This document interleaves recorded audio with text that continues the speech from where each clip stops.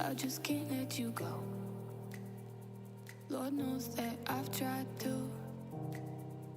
You said I was the only one. No one likes being lied to. You made this mess and left me with the pieces. Now I wanna burn all the bridges between us. I can't focus, I can't forget. I've been thinking too much lately. I just need to clear my head.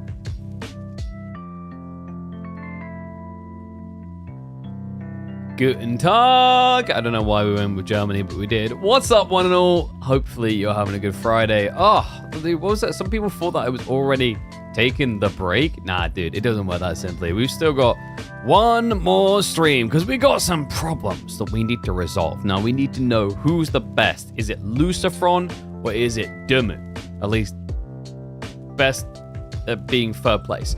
I mean, yeah, still best at something. We're going to have a best of 5 between DeMu and LucifroN starting shortly. On top of that, we're going to be checking out some legends from the ladder that we didn't get a chance to actually see in this week and the last few weeks. Should be fun to watch them. And then also, a little bit later today, guys, we actually have got... We've got a sponsored stream coming in. We're going to be checking out a game that is very reminiscent of Slay the Spire. Now, I don't know if you guys played Slay the Spire. If you haven't, you need to. It's a phenomenal game, like an iconic game. I still need to go back now and play it myself now that I mentioned it. It's that good. But we'll be checking out this on stream. So this is Doomspire. This is inspired by Slay the Spire. So it's a card-based game, roguelike. You build your deck, and then you try to delve into the depths of the dungeons as far as you can. We might even try to break some records and break some legs along the way, because I know that the devs have set up a race, an interesting one actually. They've set up a race to see who can get the deepest across the next 48 hours. So we'll be doing this in a few hours. It should be about 5 p.m. GMT is when the game launches, so we'll be hopping across around then to check it out, depending on how the schedule goes and whatnot. Like Doom 2 is this a... okay, Boomer. Whoa. Alright, brother, I got news for you. There's been a few Dooms. There's also been a few Quakes. We don't really talk about the Quakes. Most people don't want to talk about the Quakes for good reason. They didn't really go in a good direction. Yeah, whatever happened to Quake? They had the relaunch one, was it Quake Champions, and it just feels like they tried so hard for years to make that work and it just flopped regardless. I do feel a bit bad from that. But, you know, not every game can be a success. Not every game can be the glorious beaut that is Age of Empires 4. I mean, even we have our teething issues. Speaking of teething issues, I think we're good. Oh. It's oddly sore. Alright, I'm weirdly enough going to be back in one moment because that tooth is sore. I think I got something stuck. One sec.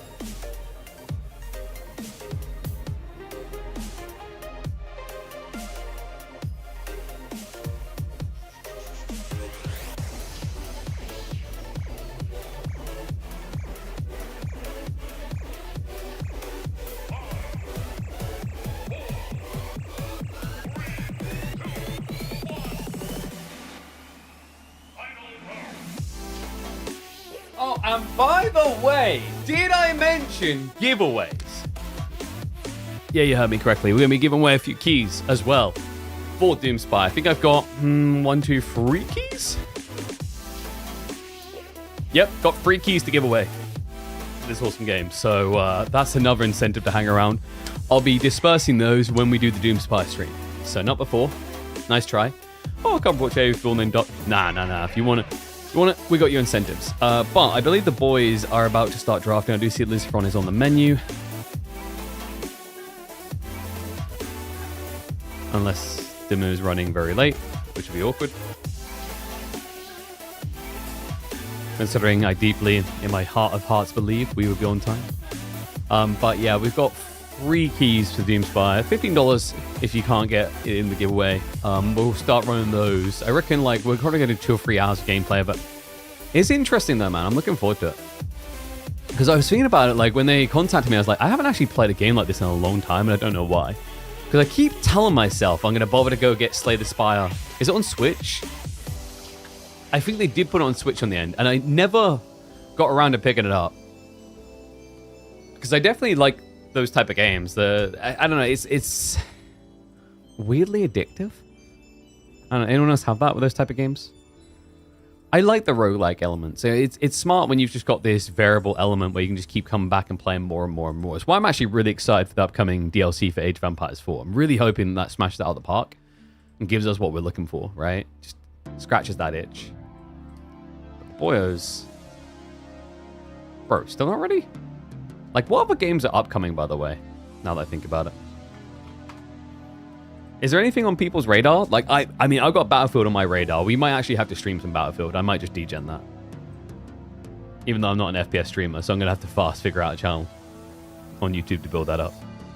But, like, outside that, are there any good, like, strategy games coming up? Mega Bonk? Okay.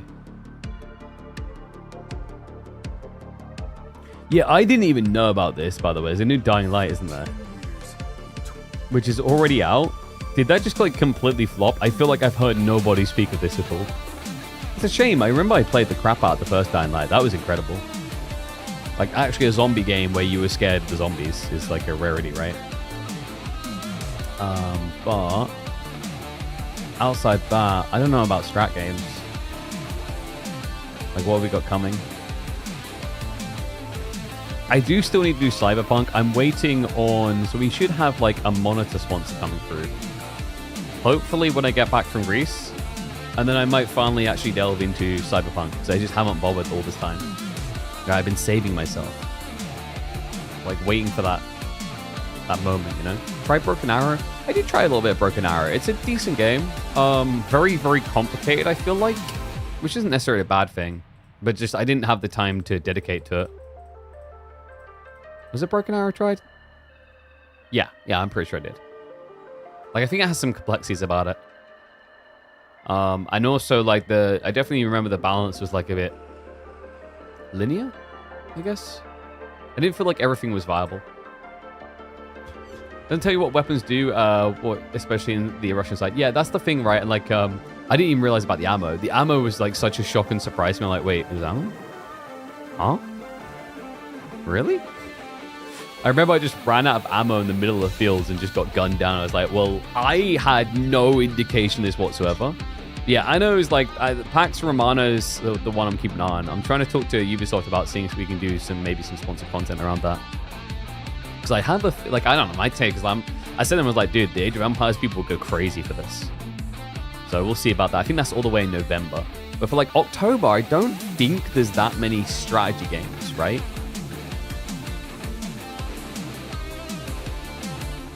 Warno? I remember seeing Warno. Warno looked really cool. Oh, wait, no. Yeah, no, not this one, sorry. What is the one I'm thinking of where it's like, it's Command & Conquer inspired and it's just blown over the top? But the sad problem is it's only going to be single player. You guys know the game I'm talking about? Really, really cool looking one. I can't remember what it's called. Outside that, there is Final Fantasy Tactics at the end of the month. I never actually tried the Final Fantasy Tactics. Is that kind of weird? For like a strategy guy.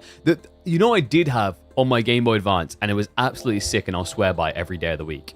Did anyone play Onimusha Tactics? Onimusha Tactics was a blast, man. Ghost of Yotai. I tried to tell them that you guys would like Japanese content, but I don't think Sony will sponsor us on that side. But yeah, so what's it? Onimusha Tactics. Let me show you this. This is really cool. This was on the Game Boy Advance. I love this game. I had so many hours in this game. So this is Onimusha Tactics. So it's one of those type. This is really cool though. I had a lot of fun with this.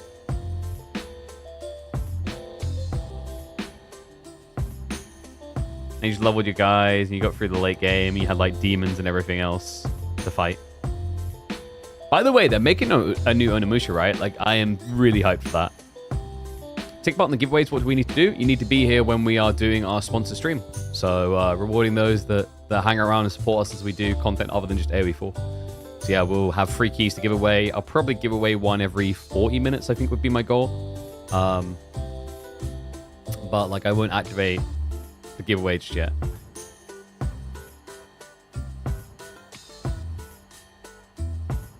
I think.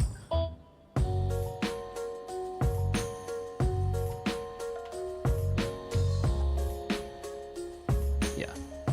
We'll do that a little bit later. By the way, guys, remember, we are still... I don't know why it's over there now. We're still working with AMD, baby. Click through that link. Make sure to check it out when you see it across the stream. We want to try and get them back. The news I'm looking for is KP. Like, when I get back from holiday, this is what I'm looking for. KP, your community was so incredible that we want to re-up and we want to sponsor you more. That's how great your community was. Like, that's what I'm looking for. That's the ching moment, all right? So you guys click on that link. Goes a long way to helping. Anyone remember? Oh, dude, Nintendogs was crazy. I remember Nintendogs. I wasn't really for it, but my sisters loved it. All right, let me check the boys, because they legit should be ready to go.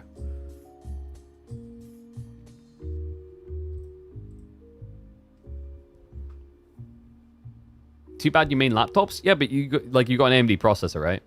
I really would love to see them do the GPUs. I don't know if they will, though. I think AMD is trying to be a little bit more strategic and lean in the way that they focus on their approach to GPUs, which is a bit of a shame, because I feel like if they released a 90 series, right? 80 series cards, I don't know, man. I think they'd slay at that. Like, even if Nvidia still peaked on the absolute top, the cost ratio would make AMD just champions. I really hope they do. I've been hearing rumblings and rumors of like a 9080 card. But I don't know. It's just been rumors. There's been nothing confirmed. If there was, I'd upgrade to it. Because I'm on the 7900 XTX, which is a great card, but the only problem is like it doesn't have the AI rasterization, like the AI and things like FSR 4.0 at the moment. So it's a little bit weaker than the newer cards there. But raw power, the thing is a wild beast. So I'm just checking my boys. Nice. Just got confirmation from LucifroN. They'll be drafting any second now. And hello, Matt. Hope you're doing well, mate. But like, yeah, Nintendogs wasn't bad. There was did anyone play, was it Lock's Quest on the DS? Lock's Quest was, yo, it's on Steam? Okay, this is cool. Do you guys know about this game? Lock's Quest. So yeah, it was a THQ game, rip. But it's a pretty cool one. So it was like a tower defense one. But this was before the tower defense, I think, got like trilly spammed. It was one of the tower defense hero games, you know? So this was the early days when like first Dungeon Defenders came out. This is a really fun game. I love this, man. Played the crap out of it.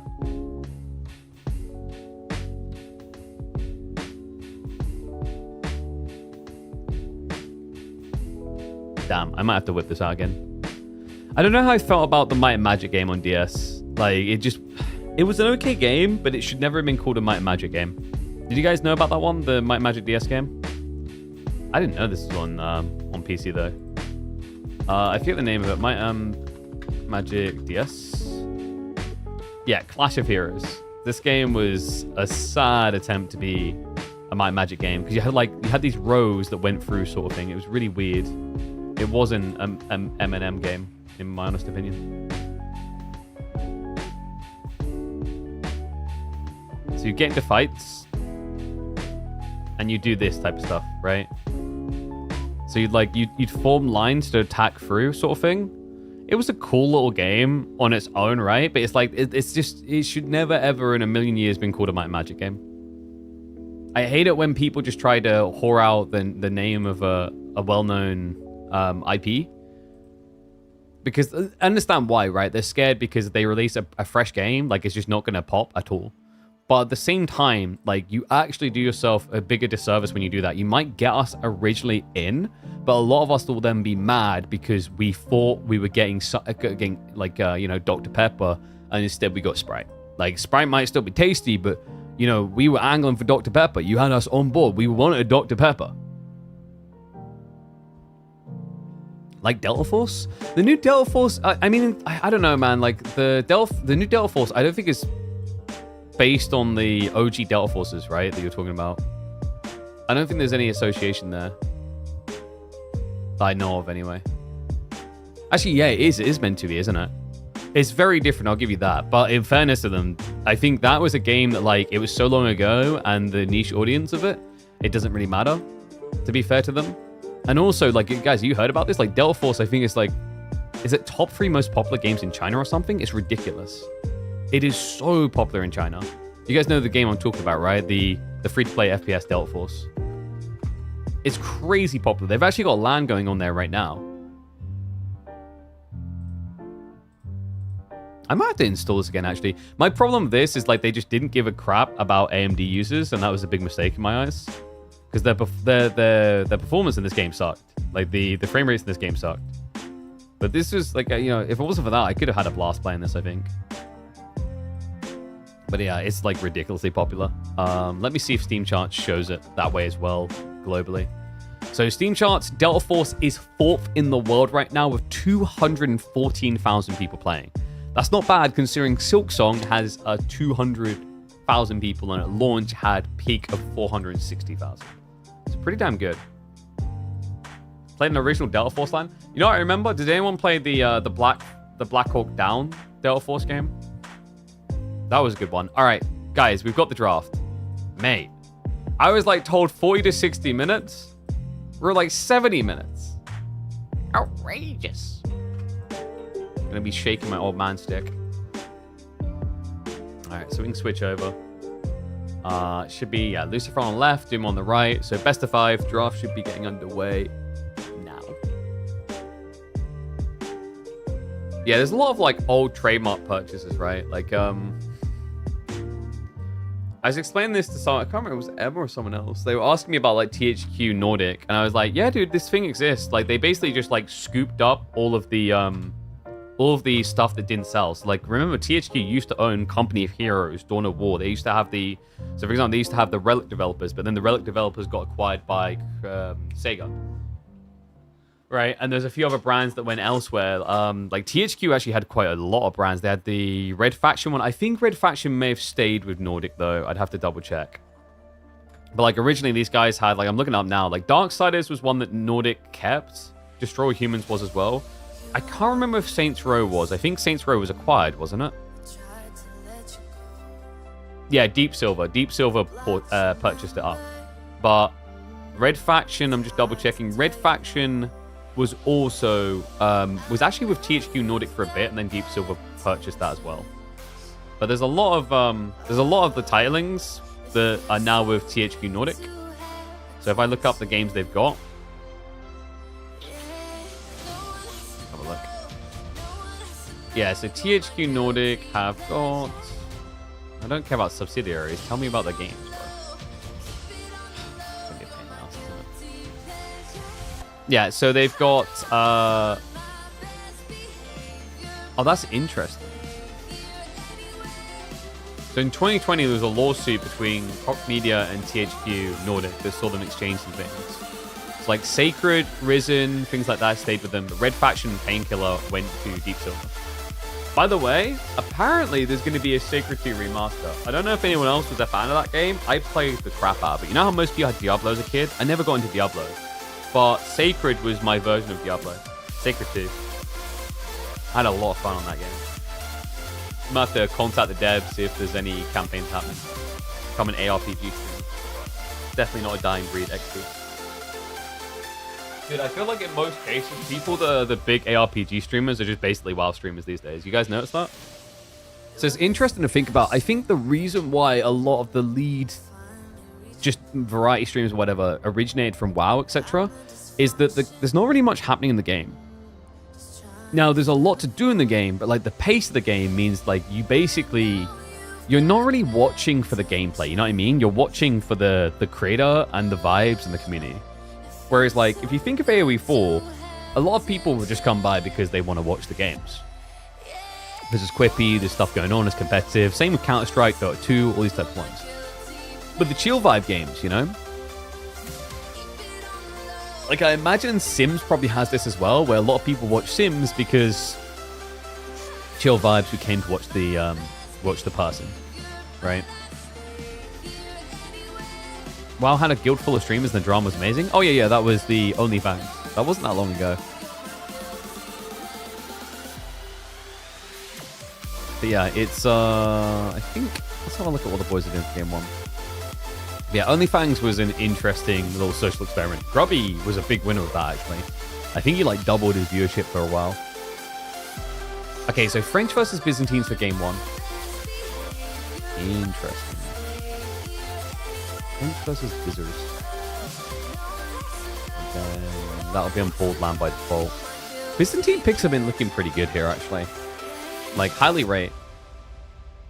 French picks are okay. I think French is just a very broad spectrum, kind of fits nicely in most maps. There are only a few maps where you think they're disastrous. And also that does mean that we will not get treated to only knights and knights only from LucifroN again. Not today, baby. He can't do it today. He doesn't have the pick. They do not have the technology. Yeah, he doesn't even have Jean as a backup plan there, actually. What a shame. Oh, dear, dear.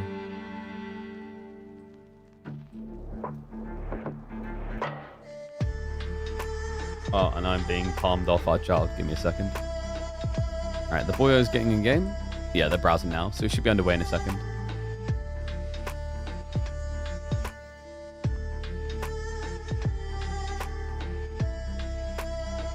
Yeah, Emma's got to go pick up Freya, so I've got to keep an eye on our son.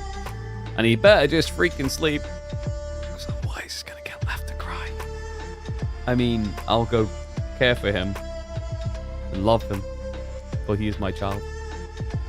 Seriously, we're just going to leave him. Like, dude, it's crazy because so Emma's cousin has a baby as well, right?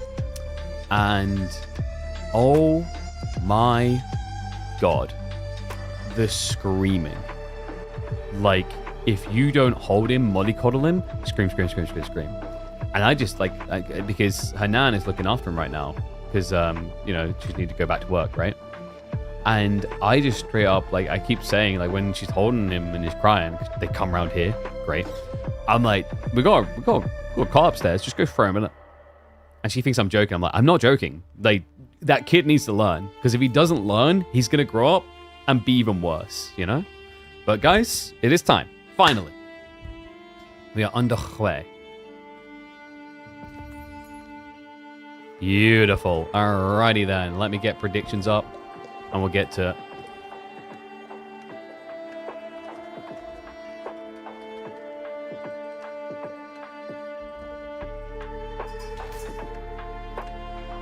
I am due to go on holiday, but I cannot go on holiday without resolving something important.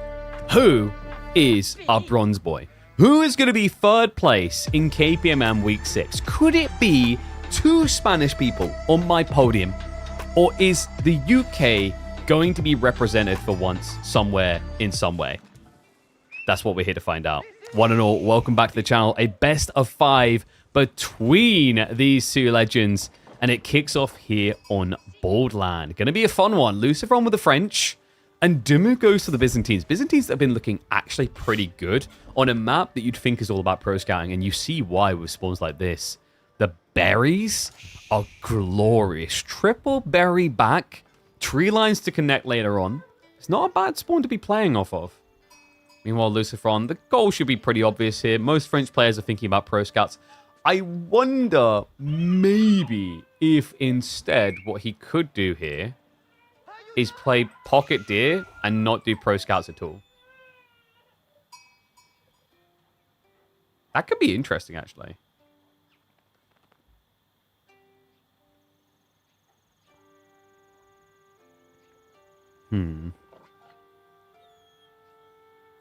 Well, either way, on the other side of it, it's going to be 3 on the stone to begin with. So we're going to get that inflation. I'm just watching the predictions right now.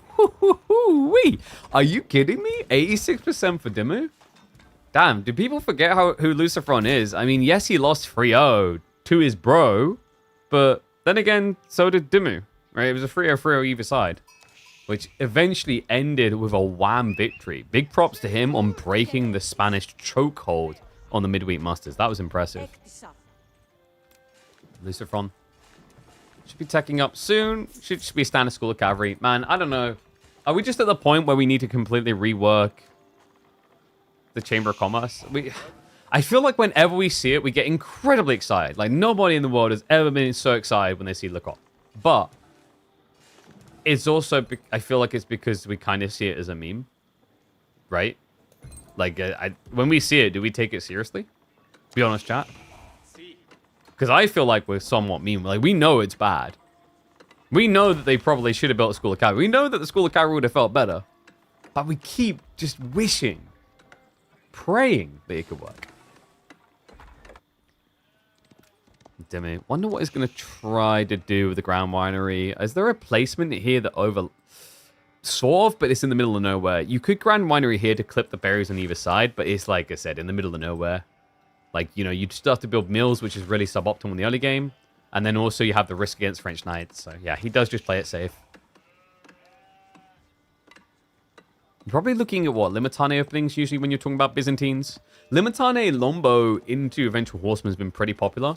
It sounds very weird against French, but actually can work quite well, just because eventually once you get around to the Longbow and Horseman, you do counter the archers really well.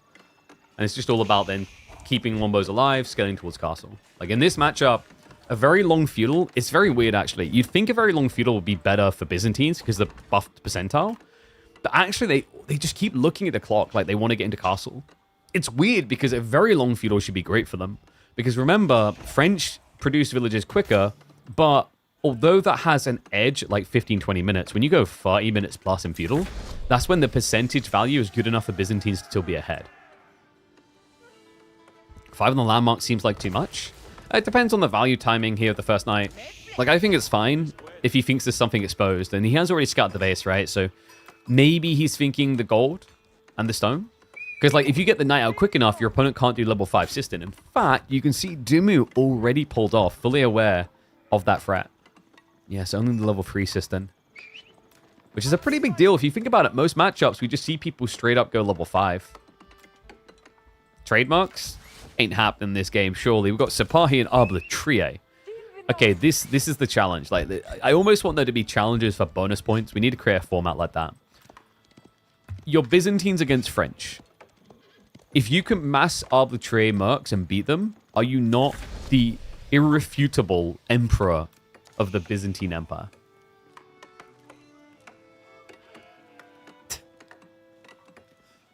Just food for thought. He beat Anno in the last round? I mean, sure, but like to counterpoint that, LucifroN beat B. So there's a reason why they're both sitting here in the third place. And we don't just give a ribbon by default.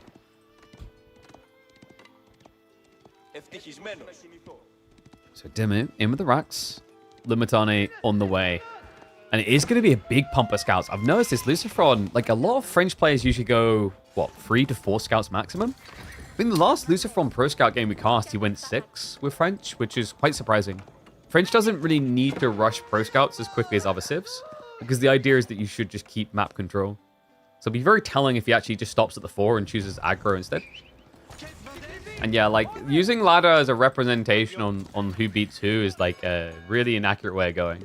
There's a good reason why KPMMs are such high value and like compared to watching someone go on the ladder and queue into someone who's ranked 200, KPMM is, I'd say, a much better usage of your viewing time. It's very different when you get into tournament play. You don't just have the freedom to spam Delhi 100 games in a row, which, I mean, sure, it got made to rank 1 on the ladder. That's actually a thing right now, guys. But you stick them in a tournament, is anyone then going to back May to win? Or are you just going to enter the draft, see a first ban Delhi, and then go, well, no. Can we get a redo? Archer's already marching across. We don't have a second unit yet. Yeah, Merkhouse coming in. So, Lombos? Like, I was feeling Lombos, but I wonder if he does Javs due to the lack of knights and how quick the archers are coming. I'd say we've been... Yeah, there we go. Javs coming through. I'd say we've been seeing, like, an alarming amount of Lombos at the moment against French. It is kind of surprising. But Javs does inherently make more sense, right? It just gives you the counter archer play and then gives you the camel aura later in the game against knights. I think a lot of people have just been valuing the Lombo timing. Anno is top player. Wait, so just to clarify, are we trying to say LucifroN is not a top player? Rogan? Because that's a bold statement.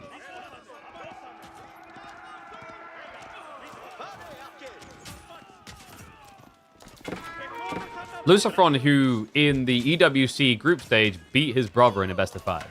Vortex, who a lot of people have pegged as a top 3, if not higher, the upcoming tournament. I don't know, man. I'd take some time to check that you haven't overcooked the dish. All right, first night going down, though, is actually pretty tricky. LucifroN, it was quite the sacking.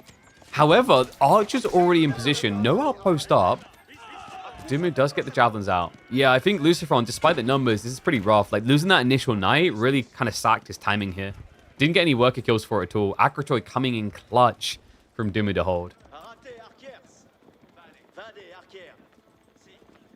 I mean, you say Jav's made for the French matchup, but I legitimately think I've watched, I don't want to say 50% of the games against French in the last week or two. They're just going Lombos, weirdly enough. I think it depends on the map a little. Also, your intention. If you want to play counter-aggressive, like you want to get out of the base, then Javelins makes more sense. But if you're just going to camp at home, Lombos is pretty good. Because Lombos will scale better into the next stage than Javs will, right? And because you're playing defensive, you're not taking this risk, you're not really losing any of the count. You're just getting stronger and stronger. Just like my CPU's getting stronger. Oh my god, when are they making 24 core CPUs? Actually, guys, did you hear about that? I think it was it 1280 cores? There's a new AMD processor that has a ridiculous number of cores. You don't need that many, though. You can just get a 9700X and settle for 8 with 16 threads. That'll sort all your gaming needs. But I think there was something like hundreds and hundreds of cores in an enterprise level 1. I think it like broke a new record. Absolutely wild. But you know what? You can just get a good, efficient one for a few £100. So hop on that. Who's going to be getting the pound in here is what I'm wondering. LucifroN does skirt around with the knights. Javelin's being chased away. Yeah, they're not quite high enough for the one-hit kill yet. With the second group arriving, they should be good, but LucifroN at least tries to challenge that. Gets one of the Jav kills. Kills off a few of the Limitane. Not a terrible exchange for him, especially when you consider that behind this, he's still getting his hands on deer. Throttling the life out of them. That's right. Shh. I'm gonna eat you. I think that's what they whisper to them as they carry them home.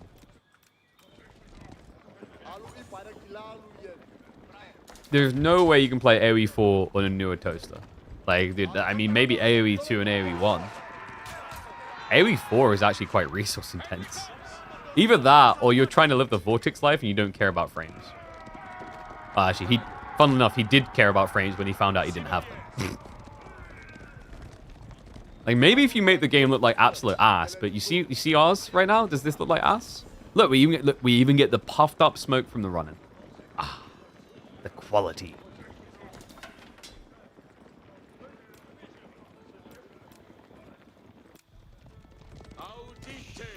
LucifroN does have text coming. He's behind on Blacksmiths, though, which is quite surprising. Chivalry also on the way. LucifroN just trying to play the long game now, as is understandable. But I wonder if DeMu considers trying to age up soon.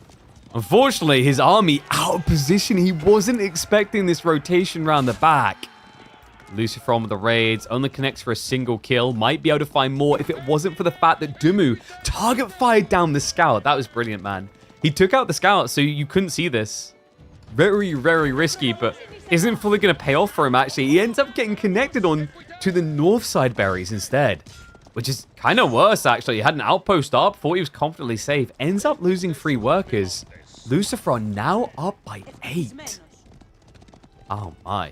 I can't believe how quickly this is falling apart for DeMu. Like in a really good position. You know, the idea here seemed to be going for an all-in attack timing around the javelins, like scaling the third comp up to 12. Really good for contesting the archers. But LucifroN just beats him to the punchline. And now DeMu on a collision course into the base. Very reminiscent, actually, if you guys remember, of the Vortex versus Wham game.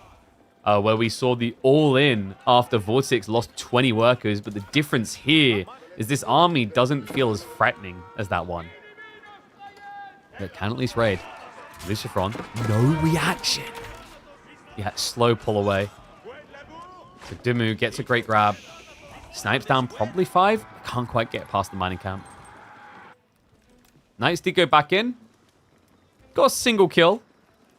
But did pay the price. Yeah, but there's a reason there only one knight went in. He's moving back home with everything.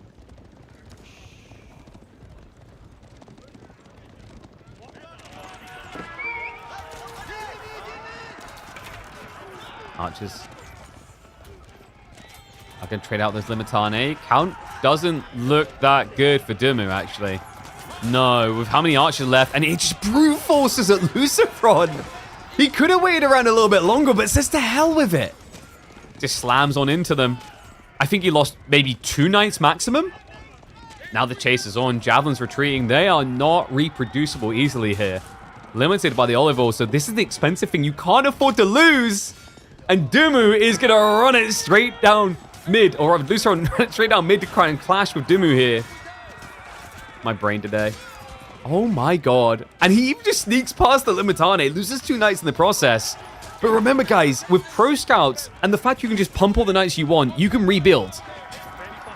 DeMu, however, cannot. No, this is rough now. The berry count, he's got maybe enough for 1 more javelin group, and then he's dry. Yeah, which means you're going to have to, what, consider adding in maybe horsemen or archers? This is really difficult now. You can see what DeMu had in mind. Like, it wasn't the wrong idea. This thought of, like, trying to look for an entry into French's base, right? Especially when you know they're going to raid you to death. Because your choices are like, what? You either wall in your base entirely, or you try to counterattack. You could try to just hunker down and tech, but I think the scary thing there is, like, French knight scaling, French knight scaling, French knight scaling. And if you're talking about a map where LucifroN gets all of the deer, that's when a game can become a Royal Institute game. And those are the scary ones, right? Because then your opponent is truly all in to kill. Bit of a spooky situation here. LucifroN. He's not saving for an age up. DeMu. It looks like he's trying for his tech. Olive starting to come in. Okay, so like he's getting some permanence of olive oil. This is good. Difficult for this javelin count right now. Wonder, does DeMu maybe want to add in some more emplacements? I don't know if that's really going to be good enough against these knights. LucifroN, even though he's got pro scout play at home, he gets it abroad in an old but better fashion. It's going to be a pull to the boar with the 8 villagers. Nicely played. He actually still has deer up there as well. Only, what, 1 or 2, I think? Berries as well. So it's not a bad idea to come to these corners. That's the nice thing. Even with pro scouts, going these corners is a pretty smart play by LucifroN because there's just the additional resources here. You might not want to be on berries, but you know, when you play French, if the game goes long enough, it's an inevitability that you will eventually have to. Godhorn Town now coming through. LucifroN is going to mirror, and it is going to be a Guildhall build. So he actually is putting DeMu on notice here. Yeah, because DeMu's about to get a lot of inflate on merc count compared to where he's at now. But the trade-off here is now LucifroN has that sustainability, that push into a deeper phase of the game. Longer the game goes on, the better Guildhall feels.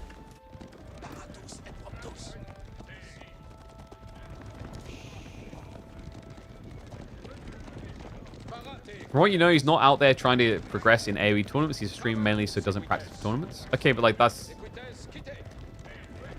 I'm kind of missing the point there.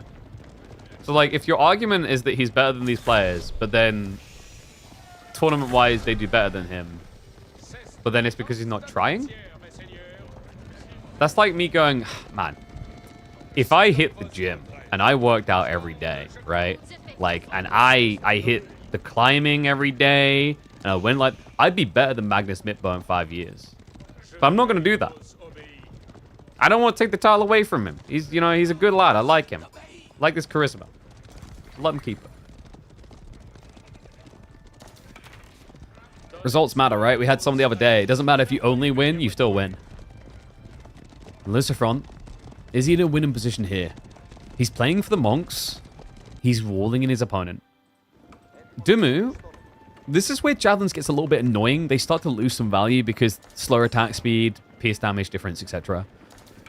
They're still decent. They're just not as dominant as they usually are in Feudal. But I do like the idea that he's switching crossbows early. That's really smart by him. I think what you want to do is make sure you don't reveal it. And yeah, he hasn't brought... Oh, wait. Okay, they're here. Uh-oh. Limitani peel off one way. An ambitious approach to the fight from LucifroN. One he's going to come to regret there because DeMu just had the perfect split. Yeah, I think he was hoping to force DeMu to be a bit more clumped together, and then he'd be able to kind of mishmash around the fight. Knights will have to steer wide. We'll look to re-rally. Oh, they bait him around the trade post! A sick play by LucifroN. A game of Ring a Rosies. Only the price of losing is death there. Cuts down a bunch of the jabs. Does lose a few archers in the process. Now the Knights steer off north side. That was sick. Just utilizing the buildings against his slow-moving opponent. And now, chasing onto the Monk, we'll be able to deny one of the relics from coming home too quick. Even going to be able to cut down a few Limitane, maybe. Might hesitate due to the crossbows now arriving. Instead, he jumps in towards the wood line, cuts down the javelins. And remember, the walls aren't up for DeMu, so Lucy, he can just run out the east side. He ends up losing, I think, one knight. Might end up being 2 from the TC. Ranged armor 2 not in, which is why it's going to cost him. The archers, plus the reinforcing knights, able to cut down the central forces. DeMu, I think he was forced to react pretty heavy-handed here, understandably. But LucifroN did not wait around, no. Archers put to maximum use here as he's sniping down the crossbowmen. Knights are dealing with the javelins. He's solving the puzzle. Which is impressive, because I don't know about you guys. I ain't got no time for puzzles, all right? Like, I got like 15 anime series to catch up on. I got 25 single-player games that have all won awards I need to do. I still need to plot out the rest of the KPMMs. I just ain't got time for it. But Lucy, looking like the puzzle master. You know, he's that type of player with his rating where he just finds that right piece, sticks it in place, and it's almost like the entire board is solvable. What easier way to solve than this? Red Palace now coming in. It's always that ticking time bomb, isn't it? DeMu. He has got his first camels coming in. That would be quite nice. I believe that's Goldenhorn Tower. No, he's actively producing. Okay, that's good. I like that he understands the importance of it, right? Like, he needs that aura. Now's a good time because LucifroN doesn't have that many archers currently. So he's not able to just easily one-hit kill the camels. So you get a little bit of use out of the aura. Because remember, they have the camel on ease, which reduces cav damage by 20%. Still, what he needs to be doing is reducing the build speed of this by 100% because this is an overwhelming advantage now. You know, talking 15 workers ahead, an age ahead. DeMu, I mean, he doesn't have an astounding amount of farms. He's got 18. And the game definitely ain't getting easier after this. Cantled Saddle's just completed. LucifroN is also locked in the gold. Instead, he prioritizes the stone. So he's looking for the discount. This is smart. Because remember, that Red Palace may claim the gold, but it means he doesn't have discount on all of his production back here. I think you start to approach this base, but there's probably some hesitation in his mind, right? It's like, there could be elite techs coming through. Elite knights would be the obvious priority, right? And if that's happening, then you're just about 30 seconds away from that arriving. In actuality, it's a whole minute. Will DeMu realize that? I mean, you have to take some sort of risk, right? If you just walk home, what happens?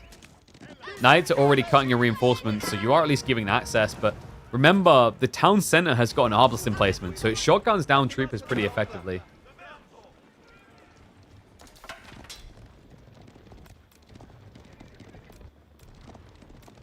LucifroN. He's just going to send it in.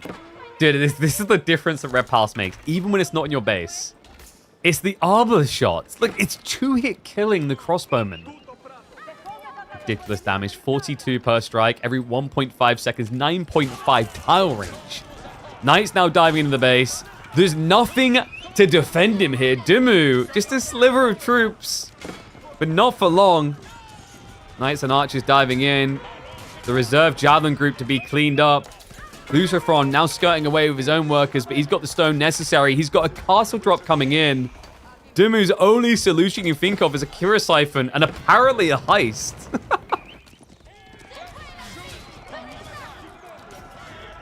Oh, it must be because that WAM game, right? Like, French players always lose their relics. I think that's the rule here.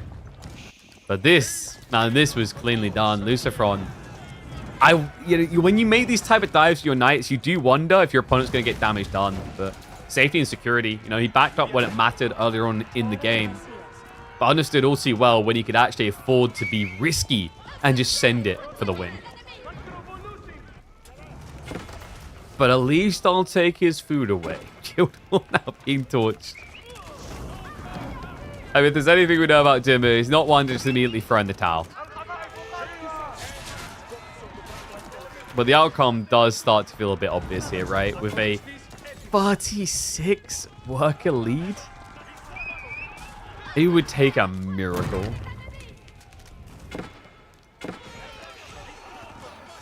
Knights. Harley's getting bogged down by the camels temporarily. Okay, so how would DeMu do this? He would need to mass Kira Siphons and burn all landmarks. But there'd still be one over here, right? Like very far away. But I think the clear answer is go game 2, rally yourself back in the series. Still a best of 5, you've still got some time. Your time at Boldland is at an end. It's always weird to see DeMu losing on Boldland. Isn't this meant to be the area that he's mastered? His being?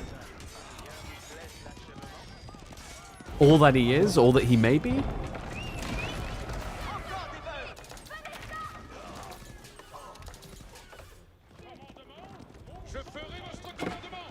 And then you ask the question, is LucifroN play that well? Or is DeMu just playing boldly? Sorry, I had to make the pun badly. Laugh at my jokes. No, I think DeMu, it's just, its timing orientations against French is rough. And I think that opening skirmish in the Feudal Age kind of put him far back. The part that mattered most was when LucifroN loop-de-looed around the trade post and just dragged him out of position.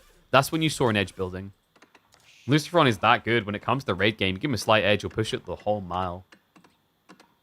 We do have 2 TC though. Like I said, DeMu not one to throw in the towel early. He's got content to farm.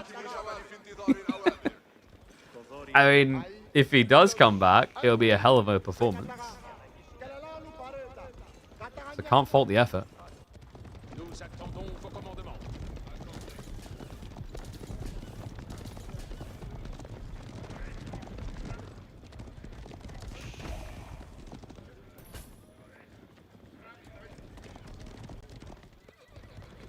Does LucifroN realize it's 2 TC? I mean, it's not the most unusual choice for a player to make when their back's up against the wall like this, right? It's definitely believable. But that's kind of worrisome then, because like if he knows it's 2 TC or suspects it, that's DeMu down a big chunk in some ways right now. The upside he has is that LucifroN hasn't made that farm transition yet. That's his one big upside here. You should think that with a 42 worker lead, though, it's quite easy to make that transition. At least it should be.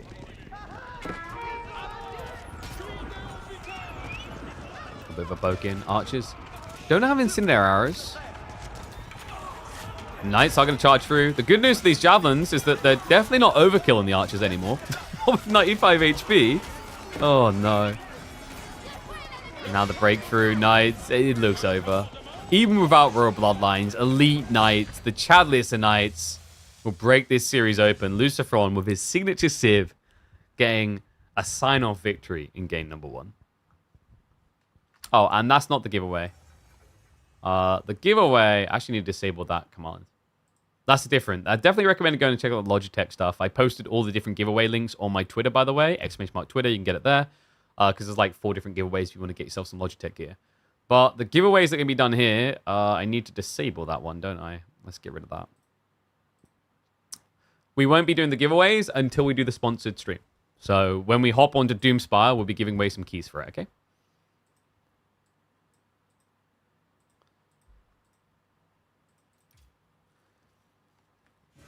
Why is Rue still banned? I think it's, well, not a overwhelmingly powerful pick anywhere. It's broadly applicable.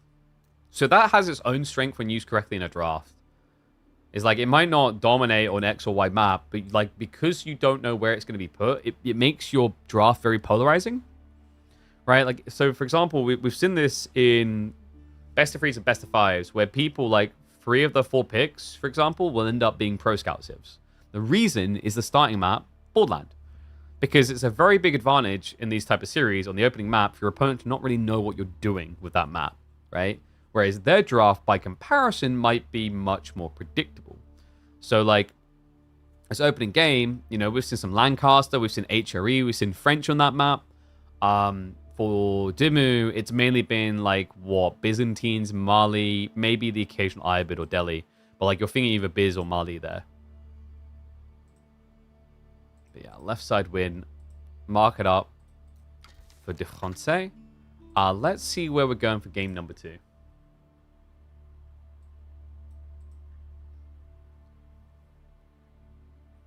Okay, game 2, we're going into Altai.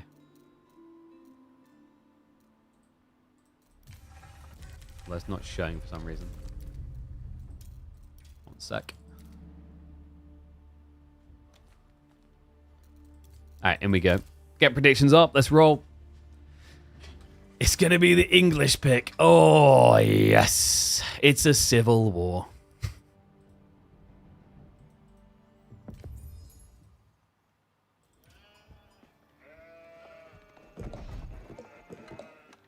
It is time for the Civil War. Your favorite one. War of the Roses upon us. It's English facing off against Lancaster. Countryman on countryman. But we've got a Spaniard leading the Lancastrian forces up against the bald man himself. It's DeMu versus LucifroN.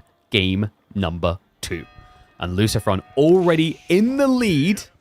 Now with House of Lancaster, could he extend it? Could he make this a very quick day? I mean, English should be a good pick here, folks. We've been seeing English versus Lancaster, and I think English has some really good timings. They have good timings in Feudal Age and also good timings in Imperial Age to contest Lancaster. But something that has been changing in the last 2 or 3 weeks has been the rampant usage of the Lords of Lancaster build. And that's what I'm curious about to see if you can solve for. Like, the Lords of Lancaster, I think, change the feudal tempo of this matchup in a way that may not favor English. So we'll see what DeMu's got in mind. He's already started off on the deer. Do we perhaps have an Abbey of Kings on Abbey of Kings on our hands? Because DeMu already struck an incredible victory on this map, playing English into Delhi with an Abbey of Kings Horseman spam build. In theory, doing Horseman on Horseman here should favor you having the better ponies. Yeah, it's like, you know, it's like having, so over there, the Hobbler's default stats is like having the 4-core. Over here, it's like having the 8-core. The weird part, though, is it's like, sometimes when we watch Lancaster play Hobbler's, it's almost like they switched out that 4-core for a 16-core. You guys get what I mean? Like the power in that beast. Because of the extra 20% HP and the effective armor, especially against English, that can give Lancaster an advantage in cavalry spam here with the Lords. And there you go. It's going to be a king off. Wasn't sure if we were actually going to get served this today.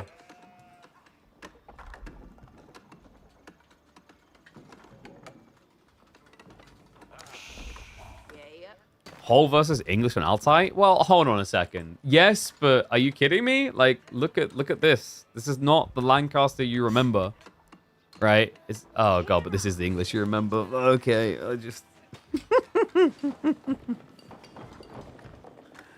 one of them had to, right? I mean, in fairness, like, LucifroN is getting his greed, right? He's going for some manners, but you know what the intent is, right? Probably to attack.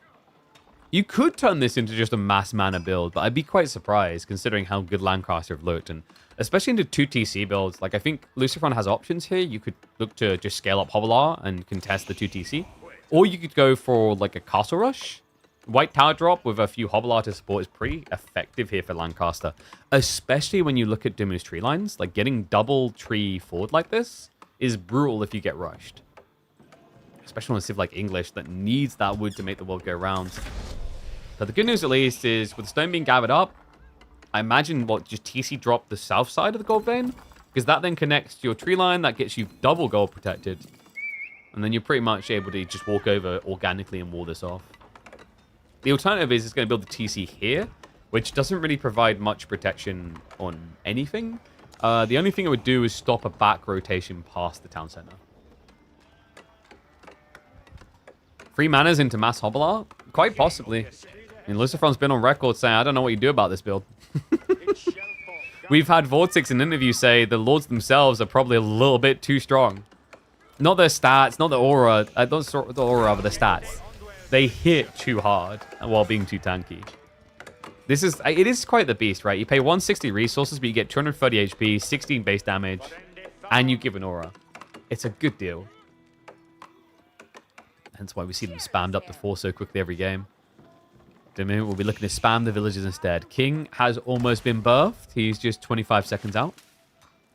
And it's just about TC time. I'm guessing DeMu's goal is just a naked fast castle here.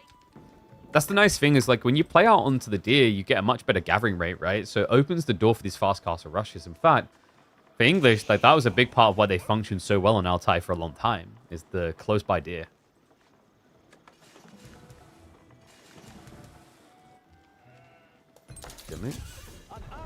It is good. Okay, smart lad. I like this. This is a really good call by DeMu. Because of the tree line situation, we mentioned how you could get rushed here. So you can look to block out that threat. This can also then just turn into an easy wall, which is probably a good idea if you're worried about Hovelar, as Hovelar will otherwise just flood through.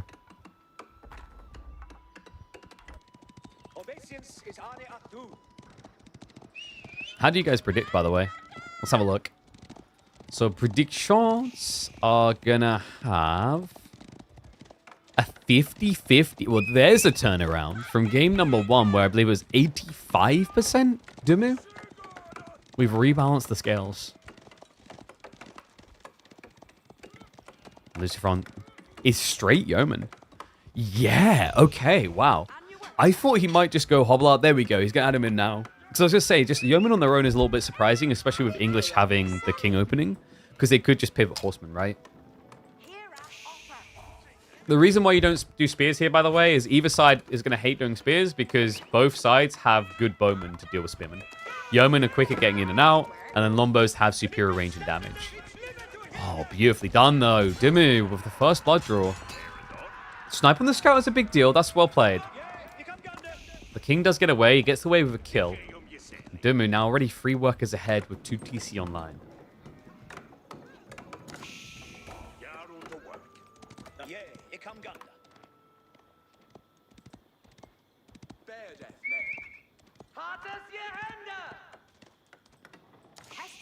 In chat, we don't respond to that. That's a bait.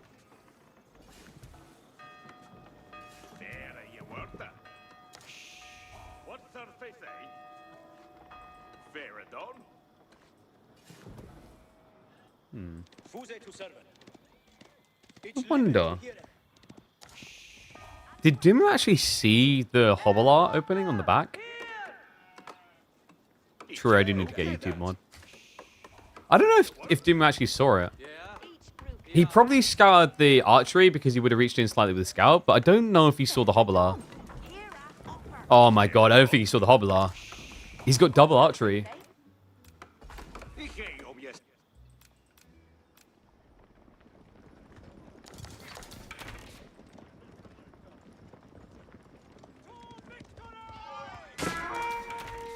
I think we might have a problem. Siege engineering's already coming. Did he reveal the Hovelar? He did, right? Yeah, okay, he sees it with the king now. That's big. So do you add in Men-at-Arms? I think you add in Men-at-Arms as a blocker, right? You have to. Because remember, Hobbler, although they have less health by default, they also have more ranged armor, so they're stupidly tanky against TC fire and shortbow villages. So yeah, we'll be retreating to the base. LucifroN doesn't want to let this drag. It's already an 8-worker lead. Ram being built. Love that. Lord's even assisting to build it quicker. DeMu, the reason he has so much res is he's trying to castle. But I think he's realized that's not going to be capable, possible by itself. So he's going to have to start adding in, what, Men-at-Arms? Because I think if you add spears, they just die too fast, no? Yeah, he agrees. There you go. Men-at-Arms get queued up. Does also need a blacksmith play here. The steeled arrow in particular is huge for the defense. Ram's going to move in. King's going to try to address it. LucifroN probably just going to sit here and just build more rams with the lords, right? And then just have the yeoman to guard. King's trying to be a nuisance. LucifroN, she's backing up. Wonder if it's worth bringing a villager out to repair this eventually. Because you can kind of see it's going to take some serious effort. Instead, he's marching for the gold.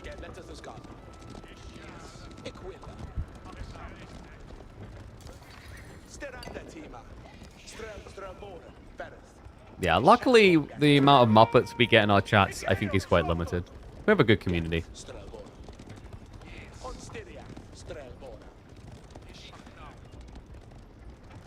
Okay, so I guess he's just going to go for the housing to slow things down. Because the tricky part, guys, it's not actually easy to kill a town center with 1 ram. Usually 3 is the golden number. 3 is a very easy way of blitzing through a secondary TC. Anything less than it can be a struggle, especially 1.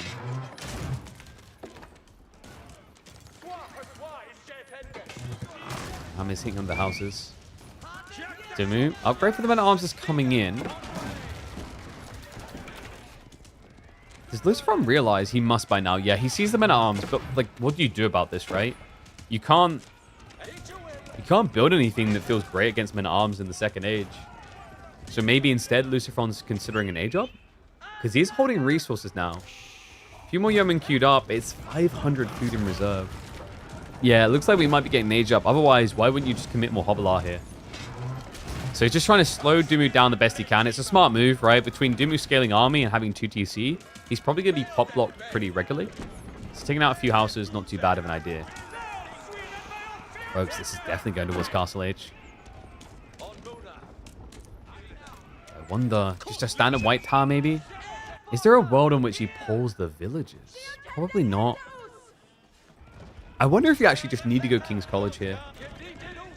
He feels so greedy. The thing that's probably going through LucifroN's mind is like, if you go King's College and your opponent's 2 TC, like, you're just slowing down your timings, right? But then you have to weigh up, what's the value of 3 Earlsguard here against Lombo, Men-at-Arms, double TC fire? It doesn't sound that good, right? Unless you white tower drop your opponent's base. Which is not happening. Lord's getting chased away. Lombo count big enough to be scary enough. Yeah, gets a double snipe on the Lords. Well played by DeMu. Ram is just going to be thrown away. But there you go. It is going to be the King's College. So LucifroN, he clearly feels like the white tower just doesn't have value unless you throw it in the enemy base. I mean, this isn't a comp that's going to counterattack you when you tech up. All right, this is the old man comp. This is the veterans from the previous war comp. They all have walking sticks. They don't move very fast. So it is a solid read out of LucifroN. Not to move too urgently.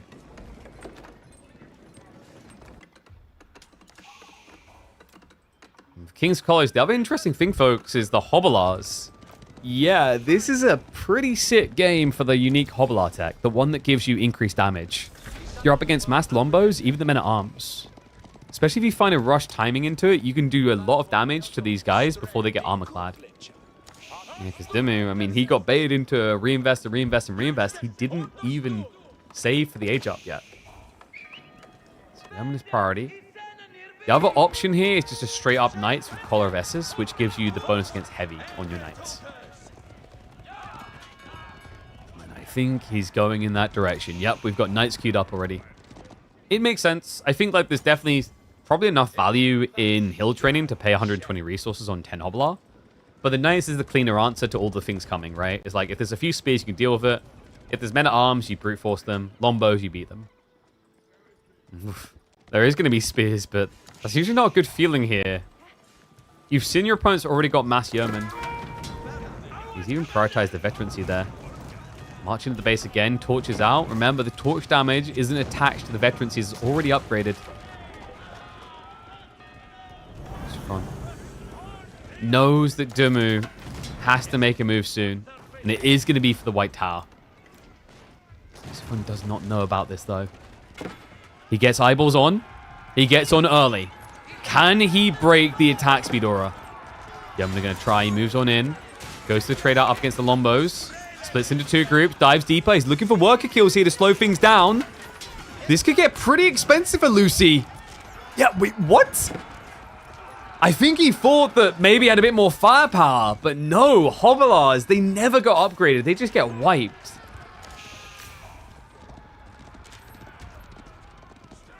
Yeoman will just have to retreat. So DeMu, a solid defense, White Tower now secure. A healthy worker lead of about 20. LucifroN needs to rush other resources. You already see him now playing for the Monk, so he's going to be moving towards the relics next. Other than that, more manas would be the obvious. I mean, the tricky thing what LucifroN's trying to do is scaling mass knights here on only 3 manas is really difficult for Lancaster. They look best with these Colores's builds, usually when they're at 6 manas.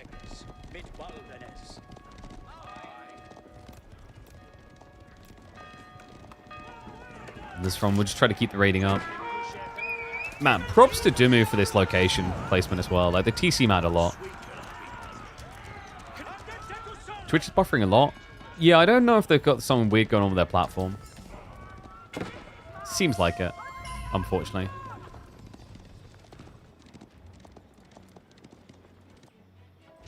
Oh, it's okay. That's just boar feed. You know, like the boar gets hungry, you want to fatten it up before you eat it. It's fine, it's fine. Guys, it's part of the plan.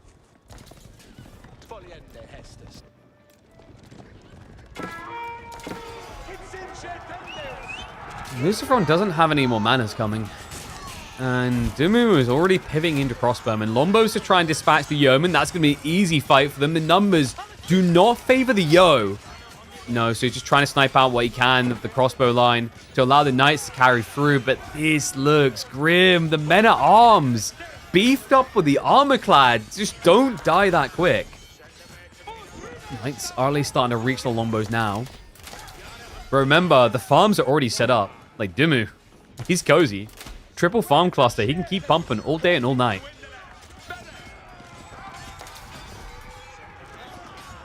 Yeah, and the Knights are now just getting sniped down one by one. I'm starting to feel like this game is bordering on over. LucifroN needs a quick get out of jail free card. It looks like it's going to be the classic one for Lancaster. Build more manas. Unfortunately, this is not a House of Lancaster build with a Lancaster castle, which means he doesn't have the ticket punches to secure recovery easily. He also hasn't been producing the Lords. Do you guys notice that?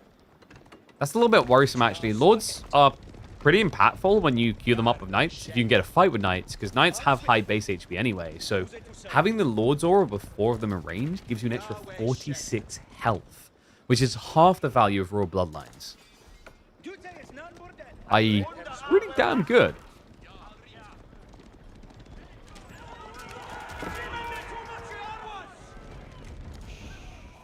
It's going to be a poke in.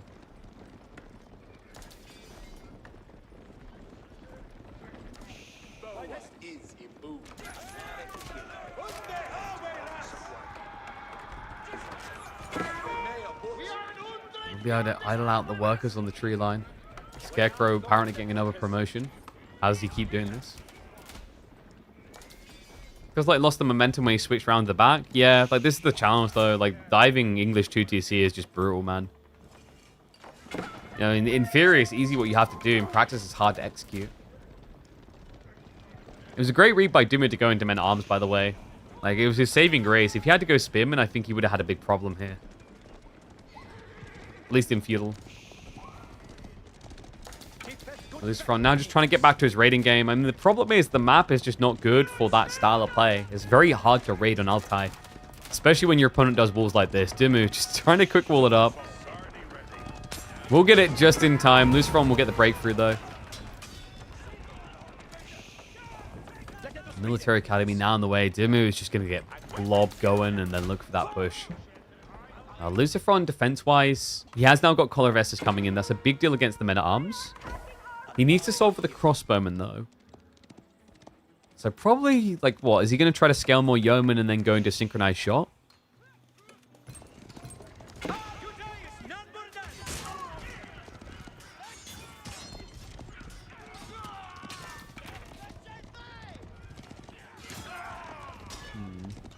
Knight's getting a few kills.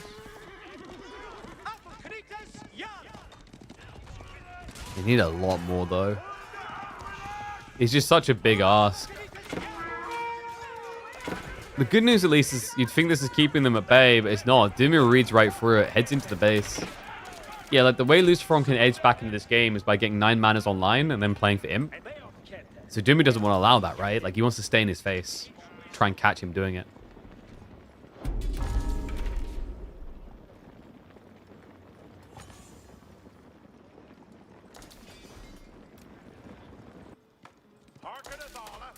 Village is now being pulled by DeMu. We've got Stone Gathering.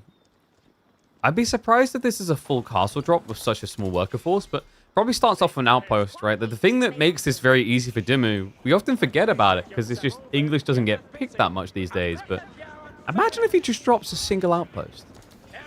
Can you imagine just one simple outpost? What it would do to the game. How it would break it. With that attack speed aura. Definitely contemplating it, and there we go. Plops it down. Be interesting for DeMu to have a scout to pick off more villagers. The problem is when you run the scout in, he should get sniped, right? It's a cool idea in the early game. In the late game, it feels like, you know, when you're playing archer metas, you shouldn't really be allowed to walk in with a scout like that.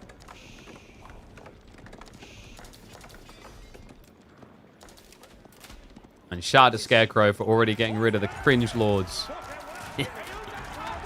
He uses his ban power as well. Apparently, we must have highlighted a ban for Frio Stomps today. Because this is not going to be a repeat of our semifinals. No. DeMu in prime position here to take an advantage and close the game. Sing shot, though. That's a reminder that you can't be too slow. Yeah, let me just recharge that ability. 30 seconds out, and then we shoot again. We talked about this as the gameplay strat, right, to recover. Your yeomen need to deal with the crossbowman, and synchronized shot is a perfect way of doing so. We start stepping into the base. DeMu now with the attack speed aura feeling confident. More outposts being built up. LucifroN lacking wood, actually. He can't build more yeomen unless he sneaks out elsewhere. He's got, what, 6 manas? So that limits your yeoman count quite a bit, actually. Okay. It's gonna be enough for now to keep him pushing, but the villagers trying to gather on the tree line. DeMu's gonna see them. That's gonna force a recommit. Men-at-arms spread out just to bog things down. Sink shot's gonna come out, but not as impressive as the previous ones. Villagers now being hemorrhaged. LucifroN is behind by over 50 workers. And that will be the GG moment. English again. Proven that York can slay Lancaster. Man, of all the matchups in AoE4, this one seems to be the most historically accurate. Historically accurate matchups, Pog? Can it be? Is that allowed? I don't know. That one felt like a bit of a fizzle and a fart, right? Like, LucifroN had this idea, didn't find his timing, and then there just didn't really seem to be a game after that. But props to DeMu for diffusing the situation so early. Gets him a point on the board, gets us deeper in the set. So it's going to be English versus Lancaster marked off. A really good leverage there, getting the English pick out of the way now and forcing your opponent to use something pretty strong in Lancaster.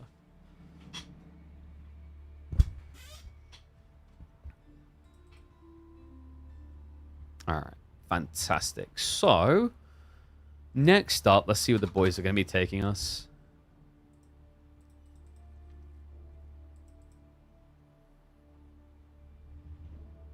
Reveal coming in. HRE versus Knights Templar.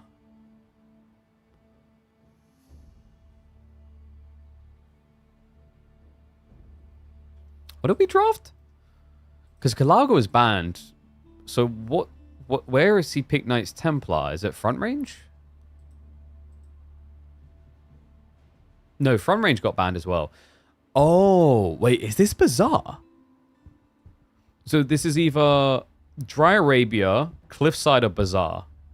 This has to be Bazaar, right? What's DeMu been thinking?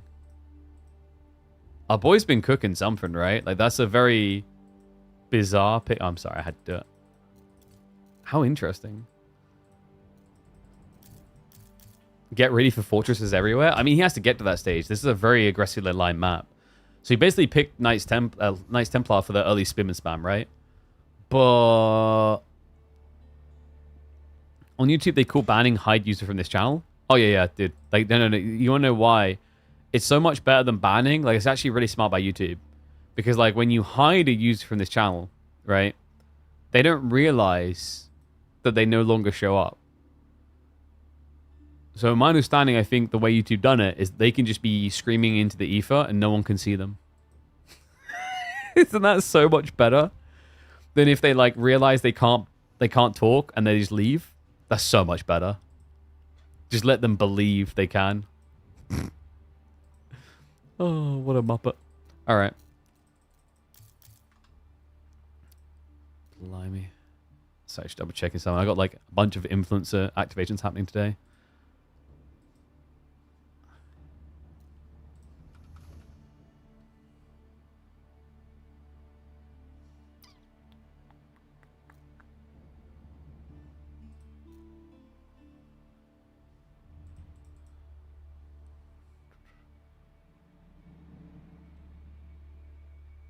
Oh my god, I got too many influencer chats.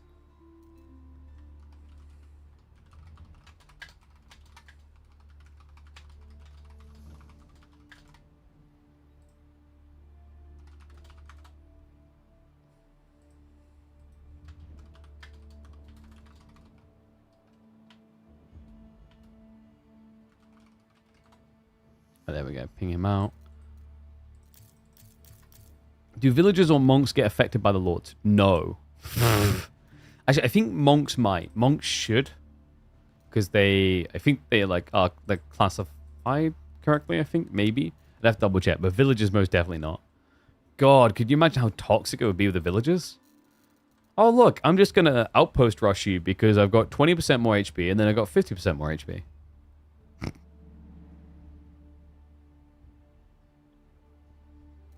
Watch YouTube on your TV and talk on phone with Twitch. That's smart. Opening both, I agree. Like, all YouTube people open Twitch now, and all Twitch people open YouTube as well.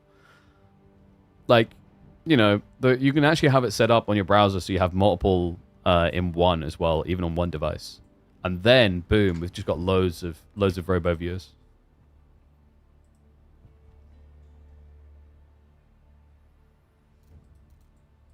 Alright, let's let the boys are taking a moment to get into the next game. Have we paid out on the last one?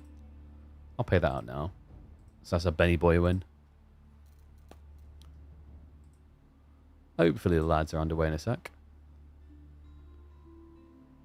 Oh, I think DeMu went for a nice big fat dump. That's why. We'll be back soon. While you got a second, reminder to click on the AMD link as we're working with them still for the remainder of the week. We might even have them with us a little bit when we get back from holiday. We'll see how it goes. Yeah, big shout out to AMD. We love working with them. I'm hoping that you guys smash it on this campaign so that when we get back, they're like, yo, I've got 5 different campaigns lined up. I'm like, what up? And then reminder, in about 2-ish hours, 2.5 hours, we should be hopping across to check out a brand new roguelike game, which is a lot like Slay the Spire. And we'll even have some codes to give away to a lucky few people in chat. So, plenty of reasons to hang around when we switch over. talk on phone with Twitch, Apple TV, and watch the YouTube. Oh, nice. I think like I've talked about this before, where like for YouTube, like we've got cool communities on both, but like for interactivity with the streamer and also each other, Twitch is usually cleaner for that. YouTube does a lot of things well, but that's the thing they're still trying to figure out, right? Is my teeth better? No. So I've got antibiotics. I've got, of course, antibiotics for the next 5 days. And painkillers to tide me over. But, like, I need to figure out what I'm doing. Whether I'm root canaling, extracting, and implanting. But, like, everything but extracting is insanely expensive. So, a little bit screwed. I don't need to bring the pliers. Dude, I can just, like, that's the thing. Like, the NHS will do an extraction. That's cheap. In fact, Emma's like, you need to book an appointment. She's only saying that because she just wants me to do the extraction because she wants me to cheap out. But, like, if it gets really bad, I can just go to the hospital when I get back and say, there's a pain. Please take it out. And then, like, you can, I'm pretty sure you can just get accident emergency to just yank that baby out, you know? So there are ways, there's solutions.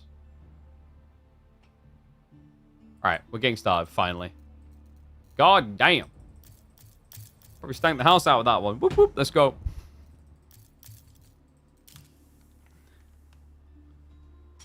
Go to Greece, I can send you a good one for 100 euros. I'm going to Zakynthos, the island, but I don't think any of the guys there are cheap.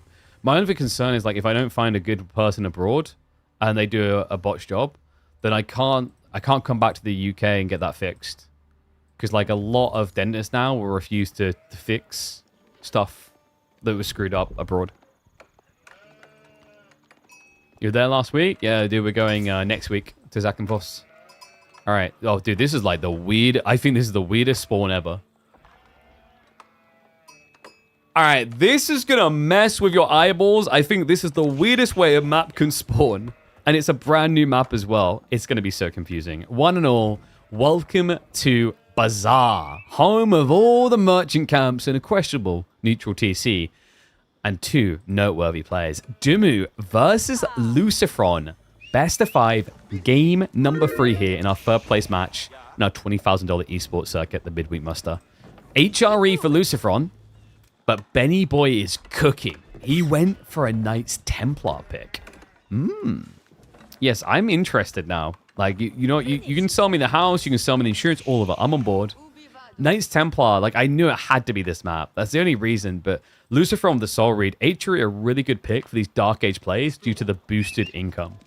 And by the way, guys, you can get a lot of extra boosted income on this map, courtesy of the merchant camps. There are 6 of these merchant camps, each of them giving you 45 resources a minute. It's like having an extra villager in your economy. Get a cruise to go see Navajo. I can also tell you about nice places to eat. Nice. I don't know. We might just, like, I think the plan is to stay on the island because we've got, like, our kids. We've got 2 very young kids. Like, exploring is very difficult when they're that young. But we'll see. I was thinking of, like, checking on the island and seeing if there's any, like, any dentists that are cheap. I've got a feeling Zakynthos will not be cheap for dental. Because it's like a very popular tourist destination.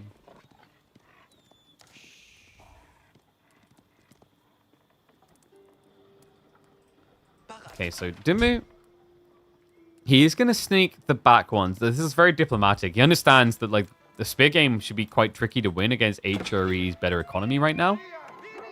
So I like this approach, strategically just kind of taking the worst hit, like, you know, the worst for wear situation where you get less merchant camps. But getting them online now, and then long-term, the idea is that the value of that one prelate should start to dilute.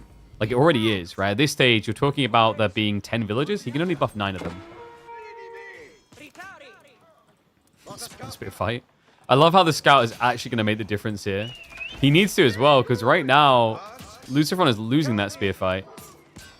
Yes, he has to back away. Reinforcements are arriving. I mean, DeMu... Surely not. Oh my god, HRE movement speed, man. This is why no one likes to fight against them in the Dark Age, right? Like, the only civ I think that doesn't mind fighting Dark Age spear spam against HRE is probably Ottomans. is the most obvious one because Ottomans do just eventually get the Vizier point to heal.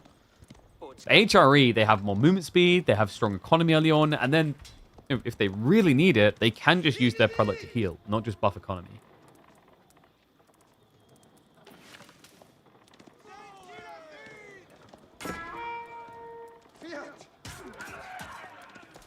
What's this TC? It's just here for the vibes, man. Guys, stop asking questions about the TC. It's a TC. You know what TCs are. It's just a TC. Why are you being so weird about this? Spear on spear. Ooh, Lucy. Micro. A little bit off there, actually. Took a lot more damage on the back spear than necessary. Yeah, he was panicking, trying to break away. DeMu, he's actually just brute forcing them down one by one. Damn. Ben's impressing right now. He has got the spear lead, but for good reason. LucifroN's done with the age. Looks to skip out. I mean, in fairness, you look at the state of the merchant camps, right? LucifroN got more initially with the double cap. Never managed to finish that one off from what I remember. So, like, DeMu will now get more with the captures afterwards. But LucifroN clearly ahead. Now, the good thing about now getting the captures is they come in much quicker. Remember, the capture rate of a point of interest is based on the amount of units in range. So, if you spam more spears in here, you capture it quicker. Wait, did we not get Gamba? Yeah, we did. 60% for DeMu. And he's going to creep over here to deny that from LucifroN as well. Lucy, who's backed all the way up. And you might be wondering, like, did someone throw the game? Why did they send their scout up straight away? This is where this map is incredible. This map, the sheep spawn like this. That's it. They just spawn at the start, near your TC. So you do a little lap around your town center, and then you have all the sheep. It's so, so much better. What's the neutral TC for? You don't know? I can't believe you don't know. I mean, it's just so obvious. Like, I don't understand. How can you not know what this thing's about? It's a town center. It does absolutely nothing. Yeah, nothing. Neutral town centers don't do anything. You can attack them, but that's kind of it. Damn, I should have revealed that at the end of the game. That's how you hook them. Kingdom of France now coming through for DeMu. Yeah, so didn't choose Hospitaller, even though it's been growing in popularity. Even though your opponent already has spears. But in fairness, DeMu has a lot more spearmen.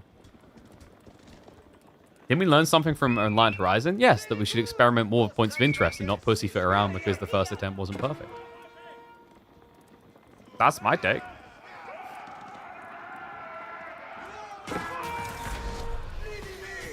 Spears. LucifroN does have the hardened status advantage here. DeMu, he didn't rush it, right? Like, he hasn't queued it up yet. There we go. It was a little bit delayed coming through. It could have been there, I think, by about now. So LucifroN just running straight through the movement speed.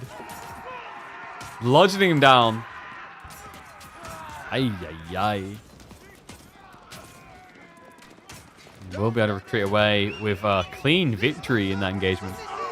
How's this interesting every time Dark Age spears? Well, that's where you're completely wrong. Because, like, yesterday we had 2 men-at-arms into Longbow Rush. Checkmate, sir. That's 3 different unit types we've seen. Oh, got him.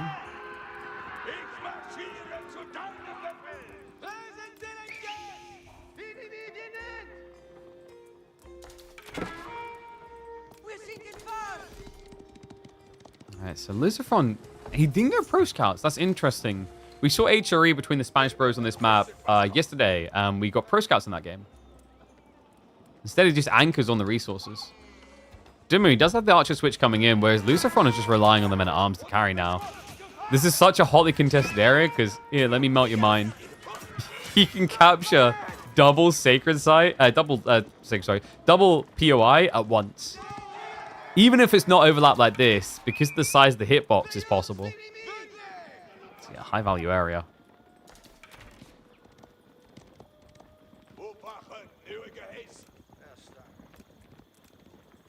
And yes, this map definitely spawns in different rotations. This is the first time we've had it spawn like this, and it's kind of wacky.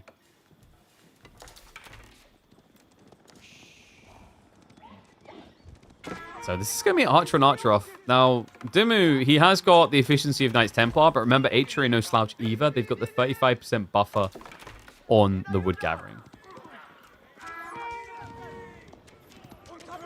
Archers, good kiting. LucifroN, with a better movement speed, he doesn't need to ever get touched by the spears. He can just drag them around. Great clash for the Spaniard. Cleans up the spears. Now you can win the archer fight. Steel Arrow isn't there yet for DeMu. And yet you can't run away from HRE either. Ben, I mean, I get what he's thinking here. Your Knights Templar with their great gathering rate on tree lines, all the merchant camps, like, surely my economy is better. I think he would have been right, but, like, LucifroN has stripped it back before it got to that threat point. Now we're talking about a men-at-arms count you have to address at some point. Archer count, which is about neck and neck. The thing that LucifroN is missing right now is blacksmiths for sure. Interesting he goes in for this type of attack, actually. And again, these archers are overkilling. Yeah, like they were targeting down very injured guys and all of them shooting at once. Like LucifroN, actually not the most terrible of trades here. Especially with men-at-arms backing it up. But the concern that I see is like this is never ending.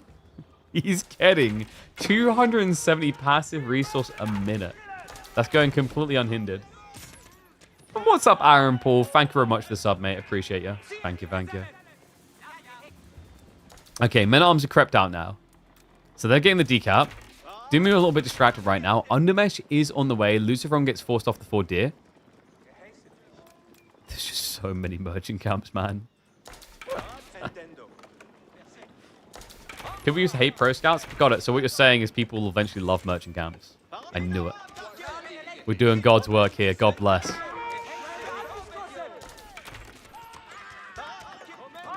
Men-at-arms just always so frustrating when you try to archer ball like this. It's bad enough when it's standard men-at-arms. When it's march and drill men-at-arms, they just gap close so quickly. It feels very easy to catch yourself overextended as well, because like, look at this chase now. LucifroN should, in theory, at least be able to keep up the archers indefinitely with the movement speed. The thing that actually props to him, do you see what Doom is doing there? Really well. He's using the further back archers to pull him further away. Essentially bypassing the standard movement speed. It's a dirty thing, but it's done all across the board by all the players. Yeah, one day, maybe it will get changed, but not for now.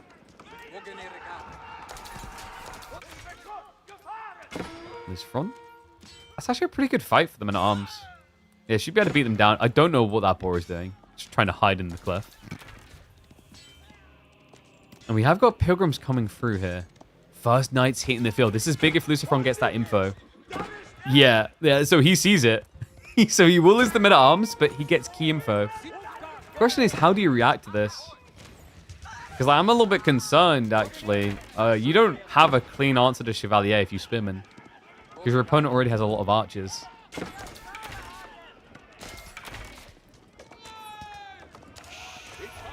Because the stat difference isn't that crazy, right? Chevalier's cost 170 with slight discount to say 160. Whereas men-at-arms are 120. Like, damage-wise, only an extra 4 damage, an extra, what, 40 HP? So Chevalier better, but not insanely better. LucifroN, my, oh my, he just jumps on in, doesn't he? Actually counts slightly with him. We'll back off. Spearman now being transitioned into. How do you get out of feudal age in this? It's kind of a headlock type situation, actually. They're trading evenly enough. Which is crazy when you look at the destroyed value. It doesn't feel that way at all.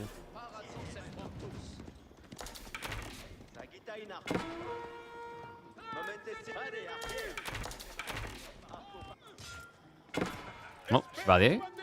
Spearman should be able to get that kill. Nicely done. Okay, so not a cheap unit to lose, and it means LucifroN will be able to maintain control on the merchant camps.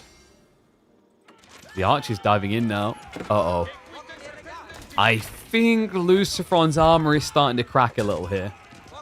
Yeah, it's the Chevalier. They're just getting so much done just by absorbing.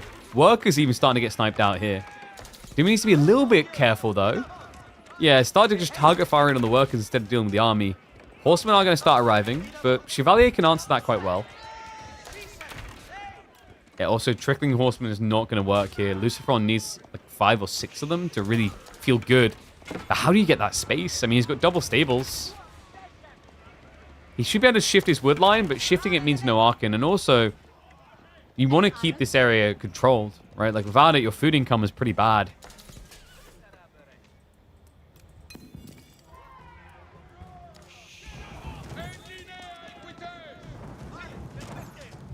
You know, I just realized DeMu has, I think, been willing to play this map every single series this week, maybe except the WAM one.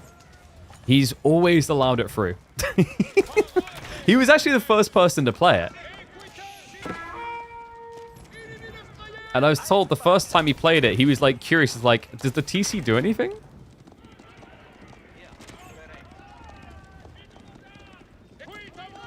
And apparently, practice makes perfect, right? Like, he's played it enough this week that he's making it look simple against LucifroN. LucifroN that we did see struggle against his own brother on this map.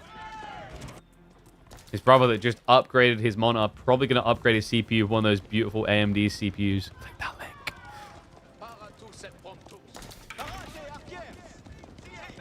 In before we discover LucifroN has been playing on 60 hertz as well. I can't. If that ever happened to be the case, I'd lose it.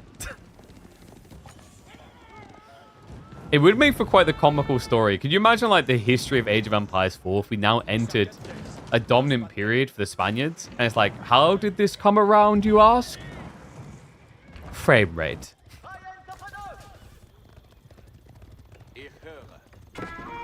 Just having me when I'm 80 recall the history of AoE4.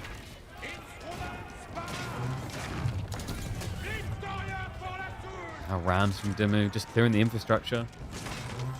LucifroN's got one Hail Mary at this, right? Like at this point, yeah, if this fails, he's dead. And this horseman count, is it going to be good enough? Archer's able to 2-hit them. Knights trying to get in the way. Horsemen stick to their targets though. LucifroN needs a big sweep here. Probably 20 archer kills to feel good.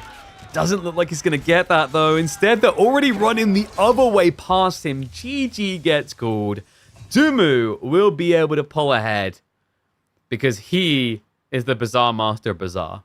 Yeah, there you go, guys. You want to dominate new maps, you got to play them. And this man has not shied away from this new edition once this week.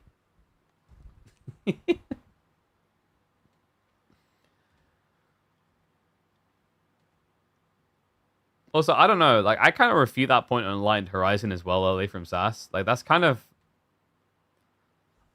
Even if it opens that way, I would say Enlightened Horizon quite often has a lot of deep state games. Very often. The Civ diversity is maybe a little bit lacking, is what I would highlight.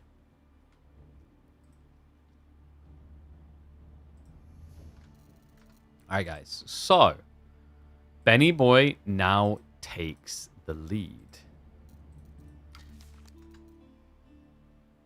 Let's see what we're picking next, because we've only got Cliffside and Dry Arabia left now.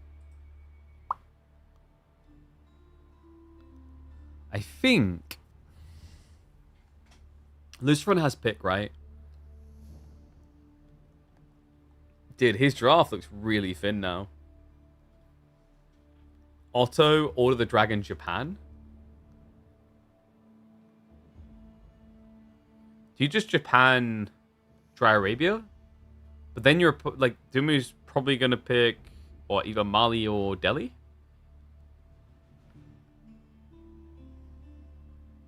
It's Japan, Delhi. Okay.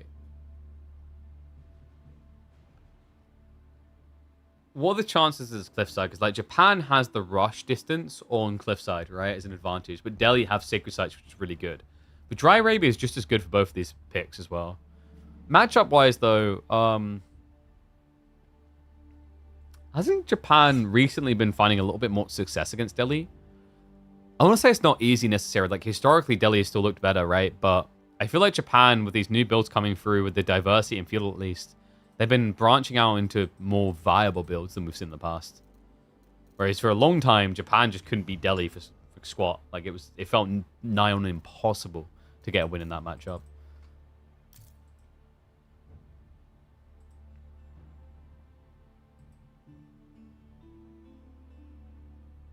Let's have a look and see where the boys are taking us.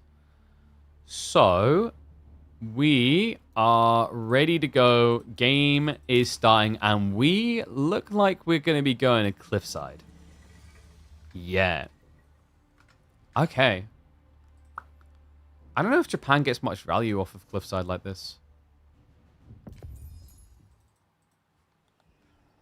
Whatever happened to Laser? EWC happened. They announced EWC and then Laser went to grind EWC, right? So maybe he'll be back, I don't know. Or maybe he's like... Maybe he felt daunted by the catch-up required. It's not the same as sort of who had a lot of experience already. Alright. Let's get ready, though.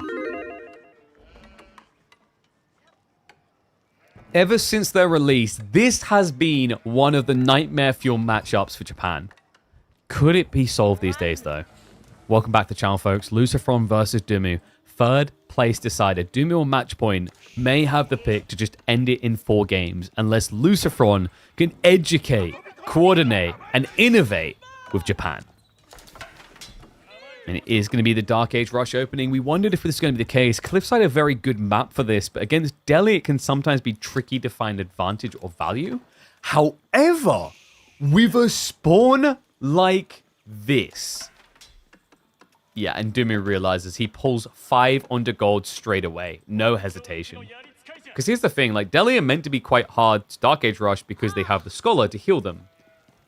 But if enough Spearmen show up, it's not going to matter that you have healing, right? You'll eventually have to pull away anyway.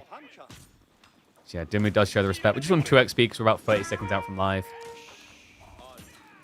And this is very micro-intensive on LucifroN's side. Like, you need to make sure you react as soon as you see a Shiv pull. Because otherwise, over time, you just get worn down and killed.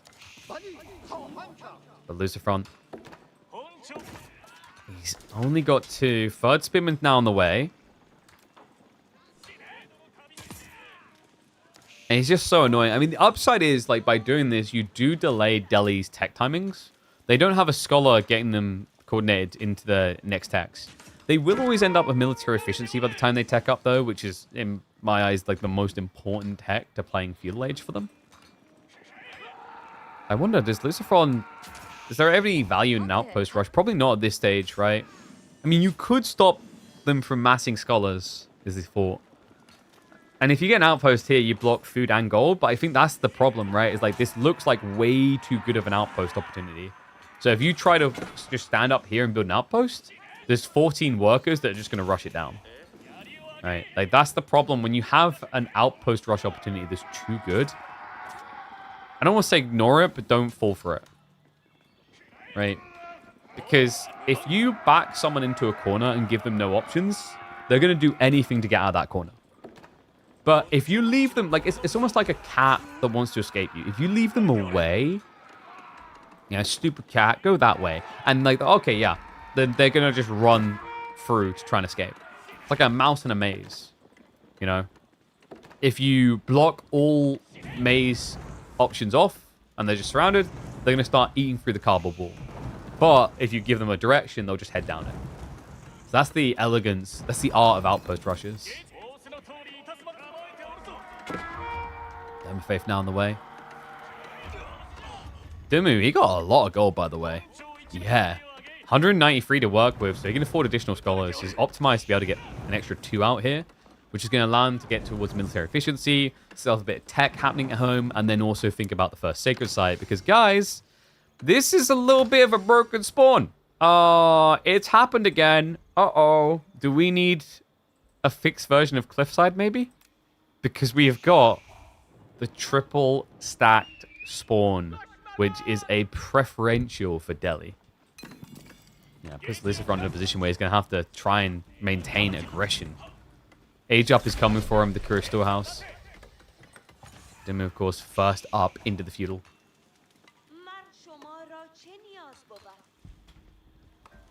ETC Cliffside? No, I've asked for it first. You hear me, Caillou? Do it. We're going to call it KPMM Cliffside. They're not the only ones that can claim maps like this. Oh, dear. Hey, they actually even used our maps, remember? I think, isn't Pigeon's View it's been in EGC maps, right?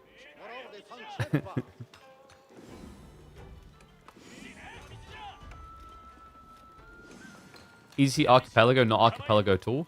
But I think the idea is that Archipelago not fully was meant to spawn like that, but it's to a certain degree was meant to spawn like that, right? Which is why it was dubbed that. At least I think that's the thought process. All right, Stable's coming through. Yeah, and he's already forced the archery reaction. So this is scattered info LucifroN played off of. Pretty nice for LucifroN. I mean, Japan really thrives when they're able to play melee. Like, even if this turns into Ghazi afterwards, remember that Japan, they have got enough melee damage to mirror up against Ghazi. Cheap haul is going to be 20 for DeMu. LucifroN only with 5 left. Has pulled Tawara plus Takazaiku to go into the berries. And he has got good spawn. So, like, although the sheep is disastrous for him, this is... Guys, you can't... Like, you actually can't ask for more if you're lacking sheep. Like, you might not have a lot of sheep, but this is good. Deer, boar, backberry near your gold. There's nothing missing, right? Like, the only negative of this is it's pushed the relics wider, but outside that, LucifroN has got a lot of food access in a game where DeMu has opened up with archers, not Ghazi. That's the dream, man.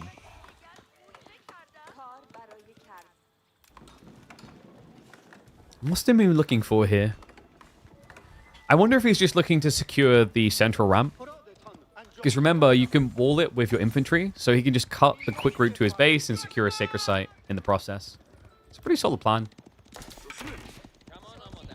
Does rush into blacksmith. Steel arrow already queued up. It's... Whoa, okay. It's going to be a double blacksmiths. We don't really see double blacksmiths as often anymore these days because of the Dome of Faith build.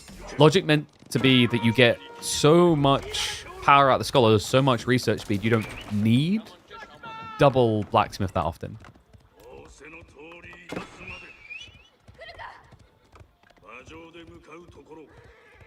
Japanese best berry sieve, better than Abbasids.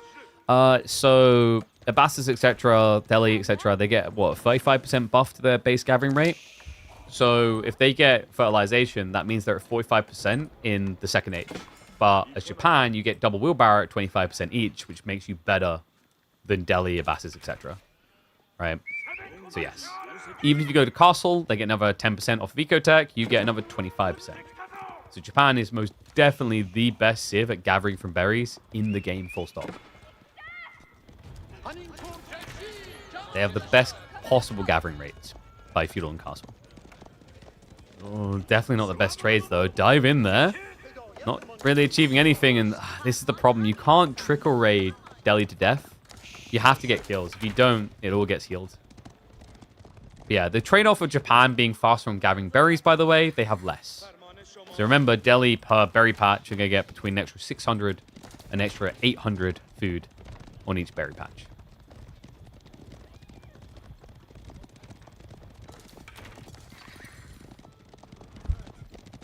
LucifroN just raw sending it into Mascav. We do have the Ghazi reaction now coming through, but notice the priority here. LucifroN, he has got the melee tech, and now he's pivoting into range. It's double archery range drop in the worst possible scenario. Yeah, I mean, so LucifroN, this is interesting. Like, his assumption is that his move would force DeMu's hand into Spearman, and it would lead him to be wide open to a Yumi rush. But it's a great read by DeMu. That raid done nothing at all. Right? Like, the goal that LucifroN was aiming for was not achieved whatsoever. We saw it, right? That raid came through. We saw the aftermath. Nobody died. 2 people were slightly injured. A few cuts and bruises. Textiles plus healing makes it so hard. That's why he's going to try again. Horsemen do jump in. We'll just target onto the archers instead. Not a bad call here. I mean, it's the thing he can actually kill. Does see the Ghazi, though. And that's where, yeah, look at that. He just queues up 6 more horsemen. He's like, fine, okay, screw it. If you're not going to dance to my tune, then I'm going to robo-dance on the dance floor all night like an old dad. That's what mass horsemanning is here.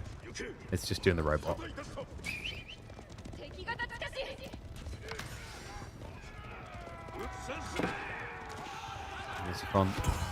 Needs to be careful about the way he engages here. The damage done to him is not ever repairing. Yeah, so running back and forth past these archers without getting kills is a terrible exchange. Hitting Ghazi, not finishing them, also a terrible exchange, right? I think he wants to re-engage in a second, just pulling them away. So the archers can't assist. There you go. Gets the commitment. Scares the Ghazi away. That opens up the archers. You know, if LucifroN keeps this up, he actually might be able to force DeMu into spears. I think it's probably your best move at this stage as well. You know, you got caught trying to be sneaky with this Yumi switch. It got read through. So you just have to double down on the first composition. You could add in spearmen, but what's the point when there's 13 archers? Maybe it's worth adding a few to defend your base later, but for now, we can see the focus on aggression. Because if it's not, then these walls are going to come up on the sacred sites. And once that happens, with how close they are, DeMu can keep moving between all three. This has to be so frustrating for LucifroN. This type of spawn in a deciding game. And yes, DeMu does have pro scouts. Already has the deer coming home. Horseman, good jump. No Uma Bannerman to buff them up, but still good damage. We'll turn onto the workers now. Village is not pulling away. DeMu a little bit slow there. Does end up losing one. That's the second worker kill of the game now. Okay, so a slight lead starting to develop now for LucifroN. Oh my god. Lucy is the biggest My Little Pony fan going, isn't he? Look at this. 7 more horsemen in queue. It's all because of this spawn. You could not do this without this spawn. Talk about playing the map.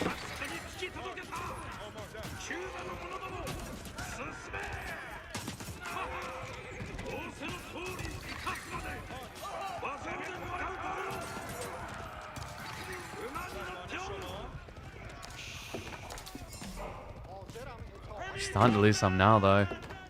Was that worth it for the archer trade out? I mean, yeah, he's essentially put DeMu down to just Ghazi, and I just can't. I can't, man. LucifroN, he's playing this so well.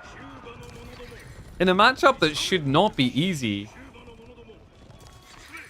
So, mass horseman deletes archers. DeMu now reacts with mass Ghazi, and LucifroN just gets an open goal into spearman, but he needs to defend his food. Outpost garrison's going to come through. Ghazi just trying to break away.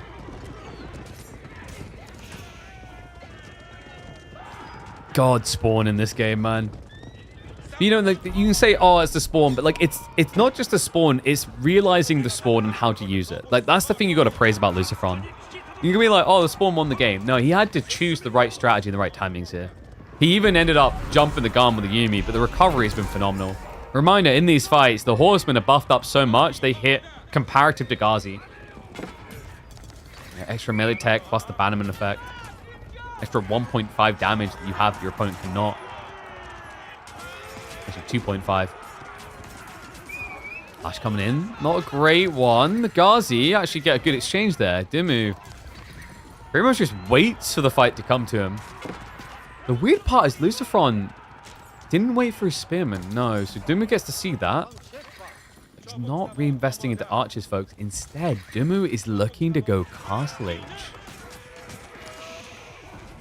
Ballsy. Has he done enough damage?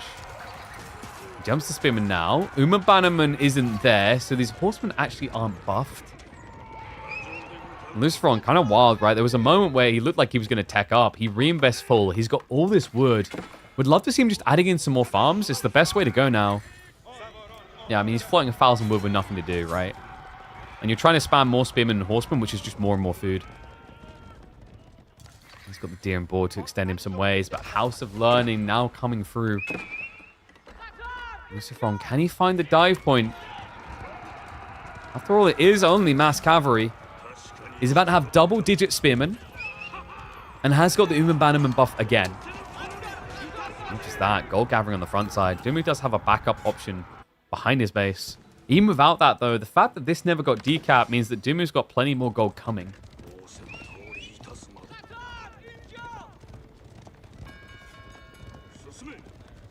LucifroN might be sensing what's happened here. He's halted production. Okay, no, he's going. Dive comes in. Villagers pushed off the gold.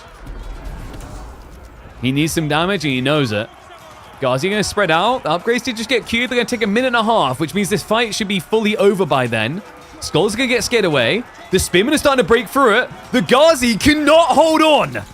No, he's plowing straight through the base. First Lancer comes out, but it's into mass spears now. LucifroN, a great strike. All he needs to do now is dive past, find a little more. It's a 5 worker kill advantage. You can double that with this dive. Scholar's going down as well. And the Yuumi, they steer off towards the workers. This is it. This is what he was looking for. LucifroN proves why aggression is so often rewarded on Cliffside. Finds the timing. Horseman Yuumi just hunting now. Workers nowhere safe to go. There's just reinforcements funneling into the base from every angle to Sunday. And DeMu is going to feel like a raw hangover on a Sunday morning. Oh my goodness. What a play. Has this matchup truly changed? Or is LucifroN just playing that bloody marvelous? And it's so nice to see Japan more vibrant in the feudal age. I know some people are like, oh my god, it's winning every game against me. But compared to what this Civ used to be.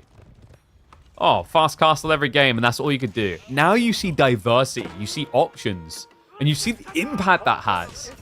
Because previous Japan would have hated playing against Delhi, with the fast castle build being the only option. It's too predictable, it's too obvious. And even when DeMu read the predictable switch into Yuumi, he still couldn't get far enough ahead of LucifroN. Age up, rushed up by 20. He's still got the boar. He's still got most of the deer here. He's not running out of food anytime soon. The berries haven't even been fully tapped. And reminder, he still has plenty of wood.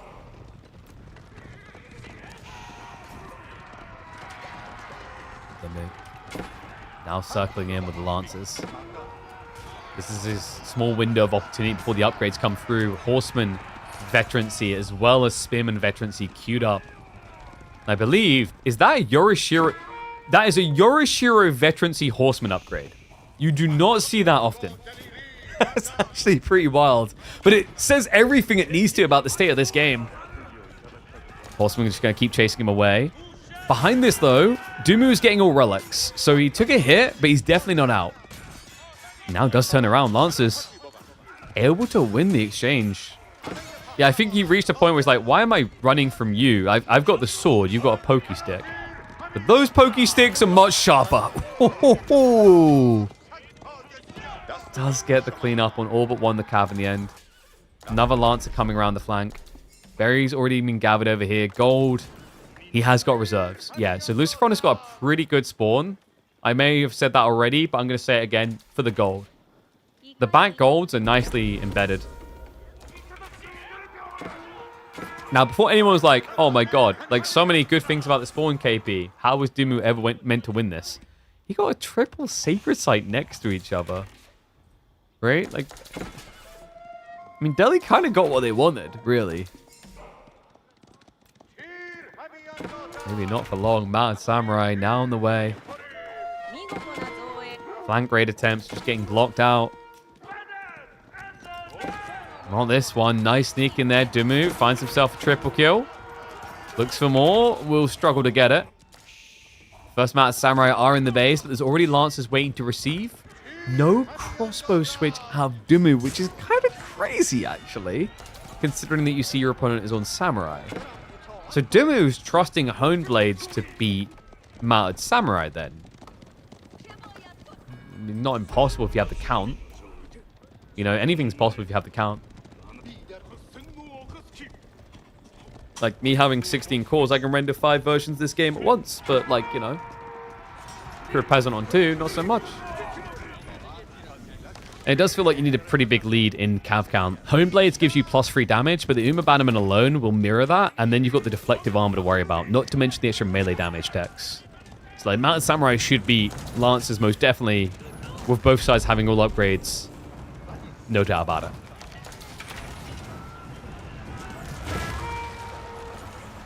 Veterancy from Yuumi as well. Good time for it, considering that DeMu just started steering into crossbowmen. And the best comp is actually men-at-arms, elephants, and archers. Got it. So you're the person who just goes in the gelato store and is like, I want everything. Sure you don't want to add some Springles in there as well? 2 cores is like 2010. You'd be surprised, man. I don't have to worry about that with my Ryzens, though. I don't remember the last time I had less than 8 cores. Exclamation mark AMD. An exclamation mark OMG! This is the final boss. You asked for it, a war elephant is on the way. But he's doing it to a spearman. Not just that, it's Daimyo level 2. LucifroN has all the bannermen. Like a preview of the upcoming Civ. Full Sengoku, baby. Spears need to be sniped down ASAP. Yumi go for the trade out against the archers. Mount Samurai holding the choke points to stop the lancers from reaching the archer line. But the elephant is here to ruin all of your fun. Uh-oh. Guys, what's the #1 answer to elephants? You know this. I've taught you well. It's crossbows. What don't you build well as Japan? Crossbows. Yeah, it's in a ironic twist of history. Crossbowmen get paid less than crossbow women in our world, as Onimusha cost an extra 20 resources over standard crossbows to build, while having extra vulnerabilities.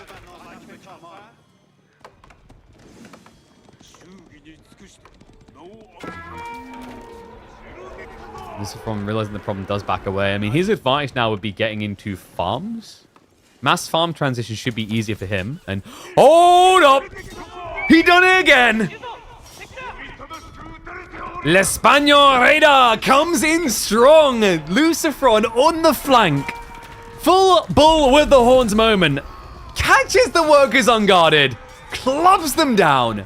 And has now built himself up to over a 20 worker lead. DeMu has to send it, man. Time is no longer on his side.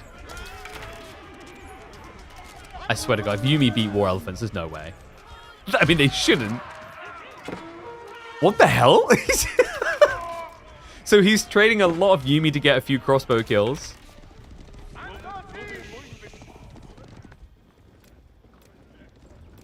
LucifroN. No sign of Onimusha. Yeah, so he's not trying to steer it to counter the War Elephant. In fairness, though, it's only one War Elephant. That other time was a big problem. The lack of farms. I mean, DeMu, he's getting a second one queued up now. But on 400 food income a minute, it doesn't sound like you're going to be inflating elephants at a scary pace. At least not for now. LucifroN still has the ball left. Berries have ran out. But like we said, the farms, man. Chef's kiss, they're getting there. It's the thing about playing Japan. They have such a nice transition. It feels so cozy the way you get to scale.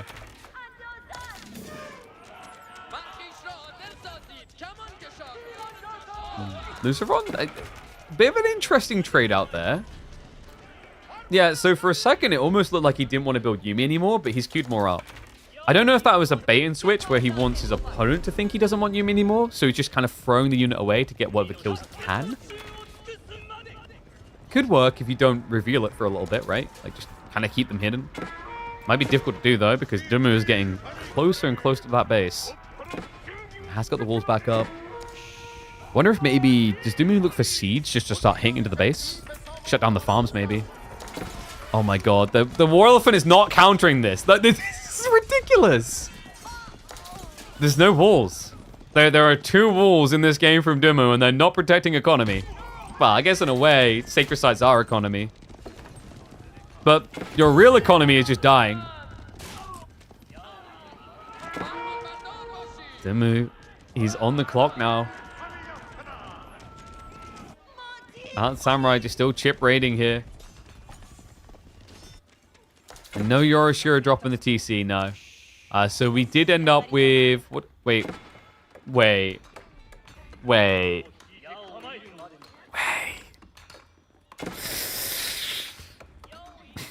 Okay, LucifroN's going to feel like he hit the lottery when he realizes. No, I don't think I've ever seen that in a tournament game before. Dude, I don't think I've ever seen that in a tournament game before. Oh my God, LucifroN.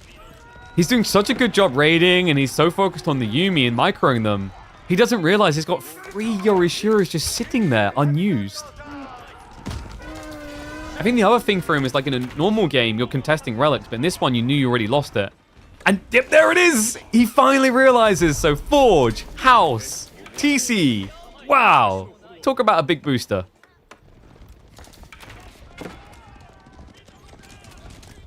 I'm just thinking about how much he could have got if that had been in there sooner.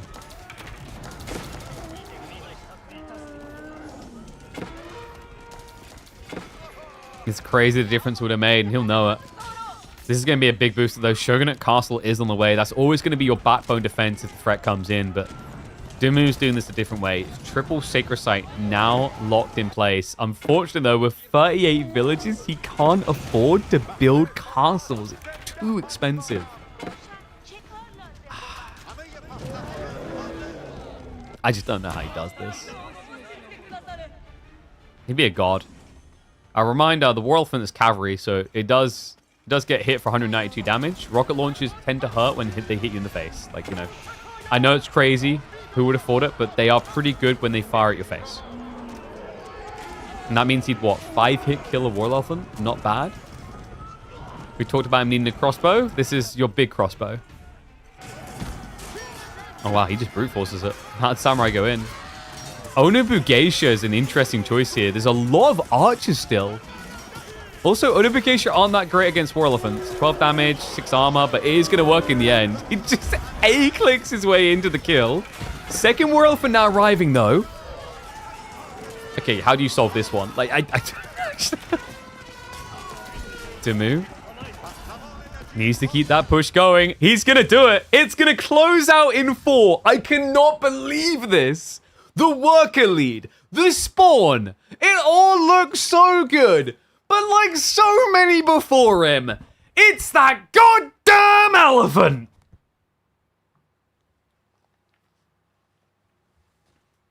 I just can't. It's always the freaking elephants. Without failure. Every single time. Every time. You formulate a plan, you play it, you think you've optimized it, and then the elephant. Not necessarily 5 of them, just 1. But then when it gets to 2, it's like the apocalypse has arrived. You're like, oh great, now they're going to start maying. It's like a mouse infestation to the extreme. Only you can't stomp the mice. They stomp you. Damn.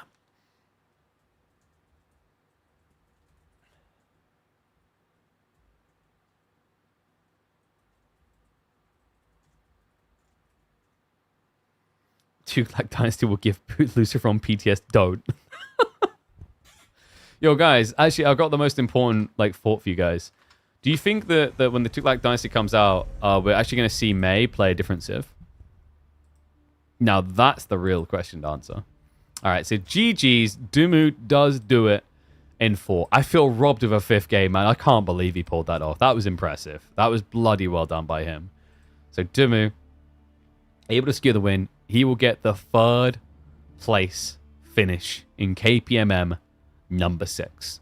A reminder, KPMM is going on a break for a week while I go on holiday with the family. So the next week, you're going to have to find different entertainment. I know. It's not going to be as good as what you get here, and there's some people that make good efforts.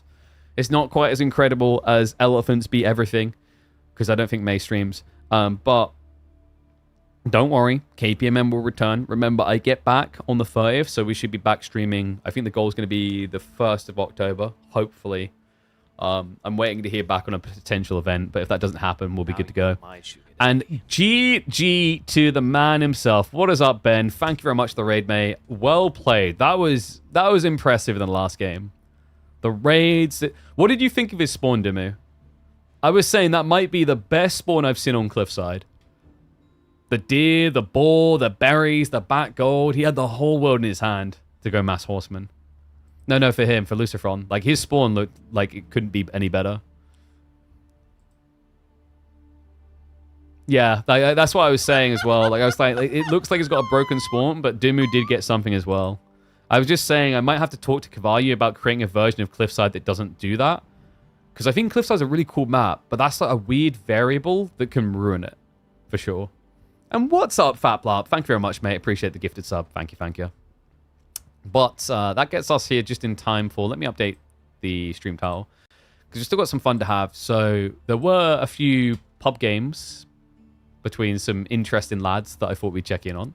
And then we have got a new game to check out in about an hour, hour and a half, which is a little bit like Slay the Spire. Like looking at it, listening to it, reminds me of Slay the Spire. They're going to be sponsoring us for a 2-hour slot, and we're going to be giving away a few keys while we play as well. So definitely want to hang around for that if you want to get your hands on free games. Oh my god, that sounds like the best thing ever. Let me update title now, so we'll change it to...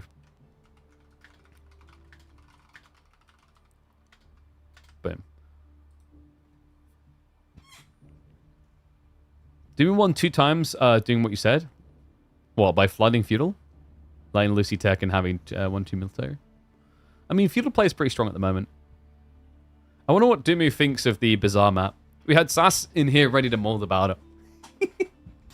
But, like, I mean, DeMu's the only one who prepped and practiced that, you know? He was willing to play it every single series this week. Props to him on that. Get out of here, Dez. Don't get keys like that.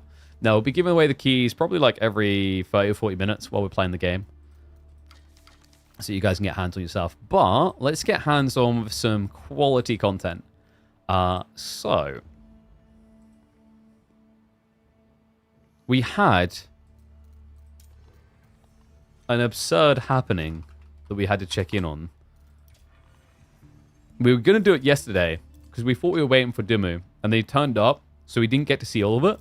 But we know that it involves Pro Scouts Abbasids. I think that's enough of a reason to go check in on this, right?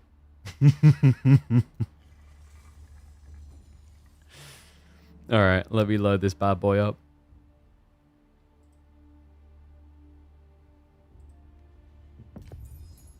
All right, in we go.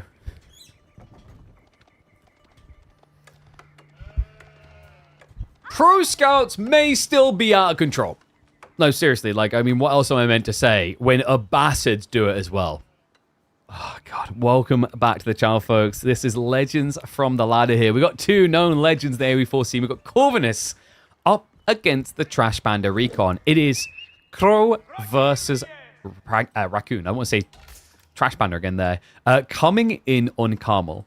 We should have known, right? Like a map with 58 deer. Even the Abbasids can't resist it. Pro Scouts Abba into Roos is a ballsy one, though. Curious to see what Corvinus is going to be able to do in this one. We were actually watching the opening of this yesterday, and I was really hyped and excited, but then we had our live semi-finals we had to cast. So I was like, God damn it, we'll come back to this. I promised you all we would. So we're here to deliver on that. Yeah, curious to see actually how Corvinus wants to approach this. So like military wing opening is pretty logical, right? If you want to try and put some pressure in. The alternative would be to go for culture. Culture wing's kind of interesting because you can then get a cheaper play into Pro Scouts. But the problem is, like, I feel like you can pretty much have the resources needed for Pro Scouts upon tech up anyway. So it almost defeats the point of Culture Wing, because if you go for Culture Wing, remember, it discounts all your techs by 20%, including the A-job, actually. But you would then have to wait another 30 seconds first before queuing Pro Scouts. And remember, timing is everything is critical here, because you know Roos will be rushing Pro Scouts. With a spawn like this, you bet your damn ass off they will. You kidding me? 24 gold on the first hunting cabin? With bounty tier 0. That's pretty good. 18 gold on the other one. So he's generating 42 gold already. This is why Roos is so potent for this in the early game. And 42 gold doesn't sound like a lot until you realize the lack of walk distance to go gather gold, the lack of a mining camp being set up, which takes time to build, 20 seconds, and then the cost of 50 wood. Like, all these small details stack up. There's so many deer that late Pro Scout timing doesn't matter. That's a fair point. I think it matters long term, though. Like, if the game runs deep and you run out of deer, then you're going to run out of deer first, right? That's always the logic, no matter how much deer there is. But you are right in that if Corvinus has a timing attack in mind here, then getting 40% of the deer shouldn't be the game ender for him, right? It is also an interesting idea, actually, guys, because if you rush your Golden Age after Pro Scouts, you get a 15% gathering rate buff, which would then allow you to be better at deer gathering compared to Rus until they get tier 3 bounty, which doesn't often happen in the feudal age. Like, very rarely ever.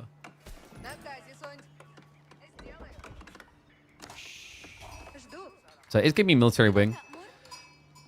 The interesting thing about this, though, is like with this being pro scouts, it's not going to be your normal opening where you'd see military wing with horsemen. Like the organic one, the one that feels really good with asses, is where you just go into ponies to create the triangle. The triangle of counters, right? So it just puts you in a position where your opponent can't necessarily counterplay you in X or Y format.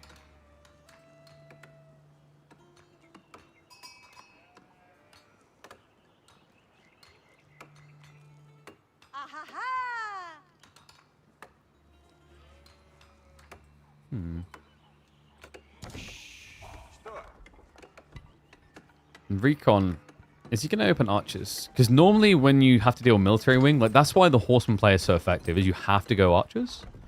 Which the cool thing about playing Rus is like it isn't bad, right? If you have to go 1 or 2 archers to kind of block the play, it's fine to have an archery range because you always want horse archers anyway.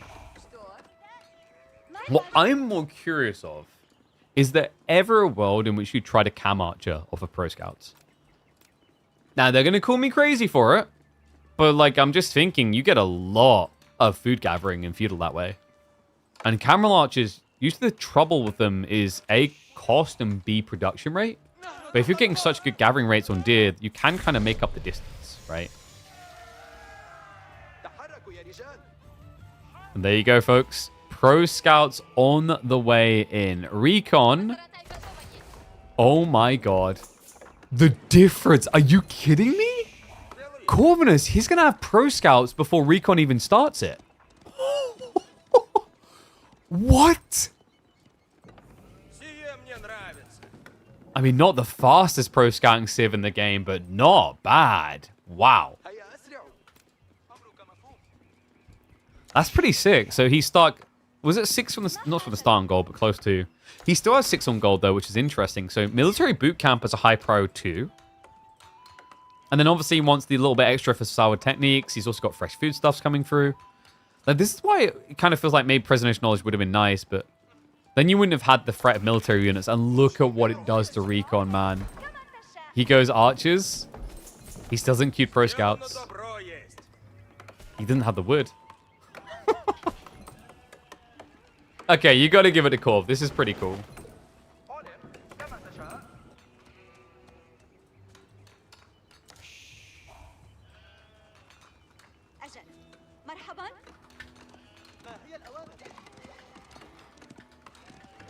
Never would I have expected that. That right there is the 9700X of Pro Scout speed. He's already going base. And guys, Golden Age is just a matter of moments away. He's only in need of 2 more buildings. That's only going to be a 15% buff on top of another 15% buff coming in. This is giga-stacked gathering speeds. Recon, meanwhile, has got Pro Scouts coming in 35 seconds. Well, you talked about there being plenty of deer to go around. Abba's going to get a hell of a lot of deer here. And the cool thing about this is, like, down the line, if he's getting over 50% of the deer and the deer run out, there's a lot of berries on this map, guys. Did you notice that? There's actually quite a lot. There's 5 berry stacks per player on Carmel. No 8 stack, but still, there's a lot of food. Yeah, like, the only negative to an Abassa pick here really is, like, you can't bore. So it's a bit unfortunate there, but everything else, a big thumbs up for him. What a cool build. All right, what do you think, guys? 1s, if you think Recon's going to win this game. 2s, if you think Corvinus is. Yeah, Corvus rushing castle. I think he's building a few horsemen because he's concerned about the archers from the opponent. But it felt like the idea here was to rush castle for a while, right? Like, he's had 6 people on gold pretty much throughout all of this.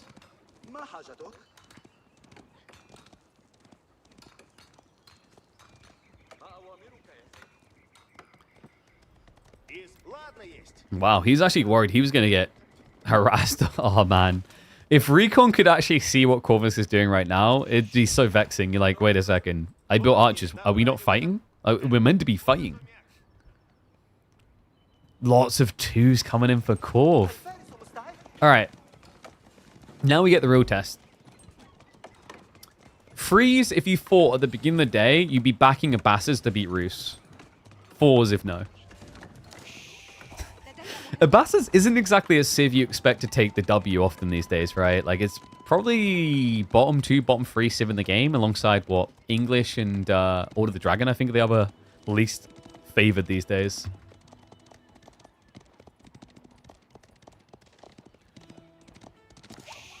You don't back a civ, you back a person. Whoa. I mean, in fairness. That's why when Mr. picks English, right, you believe. So Dick getting picked up, dragged back now. I think that's like, yeah, that's the last. He's already hoovered the entire west side. Not only did he beat the timing, he's beating the absorption point as well. That's bloody impressive. Extra stables coming through. Okay, is it going to be Camel Rider opening? Because Camel Rider opening is actually kind of sick. I don't know if he's going to do it. I kind of want to see it though, because like if you think about it, against Rus's best options are Knights or Horse Archers. And either one is just going to suck against Camel Riders. You do suck a bit at killing workers compared to Lancers, but it's a pretty solid comp if you can afford it. Right, and you can definitely afford mass Camel Riders on Carmel with Pro Scouts. Coach win complete in 10 seconds. High trade house coming through. Get your numbers in, folks. How big are we going? How much gold are you getting? I just realized we probably could have fast forwarded this a little bit. And these camels! Oh my god, this is a, yo, wait, Iabid to the Camel Lords? Hold my beer type moment. Pro Scouts faster than Rus into Camel play. Mate, Corvinus is just looking to provide full entertainment for sure. This is exactly what we needed to continue a fun day.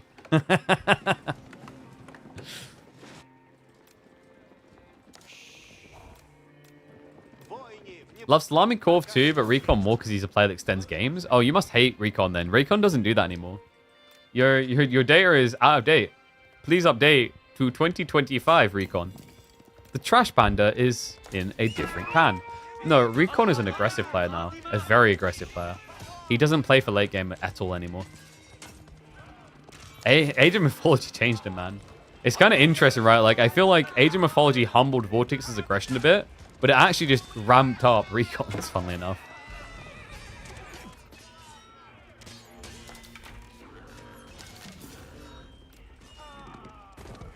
Camels.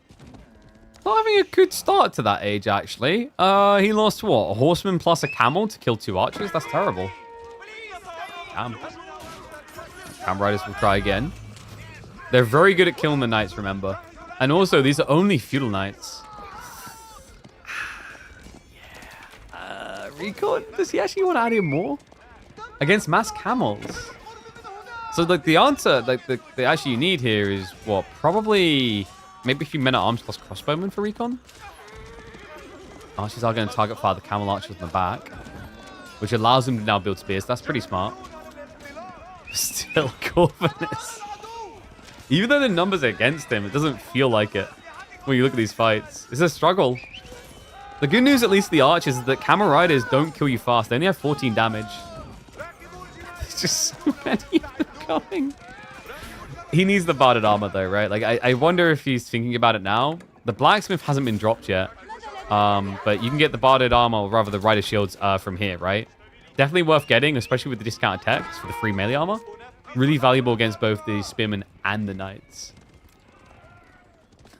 This is such a wacky game.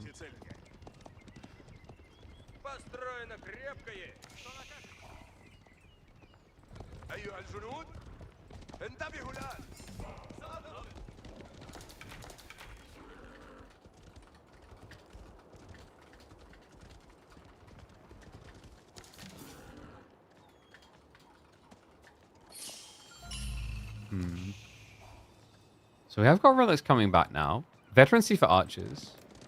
Recon, he's getting 132 gold from the High Trade House, but he's completely forgotten about relics. Like, his timing is very late. Yeah, we're talking about 3 relics by the time you're maybe getting your first. Has got the right idea, though, steering to the east side.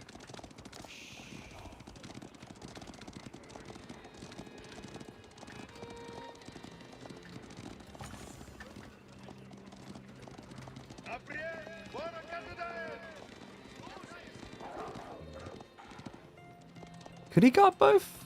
I think so. Like, he's in a pretty good position to kind of just hold on to both of these now, right? Like, the archer count is concerning because archers can beat both camel types. You know, even when you get the armor, remember, it's going to be, like, it's decent, but it's not crazy, right? It's going to make you tanky against melee, but not against ranged. Like, if you think about it, when camel riders get the armor techs, they're kind of becoming desert raiders without the hybrid attack. Still, better brawlers for sure, but the numbers align there. No ranged armor, full melee armor, and you see it in the damage from the archers. Target fire comes in. He actually switches over to the camel archers instead. Yeah, so values the quicker kills over getting rid of the counter to his knights. Recon, ugly affair here. It's weird when you just keep looking at the number at the top. Like, Recon's up on count, but it just never feels like it when you look at these engagements. And wait. No, Corvinus, no, that doesn't work anymore. Get out of here. Get out of here, scram! He actually just he just tried to yoink deer from underneath the TC. What year am I in? Oh my god, wrong year, my friend. Very much the wrong year.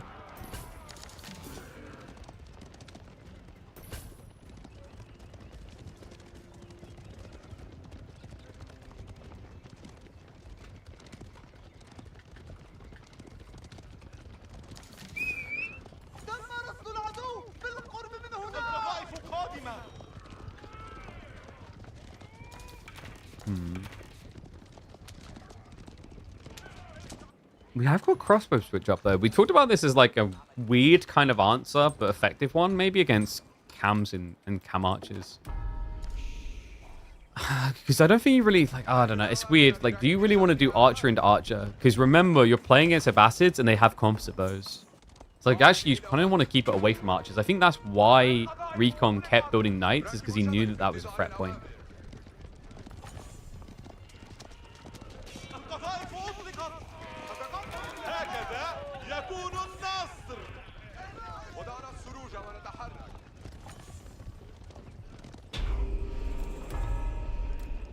Recon. He has got access to that second relic now. Could even think about adding in a few more hunting cabins. Like, gold gen is comparative here. If you're in the top 3 in KPM, you're earning more money than min wage, which average salary in your country. Yeah, in your country. Like, it's not the case for all countries. Our goal isn't to, like, provide $1 million to people. Our goal is to provide an incubation point and an evolution point for, like, meta and skill development, which is what KPMM does better than, like, anything else in the scene right now, for sure. Such a class, though. My goodness. With the double outpost fight, Corvinus. I mean, this should be a good fight for him, but the camels, they're not kiting at all. Oh, no. Recon just A-clicks the glory, man. All right, Jack. We need camel buffs. When are the camel buffs coming?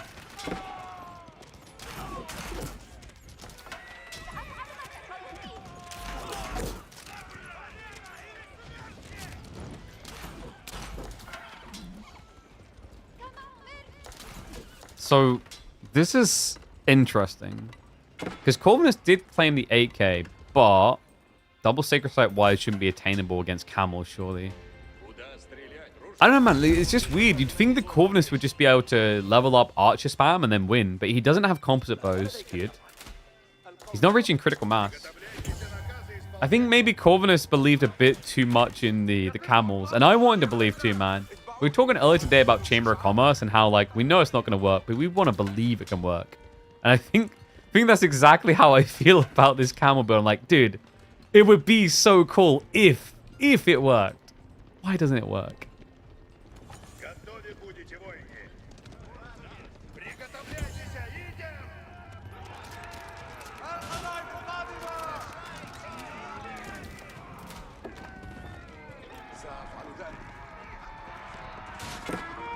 Don't count out the Abbot archers. I mean, the count is so far against him.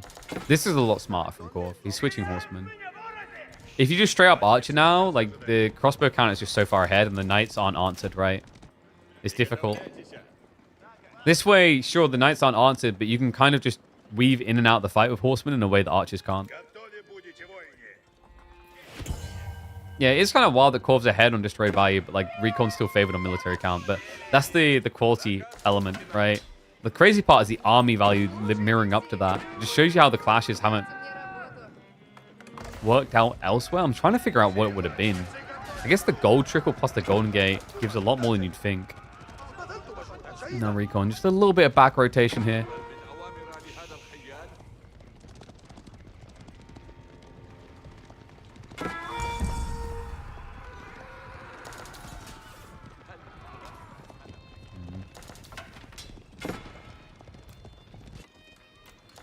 Is there any weak point that Recon has right now? Like, that's what I'm trying to figure out. Like, where can you hit him?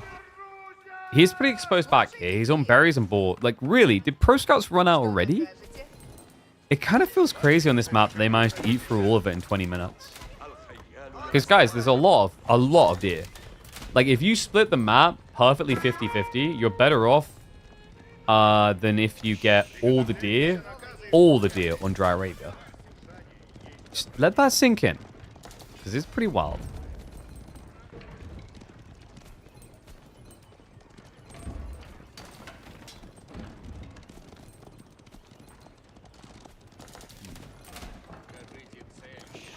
Ram's coming through now, so he's looking to crack that gold.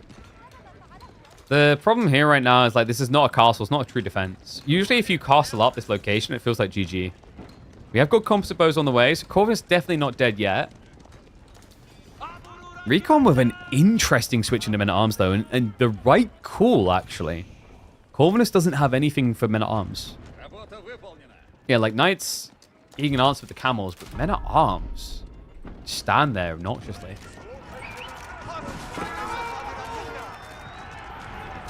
Military count in his favor. Camels forward. Instantly get sacked. The buff is in. The Saint's Blessing's a big deal here, folks. Buffs up those archers, those spearmen, gives them a little bit more tank in his front line, and Recon just running away with the fight here. There's no front line left for Corv. Oh my god. It just got erased. I'm sorry, what? How, like, why are these camels so bad? I'm not saying they should lose their jobs, but, like... Okay, seriously, they should probably not have a job.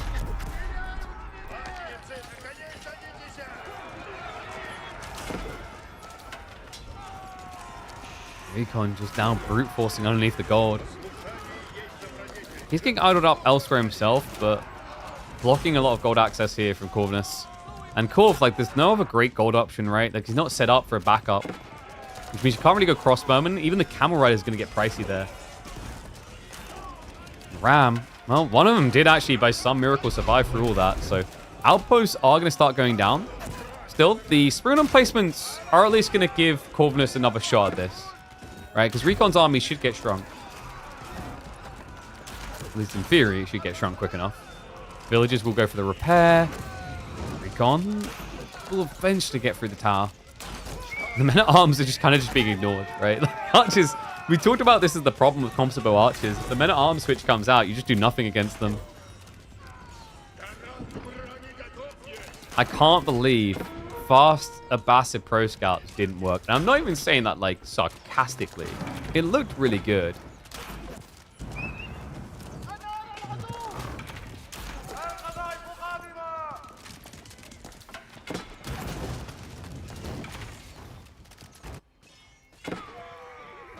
I actually can't believe he kept that type of military lead while diving double tower.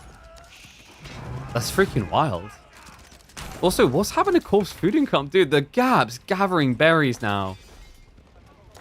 Triple the food income almost. And this is the other nice thing that Roosts have, right? It's just the extra development of food. You just get extra deer spawning out, so you don't burn out as quickly as other civs do.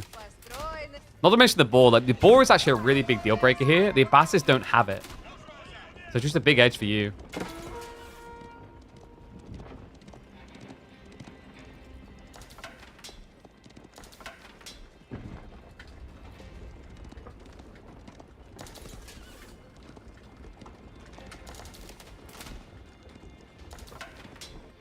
2 TC from Corv, though. I mean, 2 town center, the interesting thing, though, is you don't have eco wing. So when you eventually have to switch farms, like, you haven't got a huge edge there. But it's at least going to be a way to try and scale upwards. The risk is now. Right, Recon just took a big win in the center. He's not going to stop there. Starts to push forward. I mean, after you wipe the enemy army like that, you got to be feeling confident. That's the type of fight you take when your opponent has double Springald. What happens when he has none? We're about to find out. Recon starts to march into the base. You think composite bows is that good, but like remember crossbows statistically like can mirror you on damage, right? Because they have 50% more damage. The advantage is meant to be cost, right? You scale a lot more archers, but it doesn't seem to be happening in this game. Now that Ram snitched everything. This is the only gold Corv has left. Yeah, and he's in the middle of a delicate switch into crossbowman.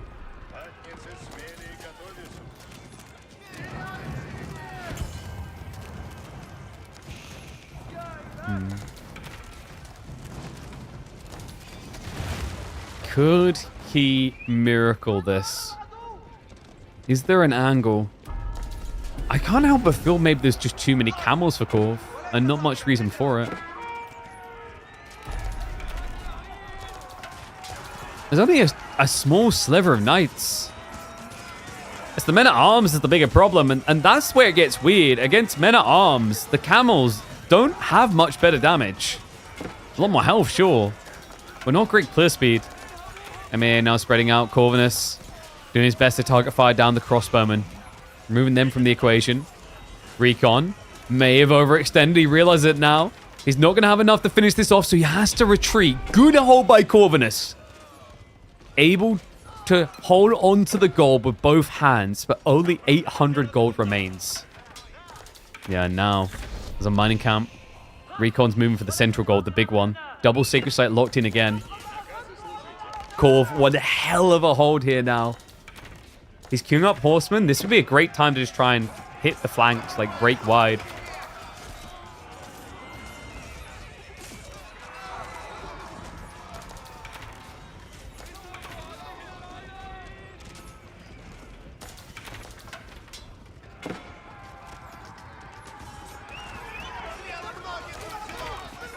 Villagers, wait, Recon?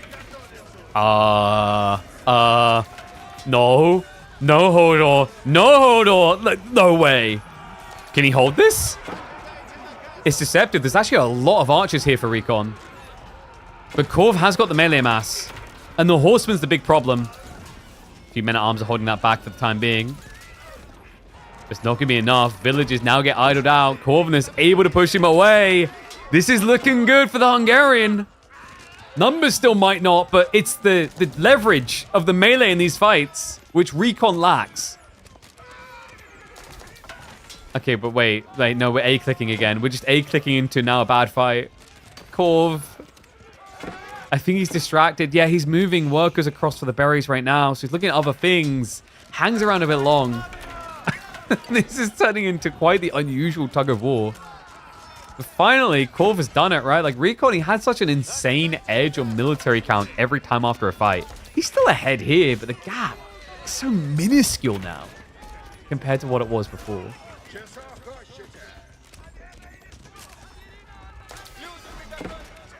Villagers. Ay. No, Recon! He's going to get it up, but there's no one to go inside. He's now down by 11 workers. Recon, he started to gather stone up, but that wasn't for a TC drop. That was for the castle secure. He will get it again in the end. So it's a bit of a weird set of circumstances now, right? Like you've got, on the one side, Corvinus will have clear eco advantage, but there's only so much you can do with that eco. There's something you're going to be missing, and it's going to be gold. Trade option isn't that great either. Not without trade wing. So he's in a bit of trouble here. He could play the wide flanks for gold, though. That would be his edge. And yeah, speaking of that boar for the Rus, it's got 1,000 food left. The Recon still needs to solve for the farms. He has a total of 5 farms so far in this game. Not great.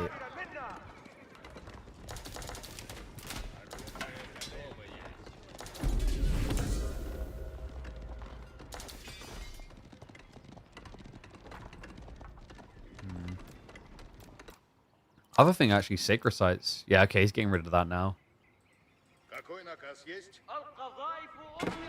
This game feels so hard to call, man. Because I know some people are looking to go, well, KB, what are you on about? Corvinus has got the eco lead. Give it a minute or two out. The military lead is Kushki. Not really. Carmel's all about the central gold. In the end, it always comes down to this. If you get to the mid-late game, this will be the deciding point. An 8k gold is a huge world of difference. Not to mention the supporting 1.6k veins. Which is why you're seeing Corvinus now brute force his way into it. Losing with the Mango and the Ram. Recon. Not going to rush to the aid of the defenses here. No, he trusts in the arrow fire enough to scare away the Horseman. Yeah, Corv just doesn't have that high count yet. And wait, did I miss a massacre? Oh my god! Oh my god! He caught him in the end! No! That was sick! Recon in waiting. He had that knight waiting there the whole time for the berries. So he gets a huge club down, but it's still a 14 worker deficit. Still, it's a start. Maybe the beginning of a recovery arc.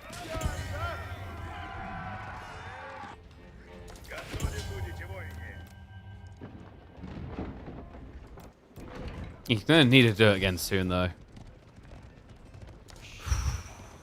Maybe not.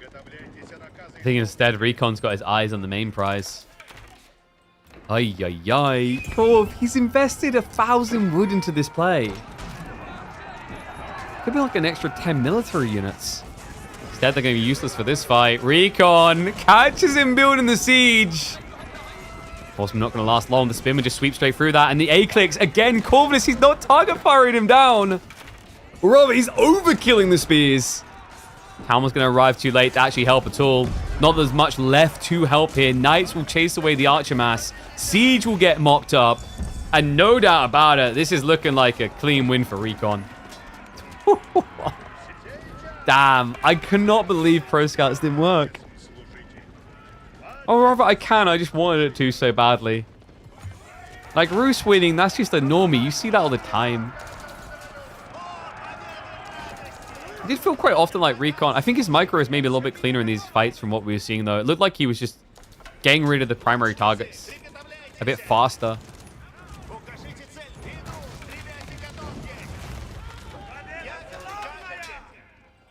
I don't know if Corv, like, is he cooking or is he obsessed with camels? That's the thing I'm not sure about.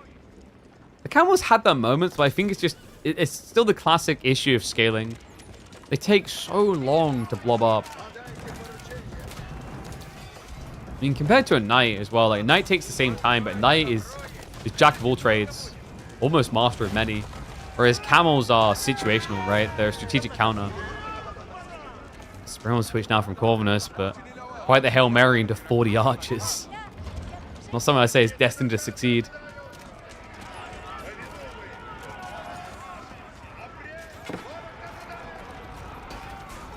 Knights are just going to charge in. He's just going to look to brute force it.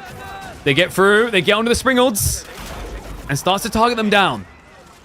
Hamlet's just not able to answer. That's it. Siege is going to be gone. Corvinus, this was his last hope.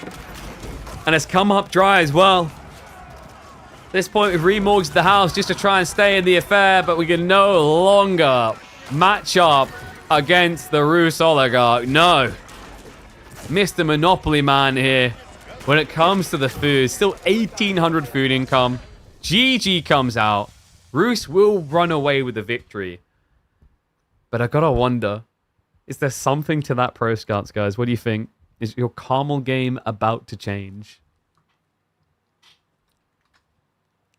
That was pretty interesting, though. Bastards with quicker Pro Scouts. I think that's what it's going to be called as well.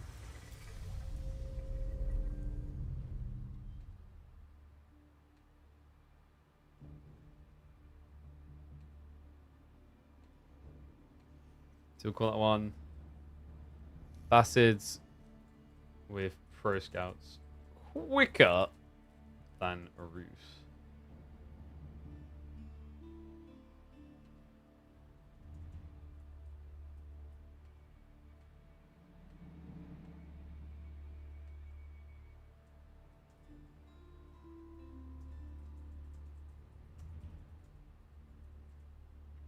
Alright, there we go. Alright, so. Cool game. Let's see if we can fish some more, shall we, chat? And Johan, mate, you mean King of the Rockies? King of the Rockies is not until November, I think? Is it not November? It's either October or November. Jeez, Johan was getting ready to book some time off work to go to America at the wrong time. What's going on, friendo? Guys, bear with me one sec, because I need to take my antibiotics. And probably pop some codeine, baby. Alright, so give me a sec. We're going to check if there's some live games, maybe. Alright, be right back one sec. Oh, yeah, we still have the DeMu score, because we were in the wrong scene. Alright, be right back one sec, guys.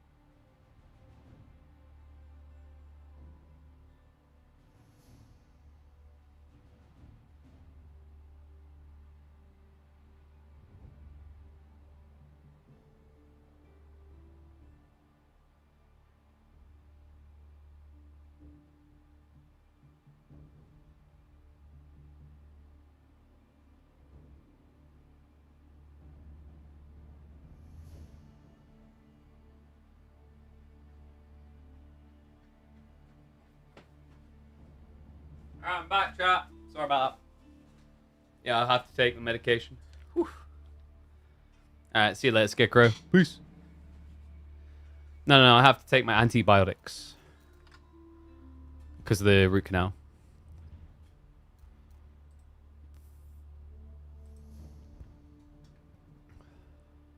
So yeah, I had the... Well, not the root canal, but the thing that needs the root canal. Let's put it that way. Alright, so let's have a look and see if we got any known clashes on the ladder.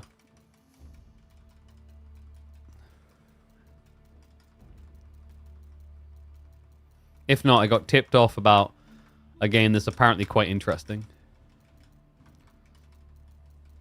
And it doesn't involve the person who's in the game telling me about the game, which is always a good sign, actually. I like that. It's a Gully Deckle game, guys. Poggers. I also need to eat some of these biscuits, don't I? Because I just took codeine, and we know how that ends without anything.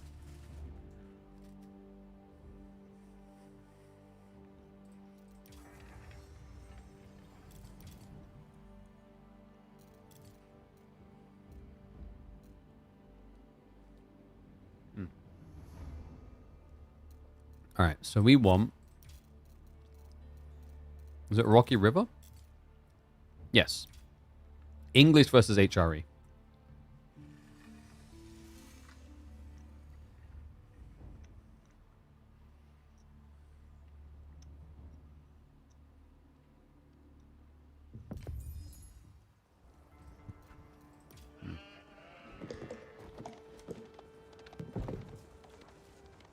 Alright, I'm just going to scoff one more of these. Because yesterday we forgot to, and I felt so lightheaded.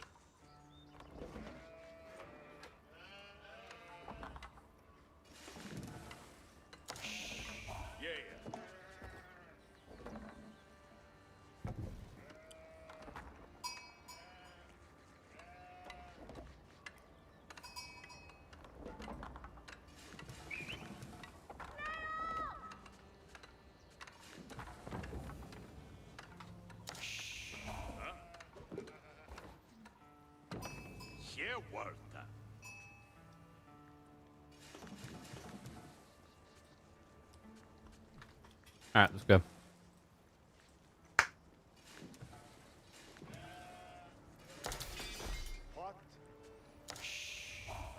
The meta is evolving. Could it finally be time for those out in the cold for so long to come back in to the warmth? The warm embrace of late game. No, surely not. I don't want to go back there, but we might be returning. English has been appearing more and more in drafts recently. And I got tipped off about an epic game between Gully and Sort of. English versus HRE. One of the top civs up against one of the worst. So let's hop in for it. It'll be an interesting one, actually, considering Sort of is typically top right. I think he's ranked about 6th in the world right now. Yeah, 8th. He fell slightly. Gully Deckle, meanwhile, not too bad himself. 45th in the world. Kiddo's been doing pretty well for himself. Actually consistently anchoring here. Last season, he finished in 48th. Also, gonna be an interesting matchup, though. English versus HRE is one that I felt HRE used to be pretty good at. Because you just march into Archer to beat Archer spam and Men-at-Arms spam from English. But guys, it's happening. I'm starting to hate this. This is becoming a recurring appearance. I think the last 5 English games I've cast, 3 of them have featured this. It's a Dark Age Men-at-Arms rush.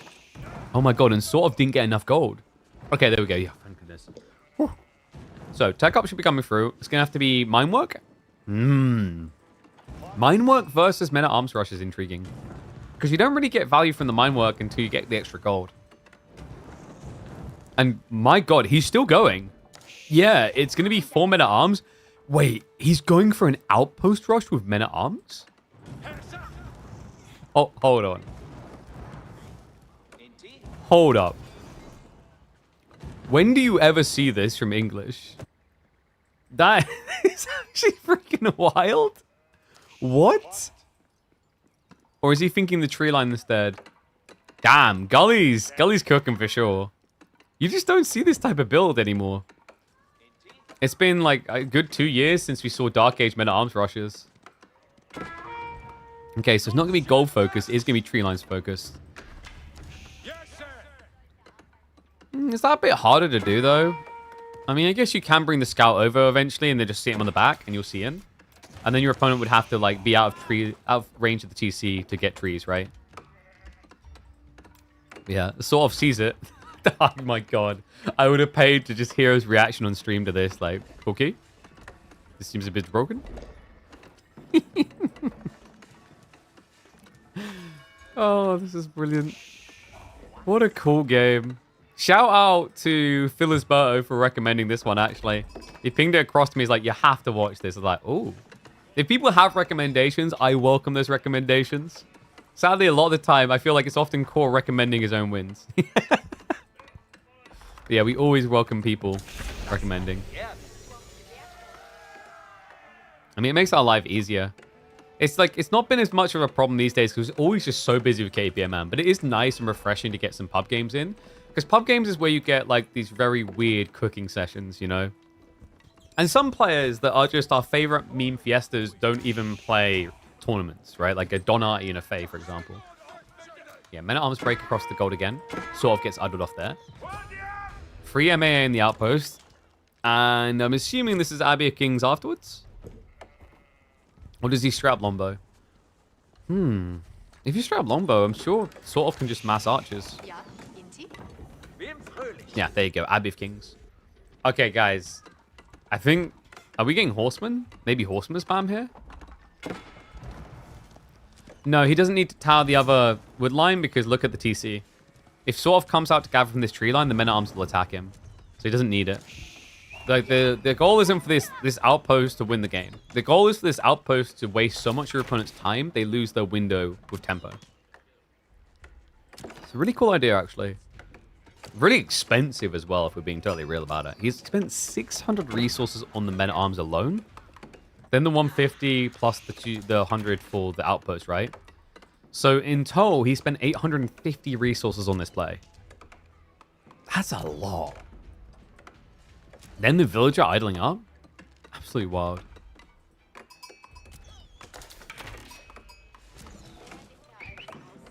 And yeah, smart choice. Sort of, he's getting under mesh, so he's going to look to just bulk and dive and burn. Yeah, basically, the days of using outpost rushes to end the game are kind of gone. It's not really a frequent occurrence anymore. I think at the point of that tower, sadly, because he didn't have a scout on the backside, it doesn't really have a clear point other than forcing his opponent to get rid of it eventually. So the rest of the men-at-arms are going to come over. Already has the early upgrade coming in. Wait, he has additional men-at-arms? Wait, what? Okay. What is Gully up to? So farm's starting to get added in. Wait. You actually have to kill this outpost pretty soon. Guys, here's what can happen otherwise. It's always an anchor point and you're about to have healing. Think about the king. Think about what he does. Think about how hard it is to kill men-at-arms. We've all been there.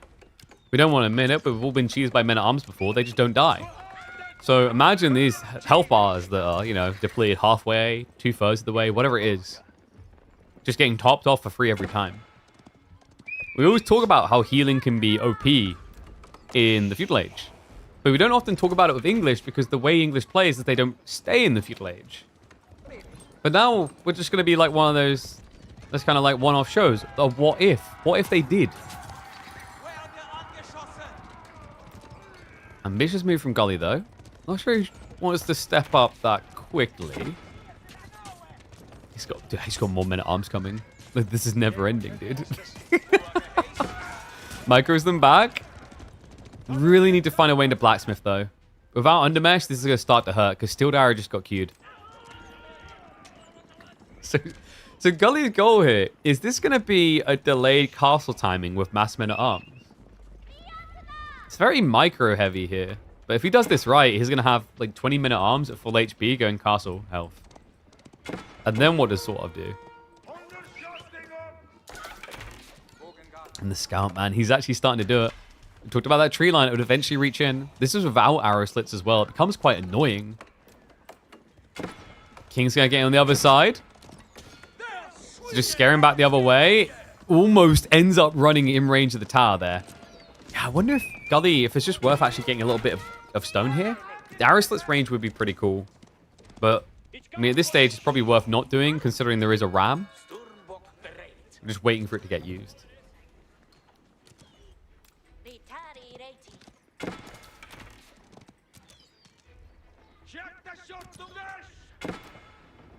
Looks like it's going to be a shift to the northern tree line. So, yeah, he just gets away from it. It's 14 men up. Dude, come on. Like, there's no way. There's no way you just beat HRE with mass men-at-arms, considering, like, HRE are meant to be one of the goats of men-at-arms spamming, right? Traditionally, anyway. Of the old civs. They're the ones you think about. Yeah, but you don't really have an advantage with men-at-arms spam for HRE until castle. Other than your economy. Yeah, he's still getting away. Like, it's sort of needs to start killing them. Because this is getting ridiculous. 17 now. Like, you're getting to the point where he can just keep running away with the injured. Like that. And then just turn around with a full HP. Oh, this is so toxic. King, though. Gully. Oh, that's expensive. Yeah, pricey loss, and means he doesn't have the aura healing on the go. Which is awkward because, you know, you kind of have to keep pressure up against this. Remember, Sort of has got marching drill, so it's quite easy for him to just keep chasing. Weird that he backs off there, actually. Oh my god, 21 men-at-arms? I'm getting flashbacks to when HRE would do this against Delhi, like, 3 years ago? Shoe on the other foot? Wait, did he really just queue up Pro Scouts? Oh my god. Sort of. So, he's running out of food. Like, I don't blame him for this, but this feels horrible to have to do, right? Like, you know, you're going to be running out of sheep soon. You can't get out your base, so you need to get your food home. But when you do a play like this, you have to know there's a risk that your opponent's going to age up. so freaking ridiculous. Just one by one. Men at arms with Abbey of Kings. Been talked about in the past, it always sounds like a meme because it takes so long to get them home. But when there's this many of them already, who cares if a few leave the front line? Sort of now trying to get his own front line together. He's got the Bloomery tech on the way. So this is a good chase, actually. A lot of injured there. Gully could micro away the first 3 and then just keep the rest around, but he's not doing it. No, he's getting distracted. The horseman is trying to cut his reinforcements. He's also trying to steer on the north side. I'm not sure how much I like this anymore for Gully. This is getting a little bit weird. Like, it looked really, really good, right? But now, I think he's starting to hemorrhage men at arms a bit too much. Because remember, the problem here is that archers can just keep on kiting you. You can never reach them. The only way that you feel good about this is if you can reach the TC. Because if you reach the TC and you dive it, you can kill workers, right? But even then, early men at arms diving a town center, you're tanky, but it's very expensive.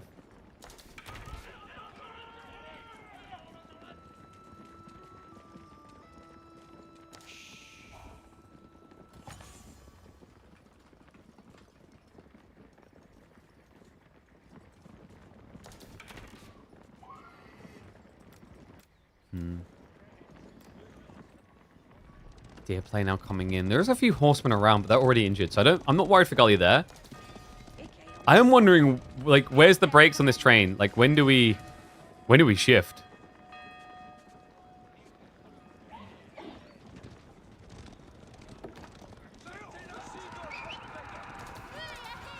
There's gotta be an age up soon.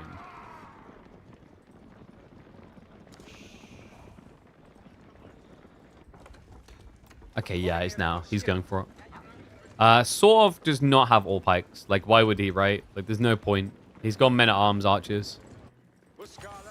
All pikes would have been interesting, though, the way you can kind of kite and whatnot.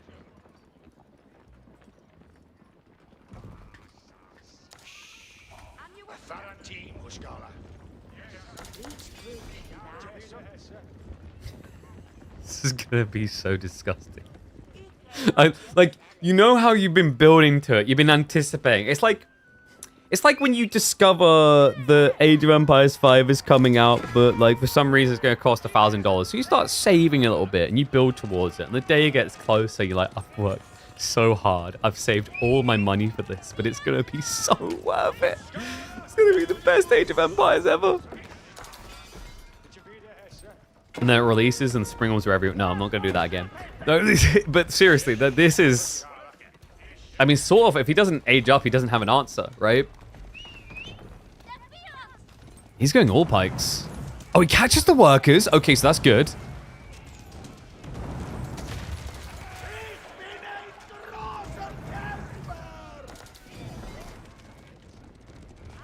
We need to train at least one prelate? Agreed. Like, it... So, sort of, he already trained one, but they can buff about 9 workers. So, like, he's really inefficient. He's getting, like, half of his buff value right now. So, he's missing out on quite a bit still. But yeah, tech up's coming from him, too. And the other value of having four prelates now is you can just rush relics. A few more villagers going down. I don't know, man. Golly. I think the moment where he wanted to age maybe was a little bit obvious here. And arms are going to step up. Archers steer away. Wall-in almost complete. Like, he knows what's coming. Right, if he doesn't wall in, the men-at-arms just dive in the base straight away. I mean, this many men-at-arms will do that anyway. But Gully, he's not done! He's actually not just rushing castle. There's additional men-at-arms pumping. Oh my god. The archer count is fitting him a little. The problem is, when the men-at-arms get the recharge, they always just gap close and club 1 or 2 archers down, right? What the hell is this strat, man? King does discover what's up, so he's now suspicious that Sortov's aging. But the idea here, Gully, I imagine 20 villages, 25 for the tech up? Sounds crazy, but like surely it's worth it here to get the veterancy faster. No, he just goes with 9. So King's Palace with 9. He's not in a rush, he says. I mean, you'd think you'd be in a bit of a rush here. Because you need that upgrade while you're in position, right? I guess, like, actually the thought here is that the veterancy doesn't take you long, remember, with the racks. It's only 30 seconds, whereas veterancy for archers takes a minute.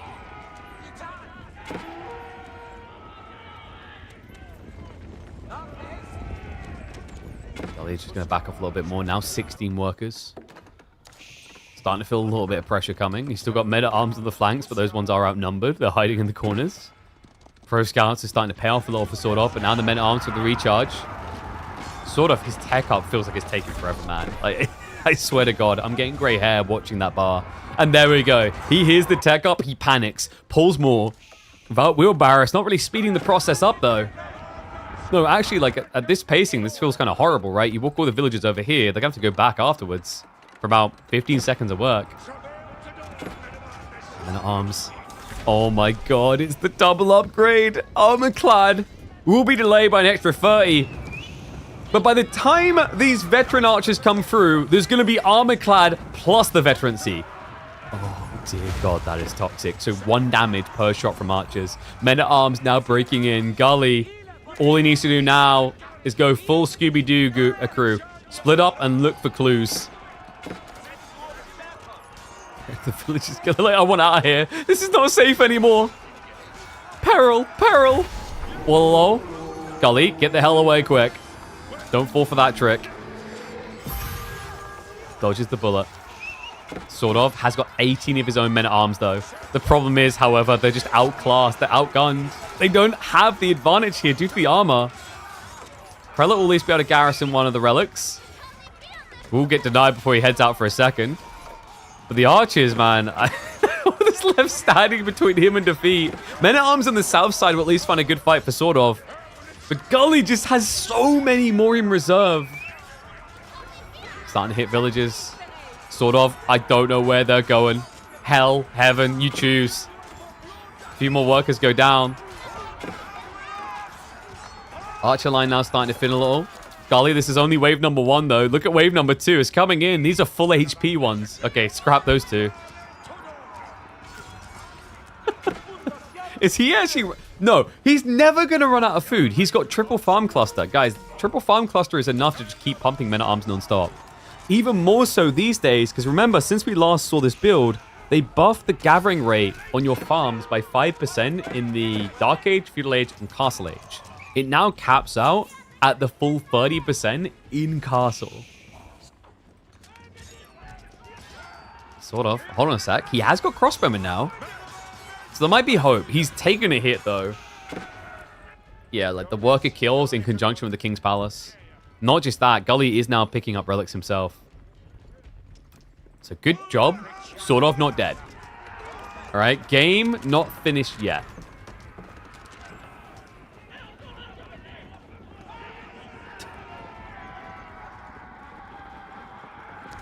Man, talk about a blast from the past.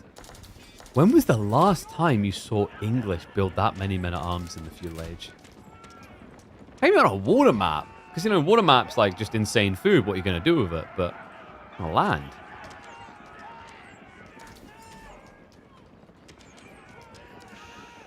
A little bit ambitious for some of these farms from Gully. And he's also got his own crossbows now. Sort of. Knows he needs to give some punishment for what just happened. Even if he gets the relics, that alone is going to feel great when English have this type of lead. Still, looks like he might have to back away. Come on, Sword. You can't lose to an Xbox player like this. Come on. No, calm down, guys. It's not controller. Why did Gully build the farms there? Oh, there wasn't enough room back here. And he's now doing it finally. He had the wall up here already, right? It's just, it overall feels like a really weird place to put a farm cluster. Like, hit me. As if he never thought that sort of was getting out of that base. Now that he is, maybe it's sort of time for some vengeance. Has he got the... I don't think he's got the two-handed. No, he hasn't got the two-handed. He hasn't got the heavy mace. He actually has no advantage in the men-at-arms fight right now.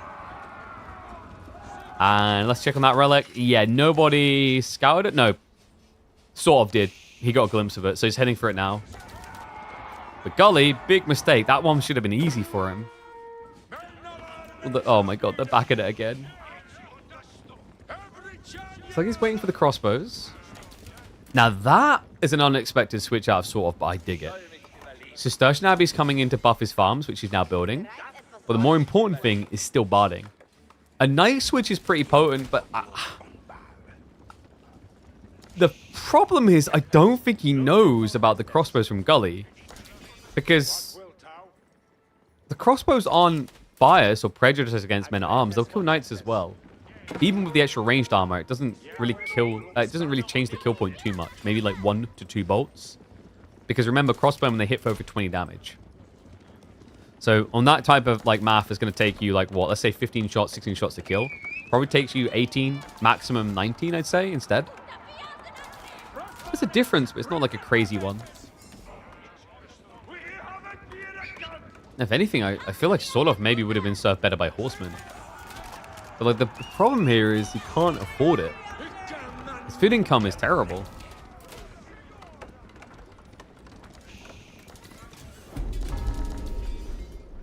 Gully, you're an absolute filthy monster. See, Gully, you have to remember, guys, Gully is just a toddler. He's too young to know that this build was discovered years ago before he discovered it. This is proof that everything is cyclical. We've just come back around to this. Mass men-at-arms English from the Dark Age and beyond. Outpost now up as well. Buffed attack speeds.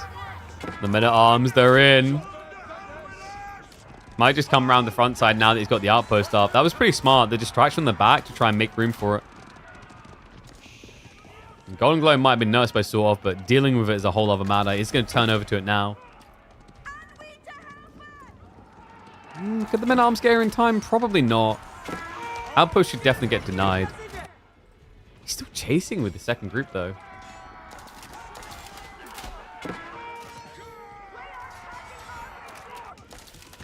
Yeah, a little bit late. That looked indecisive. Like, Gully, I don't think he was sure whether he could sandwich the men-at-arms or defend the tower. So it kind of ends up being a situation where he does neither.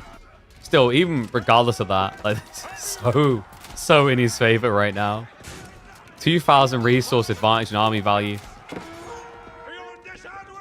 It sort of just has nowhere he can go, right? Like, even if you have that great gathering rate as HRE, you have to be able to use it on something. Right now, all he can do is eat wood.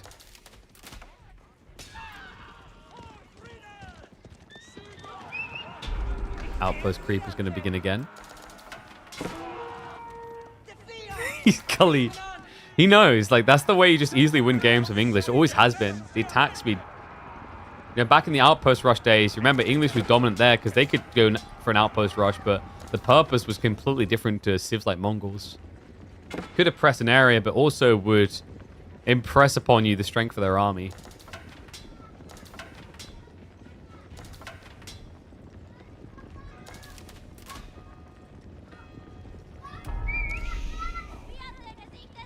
Come around the back now.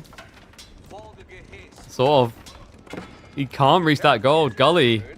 I mean, he could just Imperial Age right now, it feels like. But no. With this food, he makes more men. Men at arms. Men at crossbow. Men that are across HRE getting too many wins for free. Dives on in. Crossbows clearing out the front line.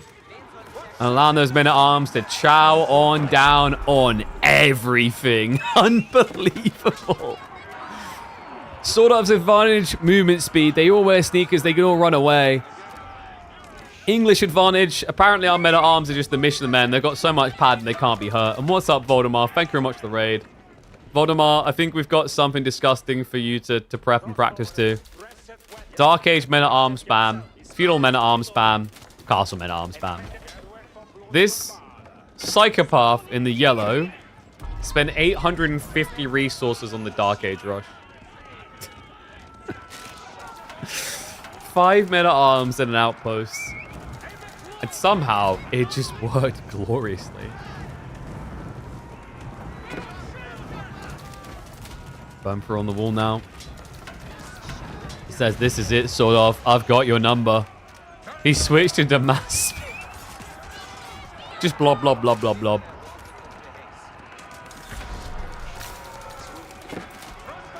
And the blob, blob, blob, blob, blob is also the noise sort of going to make as he drowns in Englishman. Sounds like a crazy night at the strip club. Anyway, dive underneath the TC. I don't see any way back now. Oh, God, man. I feel like I need to shower after this. I mean, at late game, mass men-at-arms spam, sure, I get it. But start to finish, it was just the same thing with a sprinkling on the side. Oh, my God, that was dirty. That was so dirty. Oh, I feel dirty.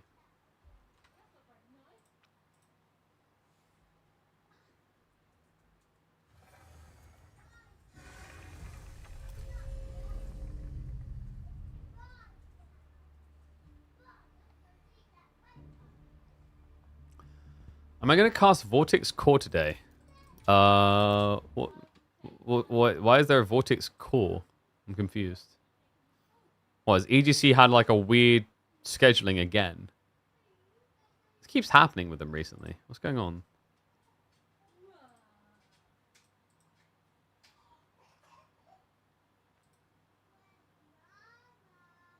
Will not be played today. We apologize. Yeah, but like I don't even know when that is. So I don't know. Maybe we'll see how it goes. But for now, we've got a sponsor stream involving some giveaways. Guys, we are going to be switching over to check out Doomspire.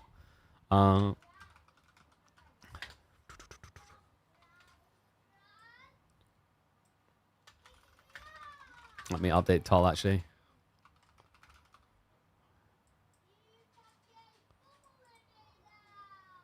As I need to, let's get rid of that. Make it shorter. All right, guys. So, we're going to be checking out Doomspire. This is a new game that actually reminds me a lot of Slay the Spire. I'm wondering if that's why they call it Doomspire. So it's a roguelite game where you build up a deck and you play against these monsters and you dive deeper and deeper into the depths of a dungeon. So the developers, Creative Studios, they reached out to me. We worked with them in the past. They're really nice guys. They were like, hey, you want to do a sponsor stream? I had a look at the game. I was like, absolutely. I think my guys will eat this up. And they even gave us a few extra keys to give away. So I've got, I think, 3 keys to give away. So we'll probably give away a key every like half an hour or so to a lucky winner. But let me switch over now. Update the game. On YouTube, I think I should probably... I did set up a separate stream.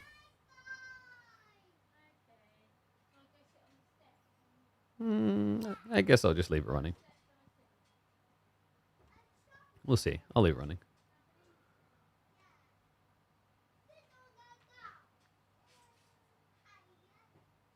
And yeah, like, I don't know. Maybe we'll be able to do the Vortex Core one. I don't know when it's happening. No one's even communicated anything. We've got a sponsor stream anyway.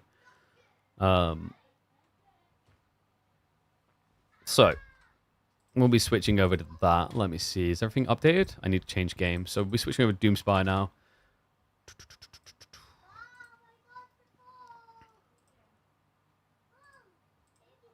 All right, fantastic. And also, in terms of the giveaway command is just going to be simply !giveaway. So that'll enter you in for a chance. But reminder, I'm not messaging people who don't respond in chat. So if your goal here is to like !giveaway and then run away for 2 hours and expect me to let you know, that's not the way it works. We're going to give it to people who are here. So there we go. Now configured for !giveaway. Let me switch over setting up the scene.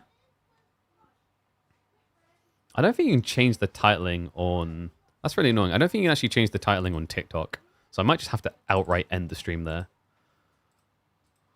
Is that really the case? That seems very silly. That you can't change the category. Not from what I can see anyway. All right, you know what, TikTok? I'm going to end the stream.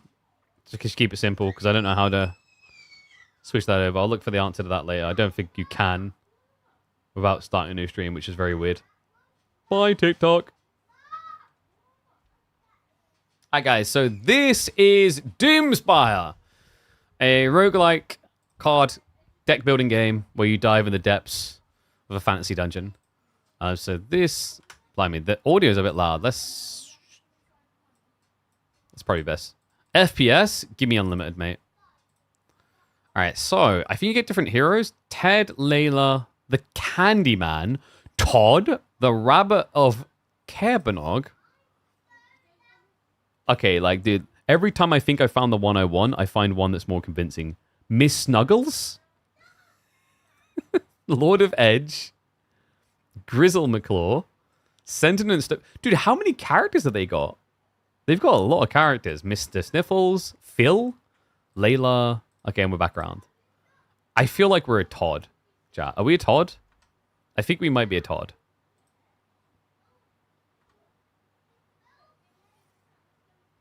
You're probably a Todd.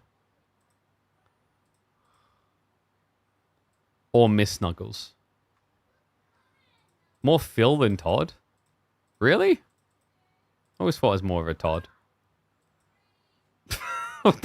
Thanks, I think. I guess I'm rocking a cool beard. Okay, and then I think you unlock cards as you level up. So we'll hop straight into this. I'll let you get different card backs. Where's the killer pigeon back? Huh, Doomspire? Where's the killer pigeon back? Well, that's just rude. Alright, let's see. So... Wait, connect? Alright, new run, let's go. A little bit of a confusing menu. But yeah, guys, we'll be giving away a key probably like after 1 or 2 runs here, and then we'll go from there and just keep pumping them out, I guess. Let me have a look here. Is there no audio? Why can't you... Oh, I know why. 1 sec, I can fix that. I know why. There we go. Now you guys can hear it. Alright, so Dreyfus, Silveria. What's the difference? This one's got fire. I'm in. Alright, Dreyfus, depth 1. Oh, so you choose a boss at each level. So choose our starting hand. So this is a lot like Doom, Slay the Spire. Which is why I was hyped to check it out. The in-game chat, I need to figure out where it's best to place you guys. Because I feel like you're just... How to put this politely? Y'all just gonna get in the way. Alright? Might do this. There we go. You guys are not a problem anymore. Alright, so all friendly minions on the field gain 2 health, draw 2 cards, Scorch the Dragon, draw 2 cards. I mean, if it mulligans and then goes through your deck again, then drawing cards is OP, no? That's probably too much draw cards, whatever, we'll do it. Scorch the Dragon, yeah, let's buff him up. Nice. Actually, wait, I just realized, draw 2 cards for nothing, this is a bad idea. Oh, God. Guys, I swear I actually used to be pretty good at card games. No cap. Alright, so my cards are down here. So what I'll do is I'll put my camera here. And you guys... I'm sorry, you just don't matter. Nah, I'm kidding. We'll put you guys... I guess you can be like up here. I'll maybe even give you a little bit more of your chatter back. Actually, no. I think I like keeping you guys small. It's nice to make you guys feel oppressed, you know?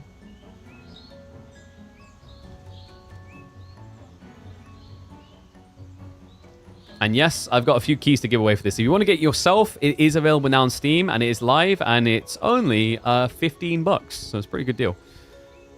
Let's see if it's worth it. So, I don't really want to draw cards. I may have made a mistake in my deck. So this is my health. Minus 10 HP, and you get... Oh, that's interesting. So you can hurt yourself for more cards. So we want to give Scorch... Who's Scorch? I don't have a Scorch. Okay, so I'm missing a dragon that I probably needed. Oops. And I've got my mana points, but I just used both of them. So that's end turn then, I guess? Which is... there. I get what they've tried to do with, like, the interaction pieces on the thingy, but I wish it was a little bit clearer sometimes. Okay, so each subsequent Silver Fawn summoned will grow an attack. Nice. So you want to get these out early. They're snowbally type cards. And now you can't attack in the same turn with most, but we can attack now. Down to 1 HP. That's a good trade out. Draw more cards. And that's perfect. So next turn we're going to have 4. And we can summon 2 of these boys. And remember, each time you beat these levels, you add more and more cards is the idea. So, end turn. Order and glory. What? 2 of them? Alright, that's OP. I want to. All friendly minions on the field gain 1 attack. I don't really want that right now. But remember, plant spam. They get stronger. Do I save the Scorch? I don't even know if I have Scorch. And yes, it's kind of like Hearthstone. But the interesting part is like Hearthstone meets Slay the Spire. Because the way you're building a deck as you go. Okay, I think I just sack these to get rid of the threat. Nice. Because it says each subsequent Silver Fawn, so it doesn't matter if I sack the previous ones, because the next ones are just going to be stronger, right? In theory. We're going to find out, but that's actually how it should work, in theory. Okay, I'm done.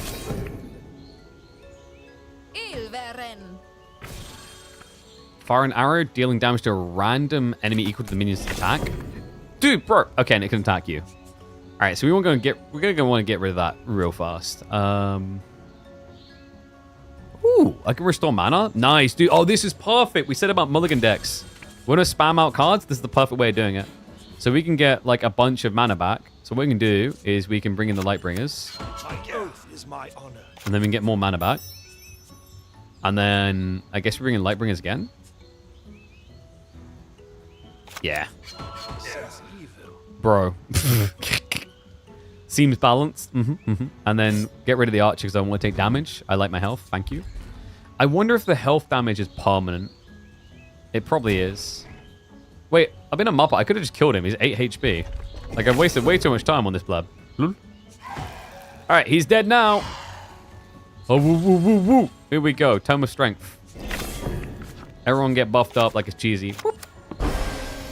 Nice. Dead. Scorp is dead.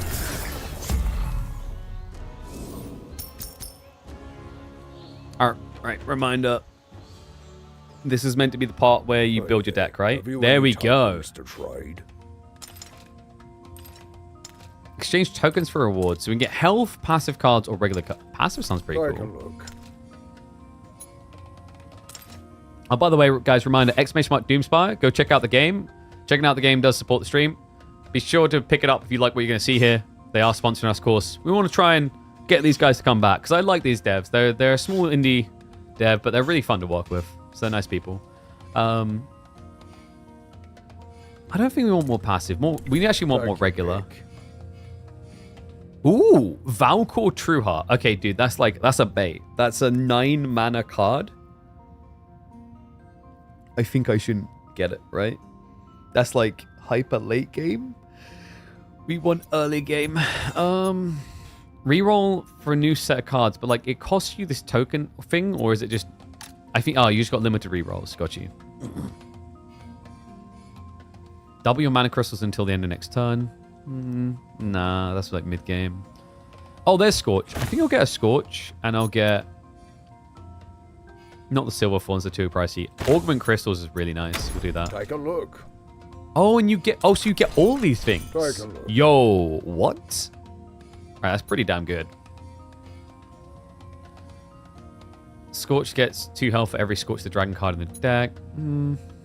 Reroll. Crippling Strike on my Lightbringer recruits. So this allows them to have the attacks halved for 1 turn. It's not bad. All Scorched Dragon buffs are 100% stronger. That's probably really good for stacking the mid game. And then gain 1 extra mana crit. Bro, that's 100%. Also, at the start of your turn, summon Lightbringer recruits. Yeah, they're trash mobs, but like it can be useful. Then finally, there you go. So yeah, the health damage is permanent. For now, let's Giga Stack health. All right. Here's your loot. Good luck out there. I bet that smug little frog is like, he's gonna die soon, and then I'm gonna get all of his stuff. I ain't gonna die that quick. All right. I got at least 2 more levels before I die, probably. Okay, so into the Fawn Father. Oh my god. Wait, I thought this was Mrs. Snuggles. Alright, start in hand. Augment. Okay, so we're going to test whether you can go beyond, like, your normal count at the start. If you can, that'll be really good for Lightbringer Captain. And then after that, we'd want to get into a Silverthorn. Actually, maybe gambling a bit there, actually. I think go Silverthorn so you have reliability. Okay, so... Oh, I might do this a different way, actually. So if I do this... Ah, you can't. Yeah, I had to test it, but you are locked in. So we now know for sure. All right, so we just Silverthorn opening. Well, at least we know. You know what's pretty epic, by the way? Apparently, with some creators, they've got a tournament going on where the person who goes the deepest will win $5,000, which is pretty cool. I don't know if I'll have enough time to commit to doing that. Obviously, I'd just take the money, you know, I'm that good, but might not have the time, sadly. As I got a pack and everything on the weekend. Cripping all those other people, so lucky.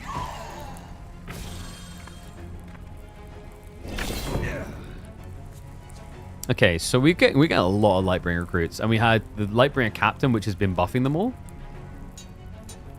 So I think you go like this, and then you sack another one of these, just to keep him clear, because like protecting your health is worthwhile, right?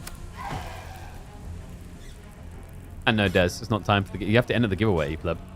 Lul.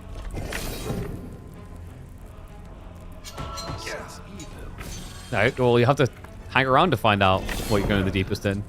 It's a secret. Nice. More captains. Alright, I think I'm capped out on units I can have out here. So in that case, smush smush. Doink, doink. And then we club the crap out of you. Nice. Miss Snuggle sucks. Well, we can just straight up attack them because I don't know if they have any defense cards that stop you attacking direct, but they do. They don't exist yet, so bye. Guys, I'm retiring from Age of Empires 4. It's time for me to dominate Hearthstone. It's been a long time coming, really. And then obviously future competitive Doomspire. To trade? Take your pick. Alright, we're good now. Silverthorns get +5 attack until the end of the turn. Oh, but power cards you have to use. Don't cost mana to play and provide powerful bonuses. Do we stack around Silverthorns, maybe? No, actually, that's like, nah, Bramble, screw that.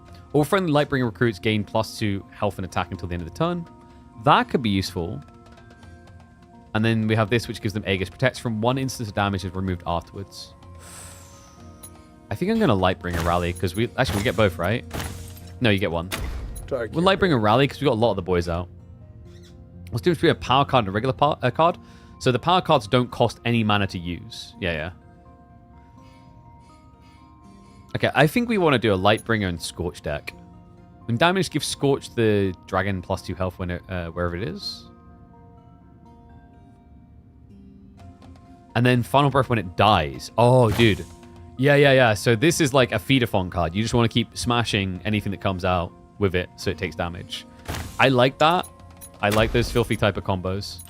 And then finally... Oh, you can destroy some cards. Nice! So you can get rid of the trash you don't want. That's really cool. So... I don't know if I... Oh, wait. Are the rerolls across the whole... Yeah, I think they're across the whole run. So I've used a lot of my rerolls already. That's pretty rough. I don't think Totem of the Strength is going to be as good as I'm hoping. I might just destroy that. All right. Here's your loot. Good luck. Here's your loot. All right, we've got options, guys. Possess Scarab, Silvara, or Fallen Paladin. So there's at least one Totem passive card here. Guaranteed to be a Scorch for the card set and a Lightbringer, or Silverthorns. Scarabs, right? I mean, strategically Scarabs, but also that guy looks like he needs to be punched. And I will punch him. Opening hand. Scorch this early is kind of like bad, right? I think we Lightbringer Captain. And then we can Flame Cooler and Silverthorn to buff the Scorch up when he comes out later. Hopefully. Maybe. Possibly. So, let's get our boys out. The nice thing about Flame Coolers over Silverthorns is like they're buffing me down the line, but they also have enough health to usually like tank the opening hand's hits. Unless he does that. Thanks. Cripple? Damn.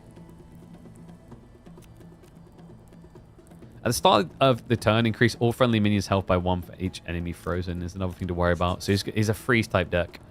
So we want Lightbringer Captain out now. Start clubbing his face up. Whoop, whoop. Oh, no, it's the one that shoots at the end of each turn. No, my squire. 3 HP to deal with. I can Lightbringer up. But it then only buffs future ones. It doesn't buff the current. So either way, I'm going to have to... Oh, there we go. I got one. But I'm going to have to sack one of these. And then I can do this. Nice. So I don't lose my Flame Cooler guy. Whoop, whoop. And then draw cards. Might as well. Whoop, whoop.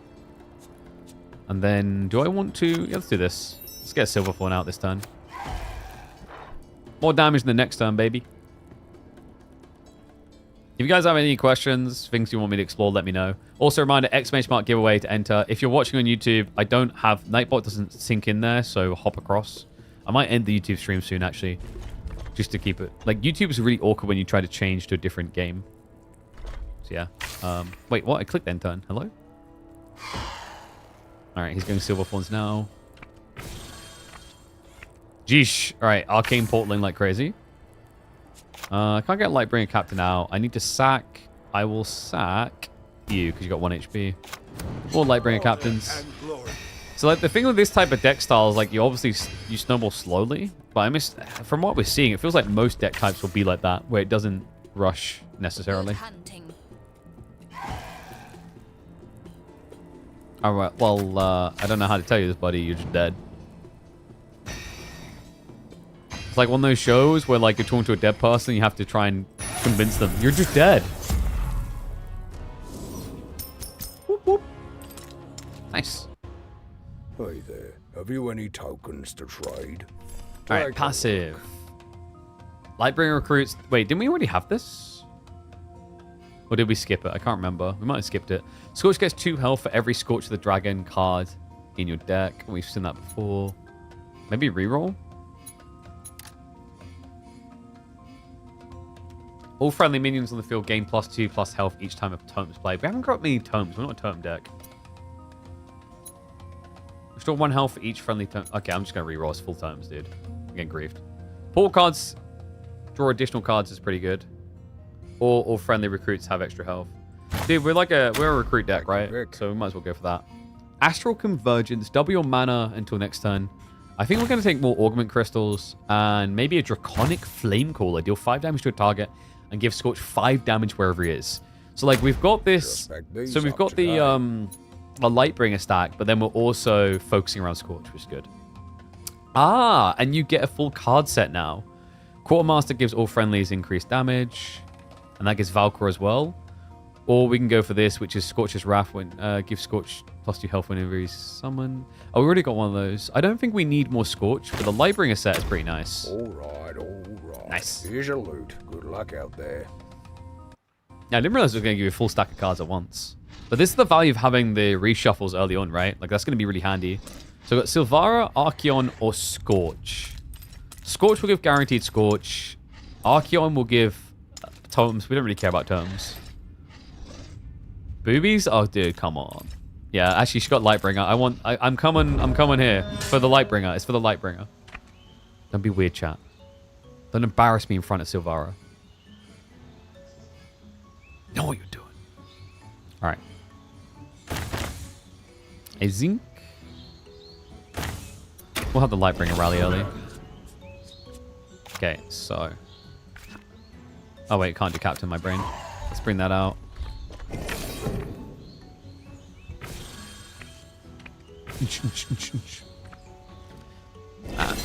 It's been a while since I've played a good card game, actually, now that I think about it. Okay, so we want to do Lightbringer Captain. My oath is my honor. I think we're going to wait and then use Lightbringer Rally after this turn. She's still not summoned, which has me super sus. We don't trust that, chat. We don't trust that. And that's why Filthy Elves. It's always the goddamn filthy, and she shoots me. And they always shoot me too. Okay, I don't have enough mana. So you sook. Just do that, do that, do that. And we'll just kill her next turn. AoE 4? No, we're Doomspiring. Why not AoE 4 ladder? Because AoE 4 ladder doesn't sponsor us, and also it's fun to try different games. Believe it or not, there are thousands of games releasing every single year. Gigastack! All right, get 'em, boys. Who? All at once. She can't handle it. There's too many squires. Hey there. Have you any tokens to trade? I don't know why people are like that when you like do something other than like your main game. It's like, dude, I do 120 plus hours of AoE per month. We can do something else. It's not a bad thing. Take your More is not always better. Gives a minion +5 attack and health. Ooh, wait, what arcanes? Don't cost mana to play and powerful, but they are consumed after being played. Oh, these are one-offers then. Oh, okay. Oh, wait, no, they're one-off for the fight, though, because we had the arcane portals before, so it's more arcane portals. Yeah, I think we take an enhancement. Take your pick. All right, do you want quartermasters? No, it means for the fight, because we had them before. Grove Keeper's Portal. Draw a card and gain 1 M. Okay, that's great. Yeah, no, we want those. That's great for early game escalation. We don't care about plants, all right? I'm not a botanist, okay? I'm the person who burns down the garden. Whoop, whoop. All friendly minions gain +1 attack for 1 turn for each mana crystal you have. Oh, dude, that's like giga stacked. Yeah, you do that at the start of a turn, like the last deck we had, and you're just gonna Falcon Punch. All right, Fallen Paladin or Dreyfus. Lightbringer or Tomes. I don't really want Tomes, dude. They suck. But we could get more health. I don't think we need it. Dreyfus! Crabs! Or is it... Wait, it's Scorpion, right? But it looks like a spider. I'm confused. We don't want Scorch straight away, right? But... Arcane Portal. This. This is... I won't have anything on the table is the only concern. So I'm kind of sacking some health. Oh, no, wait. That's right. Sorry, I got my Lightbringer. We're good. Okay, so what I can do, chat... Oh, I can't do it in turn 1, can I? I have to wait turn 2. So we might as well draw the card now, then. And wait. Yeah, that's unfortunate. Okay. Oh, damn. 2 poison per turn? Luckily, I just get more of them. It's funny how many recruits you just have when you need them. Infinite recruits. So there we go. We snowball to the mid-game quicker. Then we use that, and we can go for a Scorch buff. Because Scorch is coming eventually, right, guys?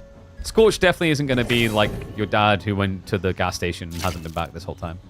Soon. Oh, he's got charge base. So, yeah, he's going to keep just doing that to me. But, I mean, like... Wait, if that's all he's going to do all game, then this is just like the easiest boss imaginable, right? Like, he's just going to keep hitting the same thing. And glory. I don't know, man. That's like self-grief at that point. This giant-ass scorpion's in denial. It became sentient, and then it decided it wanted to just die the whole time. Oh, actually, he's getting more annoying. Ah. Dude, the poison damage, though? Bro, what is this? So whenever one dies, there's a 50% chance that another one's going to get it. And poison has +1 damage. All right. I'm not even looking for the pun here, chat. This guy's toxic. All right, let's buff Scorch more. Woo! And then... Oh, that's smart. That's actually... Chat, we're smart. Health. Poison ain't got squat, baby. Dance to my totem vibes. Chat, you gotta give it to me. That was quite smart. And we all have AIDS. But we're all still alive. Now, future KP is gonna have a problem when everyone dies at the same time. But that's future KP's problem, okay? Future KP, not now's. Oh, you can't force discard either, which is a little bit weird. Huh. Future KP's problem. Oh my god, he actually done something other than AIDS. I'm shocked. I didn't realize that was possible.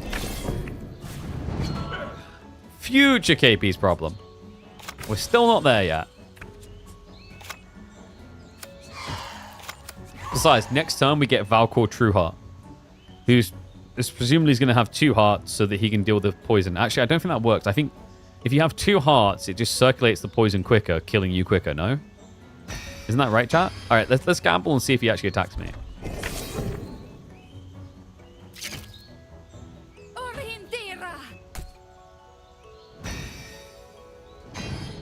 He is attacking me a bit. I don't think poison works on me. I really hope it doesn't. In turn, do they attack the boss automatically? I don't think so. Guys! Oh, he's ready. He's been baking in the kitchen. 15 damage spread. Alright, we're good. We're Gucci. We're Dolce. We're Gabbana. You next, my friend, are Dej. Order and glory. It's not going to save you. Scorch! Use flame here. Valkor can be here too. Flame! It's super effective because we just killed Reddit. Alright, boom. Easy peasy. Have you any tokens to trade? Take a look. It's getting a bit more challenging now. Scorch the dragon gets 2 health for every Scorch dragon card. Whenever a silver fawn is summoned, heal your hero for 2 health. That is very useful for deep runs. Summon silver fawn and... Oh, wait, no, that's not. Wait, crap. No, wrong thing. Oh, silver fawns are not what I'm getting silver fawn and lightbringers mixed up because you have the silver, what they called, silver recruits from Hearthstone. Oh, damn it. I mean, we can still make this right. We can just get a bunch of silver fawns. I mean, we do have some silver fawns, you know?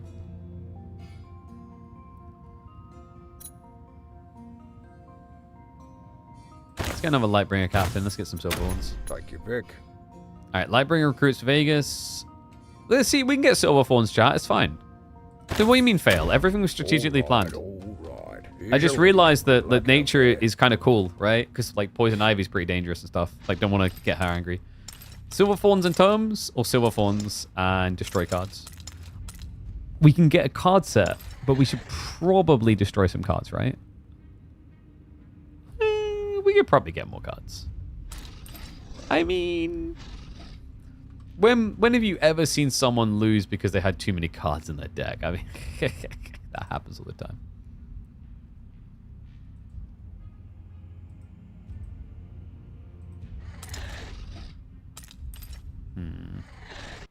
Let's go this. I just want to. I just want the mummy. All right.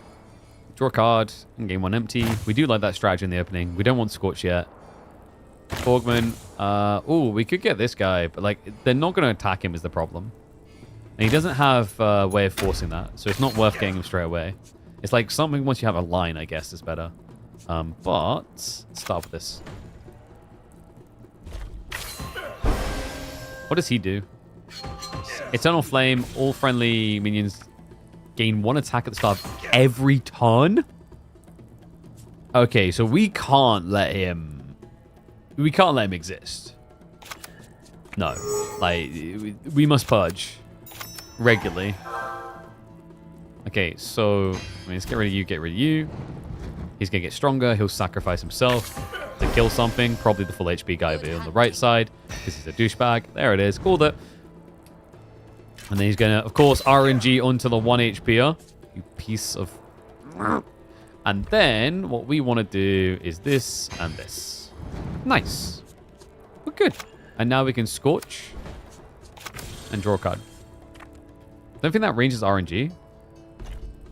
We'll have to buy one and figure it out. I don't think I like your attitude. Talk about a non-believer. Alright. Let's get El Capitan, or shall we get Quartermaster? The War Cry is only triggered when you summon, so you want to do El Capitan and then the War Master afterwards. So, I need to really... I hate this. I'm going to have to sack again, aren't I? If I don't sack, I'm just going to, like, get smashed. See, it says random. You're wrong. I find your lack of faith disturbing. Especially because you're one of my mods. All friendly targets gain +1 attack. We can't kill him though, chat. We can't actually kill him. But I'm gonna do it because like I need a resetter really badly. Like really, really badly. Bastion of light. He's snowballing. Wait, let me math. 23, 32, 39. Crap. It's not enough. Wait, they can't all attack anyway. It doesn't matter. It definitely wouldn't have been enough. Okay, but we can start doing this. And remember, we want this guy to die because then he'll summon Scorch. So this is the counterplay. We get to summon quicker by doing this to him, right? That's pretty smart. That's pretty smart. You got to give it to me. That is pretty smart. Probably didn't need to use the extra buff, to be honest with you. Actually, I did, because otherwise he wouldn't have cleared a card. Yeah. My brain, it works.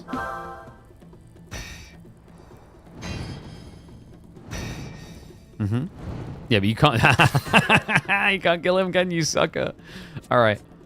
So... Oh, wait. Can he now not attack? Oh, damn, he can't. So he can't if he doesn't have damage. You can't suicide him. Sage. All right, and Scorch isn't going to do much right now. So we'll summon the Silver Thorns. I can sack this guy, which is worth doing. I mean, he's 5 damage. He's going to snowball otherwise. I think we just do this because he'll burn both of them. Or he'll RNG me into hell. Oh, come on. I don't like you very much right now. I need more mother gun. I need more draw power, dude. Draw power. Yes! That's what we needed. Lend me some sugar. I am your neighbor. Come on, shake it. Shake, shake, shake. No, no one. No one a fan. Order and glory. Okay, so we need to get rid of... We should definitely get rid of the totem. That's causing hella problems. And I think we're just going to sack ourselves. Actually, we can survive that. Get rid of him. Like, with this type of deck that he's got, your #1 goal is to just stop him from building a lot of cards out. Which is what he keeps trying to do. Blessed. God damn it, that's annoying. But we love Scorch. However, we don't love him enough to let him exist anymore. So Scorch is going to go bye-bye. F's in chat for Scorch. This is why I'm not allowed pets. And then... I mean, we might as well just... Is that damage? Oh, yeah. So we should take the totem out straight away.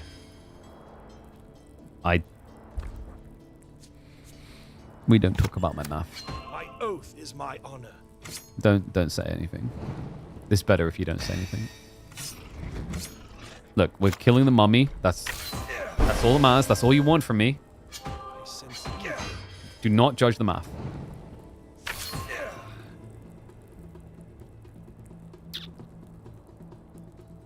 Okay. We can just smash all this, right? Right? Not really. Guys, I feel like I should just be trying to kill him. This guy's only got 1 health. That's fine.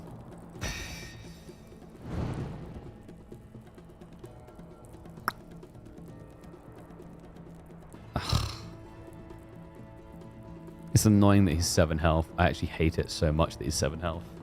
Like, it's tilting me that he's 7 health specifically. Because I'm going to have to sack multiple cards to kill him. And I really should kill him.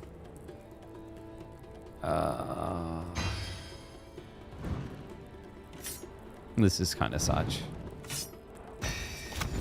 Alright, but we kept him in check, right? Like, what happens when we both run out of cards? I don't think you can. I think you just keep shuffling. Just like Slay the Spire, right? It's never ending, baby. Wait. Dude, why does the Lightbringer... Wait, I thought it was... They increase every turn. So how is he getting that much health on entry? Like, what? Because that's ridiculously stacked. Alright, so what we want to do... We want to get rid of... Let's gamble that we hit the totem. I hate this game. Or rather, this game hates me. But that's a step in the right direction, chat. My oath is my honor. Okay, can we kill him if we get a buff? Some Lightbringer recruit with charge and give it an all subsequents +2. But we need to make room. I swear, Scorcher's Wrath is just a liability. I might destroy that card. Alright, so you vibe. Wait, you're still alive. I guess you vibe. And now we can do this. Because we're going to summon next one anyway. Wahoo! Waha! There we go. Alright, next turn we should be able to kill him. It's been a long, long journey, but I've done it. And after I beat him, I'm going to be giving away a key for the game, which is why everyone needs to spam !giveaway.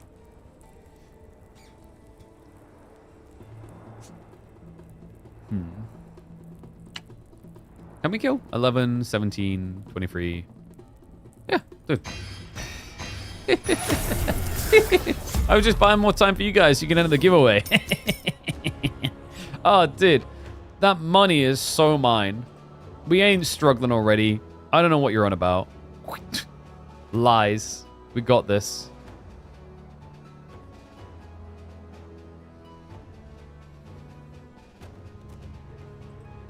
All right.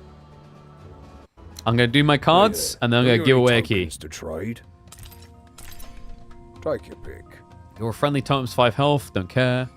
Restore 3 mana. Ooh.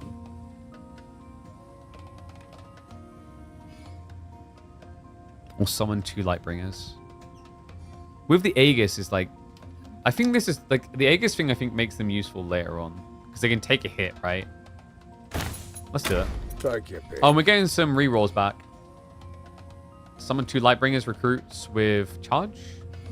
Charge is pretty handy to have. I think we want another Scorch and we want that. Maybe I should be going Arcane Portal though. I don't know. Just back these And up today. Poggers? We can get augmentations. Game 1 empty mana. Get a bunch of Silverthorn stuff.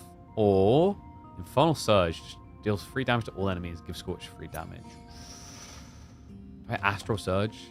I think my issue is getting quality cards at this rate. I'm going to do this, but next time we need to get some quality cards. All right. Alright, guys, ready? Good luck, Al. Giveaway time. Ding, ding, ding, ding, ding, ding, ding.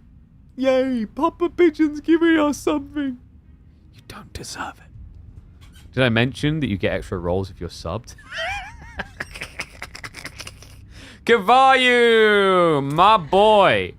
He got himself a key. What up? Rigged? Oh, you're right. It's rigged. We should reroll, right? We should reroll. No, that's only fair that we reroll. After all, it's rigged. You don't want a key, right? Right. All right, Kavayu. I'm feeling generous. I will forgive your heresy.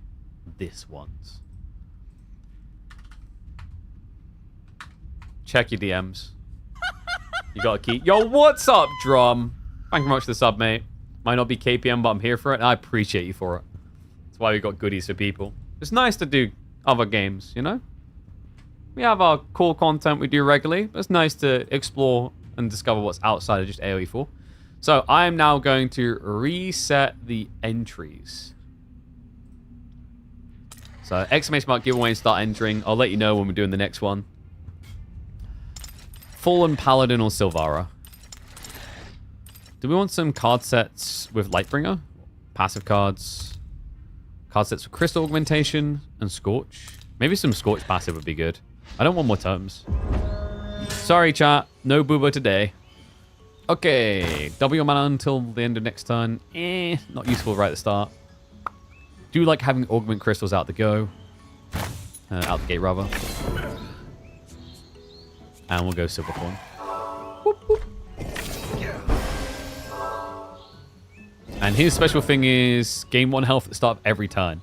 That's actually... Oh, no, dude. It's both gain 1 health and gain 1 attack. I was about to say that's actually less annoying, and yet here we are now. Thanks. All right. My oath is my honor. This is fine, though. I don't think I'm going to use my Augment Crystal this turn. I think I'm just going to wait. So we'll get rid of that and have 1 HP. 1 HP is still good. Order and glory. Arcane enhancement is huge. Just put on something. No, because you don't want to sack it straight away. You want to stack. So like fat. Here's the thing. You've tried to argue about when to use a targeted one enhancement against a guy who used to play pet builds in WoW TCG, where literally my only role as a shaman, was it shaman hunter, was to basically stack one card to 40 plus damage. Trust me, we got this. You've just got to temper yourself, child.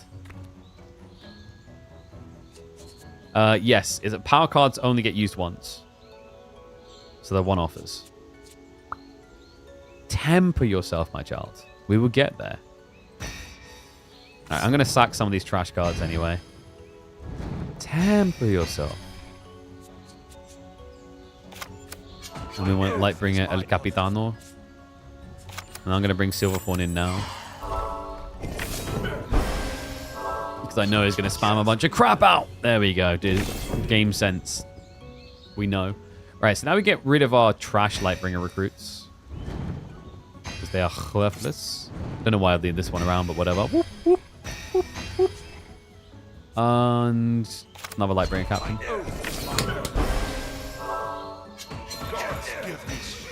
Single player non-halfstone? I mean, it's different. It's a roguelite, right? And the idea is you keep going deeper and deeper. It's like Hearthstone meets Slay the Spire if they had a baby, which is pretty cool.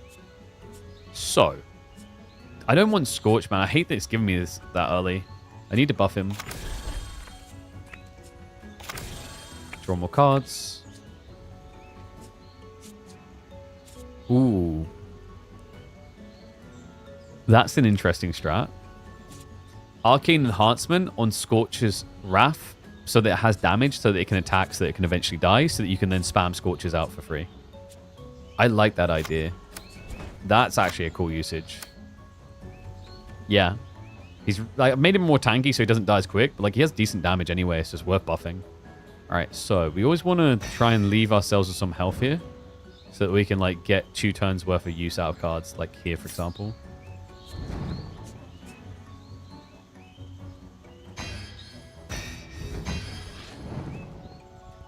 Click that link. Also, exclamation mark Doomspire, be sure to check out the game yourself. It is available now to all. And it is a glorious game. Highly recommend. I'm having fun with it. Takes a while to get deep for sure, but it's pretty cool. Okay, so I can give my Scorch 5 damage now with this, which is good. We also preferably want to... I'm going to have to sack. Let's sack that. I'm just going to get rid of these. And then I'm going to do this anyway. And now... that buffs all of them, right? It does. Pog. All Scorches buffed, man. If he somehow survived long enough, there is a 6 strat here. But he will not live that long. Da, da, da, da.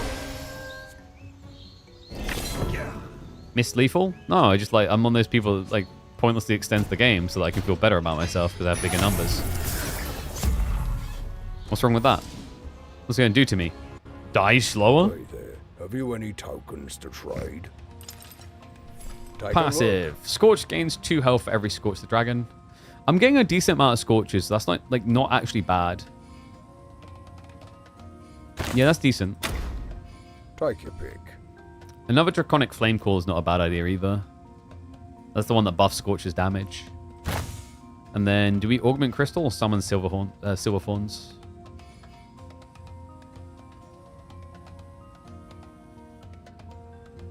Augments are pretty nice.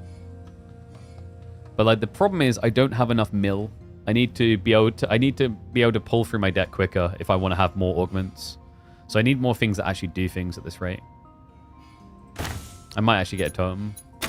Just back these up today. Okay, we can get more Lightbringers. More augments, but this does like draw a card isn't too bad. I need more card draw in general though. I think what I'm gonna do is I'm gonna get more Scorch. It feels like the Lightbringers is like so the Lightbringers is like slowly snowball up, but it feels like that benefits a lot of the bosses we're encountering because they have like added damage per round. So it might be better to have Scorch focused decks moving forward, just so that you giga power certain cards. Draw power cards? Hell yeah. Zul! Zul, Archeon, or Silvara. Well, this has power cards. Crystal Augmentations, I think, has draw cards in it. I think we want to kill Zul! Yeah, chat, we vibe with Zul. And then when we beat him, we can be like, and that's Zul. Folks, I hate myself. Lightbringer recruits to Vegas. Don't want to do that early. Augment. That. That's good. Damn. And I get another Lightbringer captain? Woof. Boys, calm down. There's enough of me to go around. Order and glory. Alright. I don't like plants. The Silver Boys. Oh, he buffs totems, huh? All friendly minions on the field gain +2 in health each time a totem is played. Oh no. And restore 1 hero health for each friendly totem on the field. Oh no. Alright guys, we need the totems gone. I mean, in fairness, we're not that far. We're depth 8 right now. So it's not like our deck is busted as much as we're just not that deep.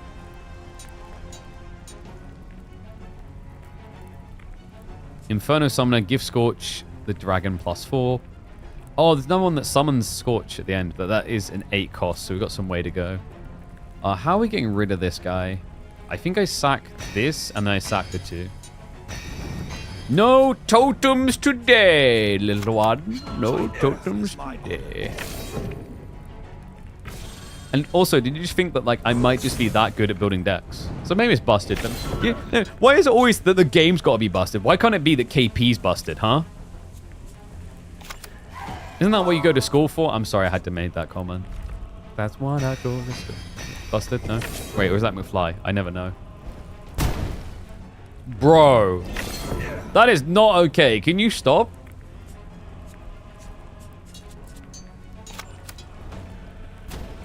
Dude, the ding of like something being blacksmith keeps making me think that my turn is running out. It's really... Like, is anyone else hearing that? Like ding. No! It's fine. We're fine. I can't get Scorch. I still need another turn. But... damage, baby. I am here. Do we just... Doesn't really matter. He's already done his thing. Do your thing. Need more augment? I don't think so. I'm seeing like loads of augments for no use. I need more mill. Like I said this already. Like you need more draw power. Without draw power, it's kind of wow. Do I have fatal? I don't think I do, right? 14, 20. Nah, dude, we're shy. You just get him the next. Oh yeah, I forgot. He's dead next turn. I don't care. I just want to summon stuff. Shiny! Job's done! Orientera! Arriba! Dude, you hit the 1? Get out of here. Get off my screen. Hey there. Have you any tokens to trade? Take your pick. All friendly minions Aegis. Ooh. That is pretty good. All friendly Lightbringers, extra health for 1 turn. I feel like the Phantom Shield's really good because we tend to fill out our deck really fast and then we just like, I don't want to lose this card or this card sort of thing, right? Take your pick. I think we get more Scorches because we had that thing where they get more health, I think it was, per Scorch in the deck. I can't be asked to look for this guy. There's one in here that we have that is like, I think it's the passives, right? Yeah, Scorch gets 2 health for every Scorch in the deck. So adding more Scorches is a good thing. We still need more mill, though, which is a problem. I think I'll get another Warhorse Trainer, though. Take your pick. Summon a Lightbringer Captain? That's not bad. Especially if you get it, like, first turn, right? Or friendly minions gain +1 attack for 1 turn for each mana crystal you have. Yeah, we talked about this one. This one's, like, good for ending the game. All right. Here's your loot. Good I can't remember if we already got one. If we did, we never seem to draw it. Like, there seems to be a lack of drawing cards here. Good news is there's destroy cards on either side coming up. I think we roll Augment and then see if we get it. And chat will be happy to know that Boober is back. There you go, chat. Golf clappers in chat. You got what you wanted. You filthy son of a... All right. Quartermaster this early is greedy. I'm going to have to wait so many turns to use him, right? I think it's better to do like this. Maybe just... I'm going to do double silver form, weirdly enough. Triple silver? You can't make this up. You legit can't. Okay. So she's got the volley of arrows. Elven archers fire 1 additional at a random target. That's not good for me. And she gains 1 extra mana crystal. Bro, I want that. When do I get that? Elven archers gain 2 health each turn and 2 attack at the beginning of each turn. Good lord. Right, well, step 1, that is not existing. All right, that's not allowed. Capitano. And let's get more silver forms out. Oh, no. Oh, I misclicked. I don't like that that's on the same side. I just sacrificed 10 health to get a card. That was really bad.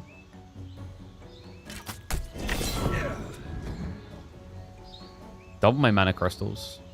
Can you go... Yes, you can exceed the limit. That's really good. Okay, yeah. Nice. We'll add a totem. Bulky boys! And then we need 3 damage, right? So, let's tribute. All right. I mean, she seems easier than the last one, chat. I'm just gonna throw it out there. Order and glory. Yep, still seems easier than the last one. Some silver ones can give a friendly one. Ah, dude, we can't use that right now.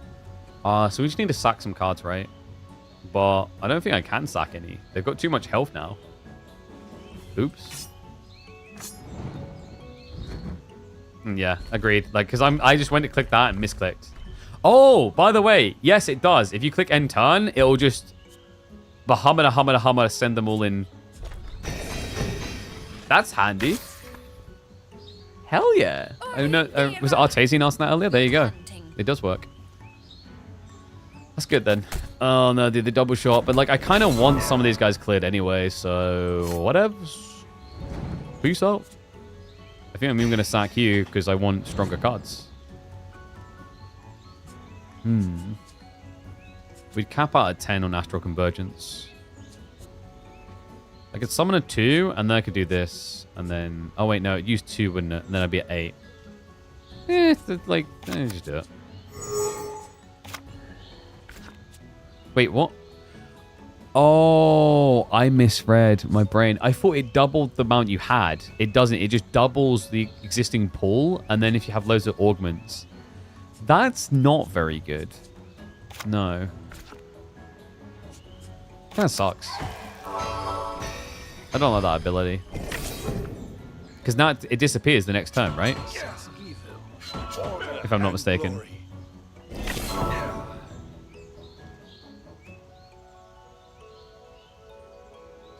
No, it doesn't. Oh, we ain't destroying that card. Now I get it. I thought it was a temporary buff. It's not. It's perma. It's more perma than a ban. Let's go. Okay, that's powerful. Yeah, no. What was that about? Like, get rid of that card? Pfft, rookie. Little did he know.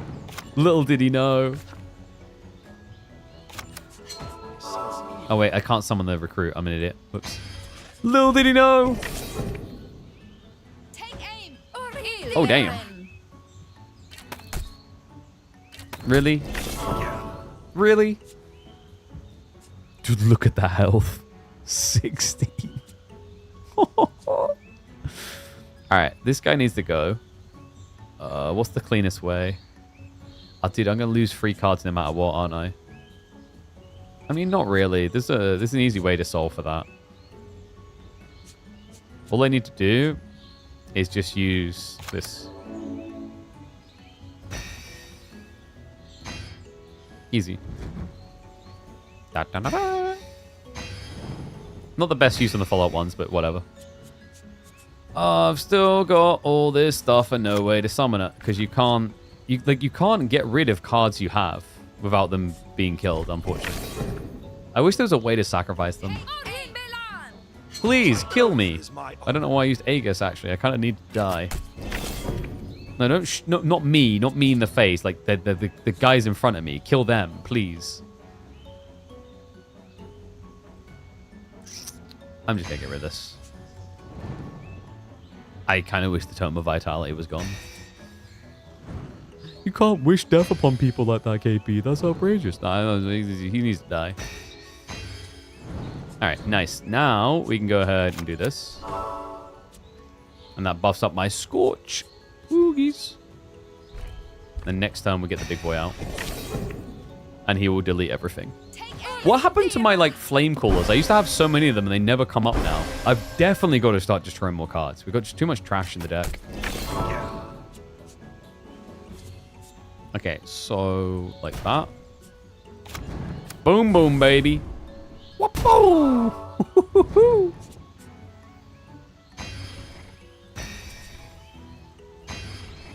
I mean, whatever. We're just going to end you next turn anyway. I feel like you do have a lot of health, right? It does feel like a lot of health, but like the thing is, I don't think this is because I'm pretty sure you can just continue, like you can X and continue. I'm assuming 1 extra mana. Yes. Snowball, baby. Give Scorch +2 attack. Yeah, there's the flame call is the thing I was saying we don't have many of. We need more of. Then maybe more demonic flame callers. We just want to buff Scorch's damage. And now to destroy cards. Reroll. Just give me all the stuff I don't want to destroy. There we go. Get rid of Silverthorn. I think I'll keep Wild Blossom. Yeah, let's destroy one. All right, all right. Here's your loot. Good luck out there. Mana from start of turn or max mana? What, that you double up to? Which one are you talking about? Yeah, I think you can... Oh, you can't... Okay, if you can't leave a run, that's a bit of an oversight. Because I see this as the type of game where you look to set high scores, but you don't do it in one setting, right? If you do it in one sitting, we're now 10 in, and we've been playing it for like... Is it 45 minutes, 50 minutes, something like that? So you take a long time. Because I don't know if there's any... full depth that's been defined, or if you can just keep going. Let's get card sets. More card spam. Well, I'm hoping to get more draw cards, actually. That's what I need. Alright, Lightbringer Captains are pretty nice. Arcane Portal's great. I think we just Arcane Cap... Like, we just Lightbringer Captain. Because remember, we start with 3 now. So yeah, we're off to the races straight away. Da, da, da, da. Okay, so this guy... Damage spells now deal +2 damage. Uh-oh. And when you cast a spell, all friendly minions gain attack. And if he plays a portal card, he gets mana back. Okay, dude, I need his deck. Like, this is... And when he uses spells, he heals. And he draws a card 50% of the time when he uses a spell. Bro. But is there anything else you would like to say in your defense? What? Alright, Lightbringer Captains. We're pretty good. Like, this opening, we're pretty stacked already, which is nice. And here it begins. Let the BS begin. Alright, so we want to get rid of our trash cards. Remember, each time we summon new ones, they'll be stronger. And then, I don't really want to do Scorches, man. I think the Scorches are bad. Do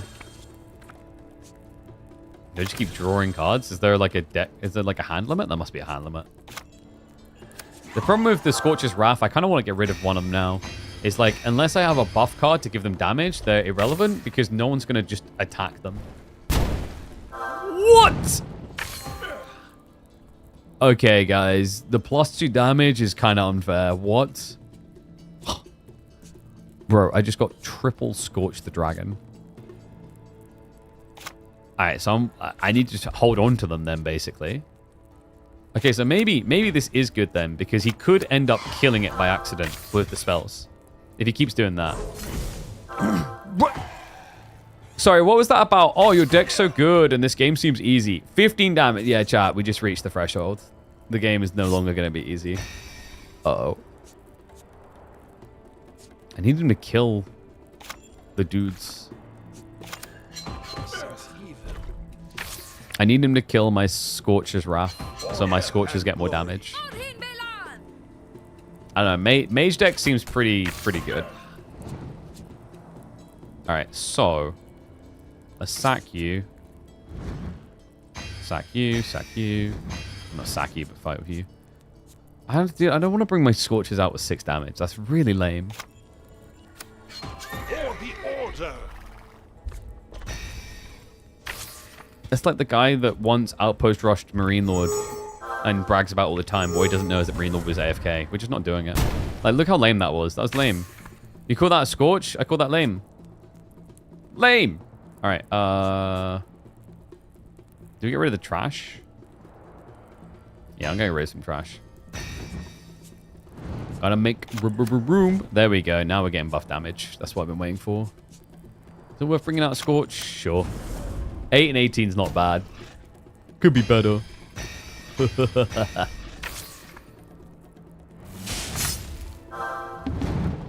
He almost killed it. It's still not dead? Bro, just die. I just want you to die. Why can't you just die? Oh. Whatevs. Hit him in the face. I'll kill the totem next turn.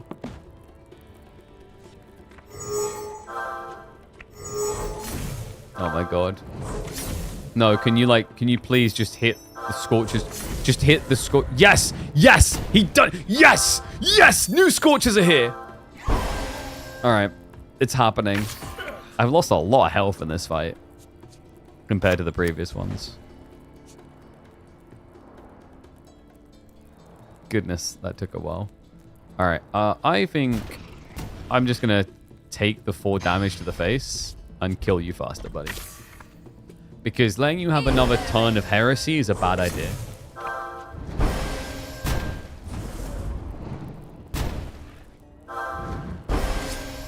Very nice. Oh, we're cooking now. Just summon more of them for the hell of it. 26 and 12. Do it again. Do it again. Do it again. Spit in his face. Dude.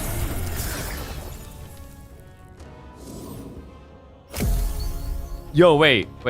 So, oh, that was final boss. Now we are. So you do level up. We've got Elven Archers.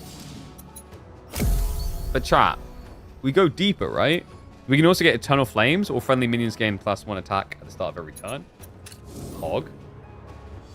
Does your health carry over? If we go deeper, yeah. Next up will be Volley of Arrows. So, yeah. This is how I get all the abilities. Alright, chat, yeah, we just keep going. I mean, you might as well keep going, right? Take your pick. Damn, I think the person who wins this race and gets the 5k is going to be the person who puts the most hours in, though. Because now it's like a case of, like, basically, you have to, like, you want to unlock a lot of things to go deeper, basically. I haven't got the hours to commit to that. I wonder who will win. Probably one of the TCG guys. So, destroy all units from both... Dude, this game has black holes. Or do I go in Arcane Enhancement? Arcane Enhancements could be pretty sick if we just keep stacking. Black Hole. I don't feel like I've had issues controlling the... I feel like black holes would hurt me more. Let's reroll. Reroll. Oh, dude, I should have just went with the enhancement, shouldn't I? Yeah, I've just come back around. Take your pick. Portals! Oh my god, yes. It's been so long. We needed these pulls. I might do Portal while Blossom to get to late game comp Just faster. these up today. More Inferno Summoners? Probably not. Grave Keepers? No. Oh, these all kind of suck. Reroll. It's my final reroll, and I'm crap out of luck, I guess. Tome of Wrath for +2 attack, maybe? Draw a card each time a friendly minion dies while this... Okay, we're actually toteming, guys. Like, our deck has become such a weird Good luck out there. amalgamism of crap. But, like, I mean, I have to. You got to, right? Silvara! She's back! Chat, don't comment on it. I know what you're thinking. You little degens. Whoever it was earlier. Alright, Vitality. We're getting Demonic Flame Calls early, which is good. We don't care about Scorch right now. He'll come to us later. Daddy Scorch always returns to us. It's in the rules. Alright, what's she got? Vengeful Spirit. Whenever a friendly minion dies, deals 1 to... all enemies? Oh, fudge nuggets. Oh, that's going to be annoying. Chat, I'm going to get screwed. I have to kill them. Wait, it hurts me too? Alright, chat, I don't think I should kill them. I think that's just Sudoku, and I'm not about that life.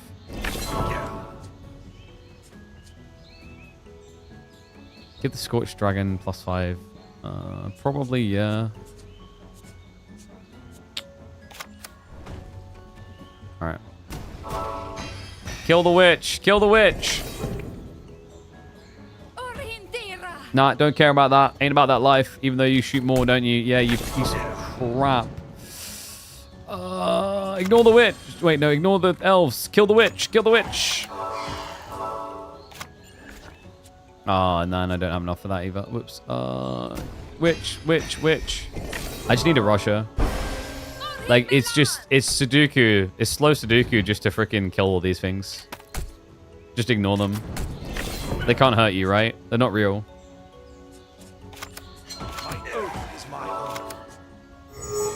More damage, please. And, like, because I have more now, RNG is what you're going to hit. No, don't freeze me, bro. Now they don't attack, I'm guessing.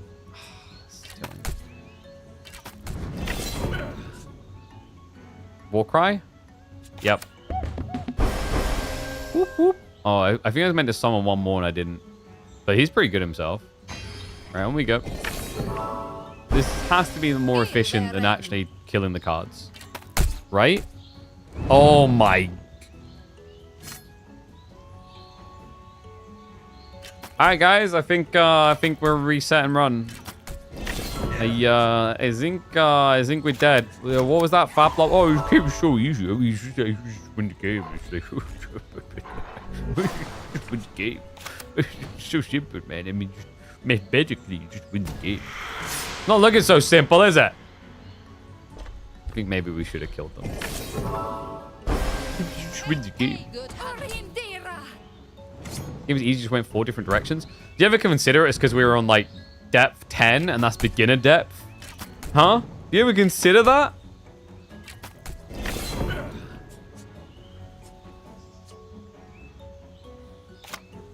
Okay, I'm just like, I'm dead. Like, how do I just...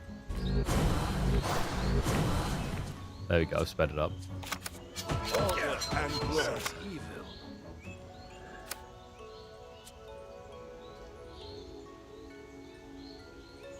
If I survive next turn, I can win. I'm not going to survive next turn.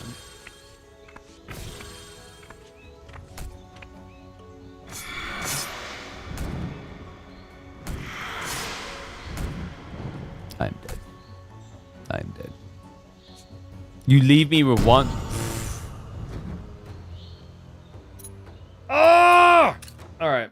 It's fine. Like, we had to unlock new cards to be better, to develop ourselves deeper as a player. It was also Phil's fault. I always knew that I resonated more with Miss Snuggles. Alright, who wants a key? Exclamation mark giveaway! Maybe it'll be that jackass Faplop who's like, oh, it's just so simple, man. Cracking the pipe. I just win.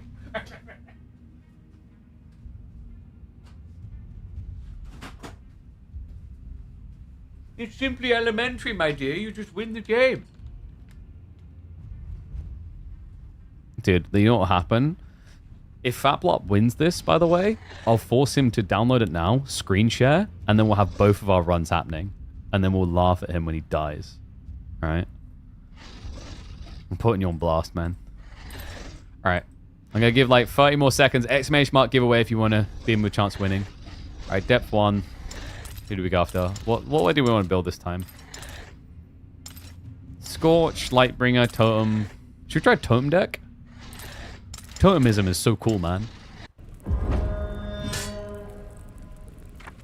Alright. Elven Archers, dude, they cost free. They're not cheap. I don't think I want Scorch at the start. That's Silverthorn, Lightbringer Captain. And dude, I got it anyway. Can't get away from this crap. Alright. Should we roll? Exclamation mark giveaway, last chance. I'm doing it in 3, 2, 1. Guess not a lot of people want a free game. Caladian!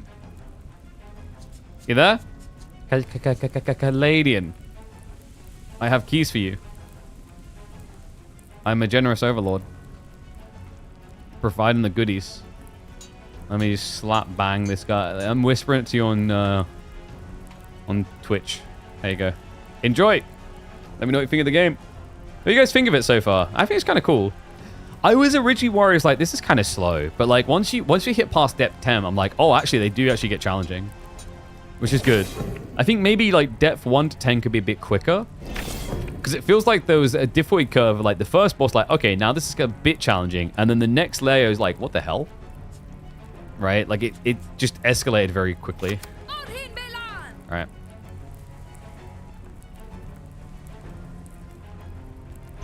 So wait, can it only attack minions? Let's have a look. Nope. There's a strat, I swear. If you buff elven archers, yeah, they're like 100%. Because if you buff the elven archers, that increases the damage they then do. Which is pretty good if you think about it. Let's do that anyway. And then...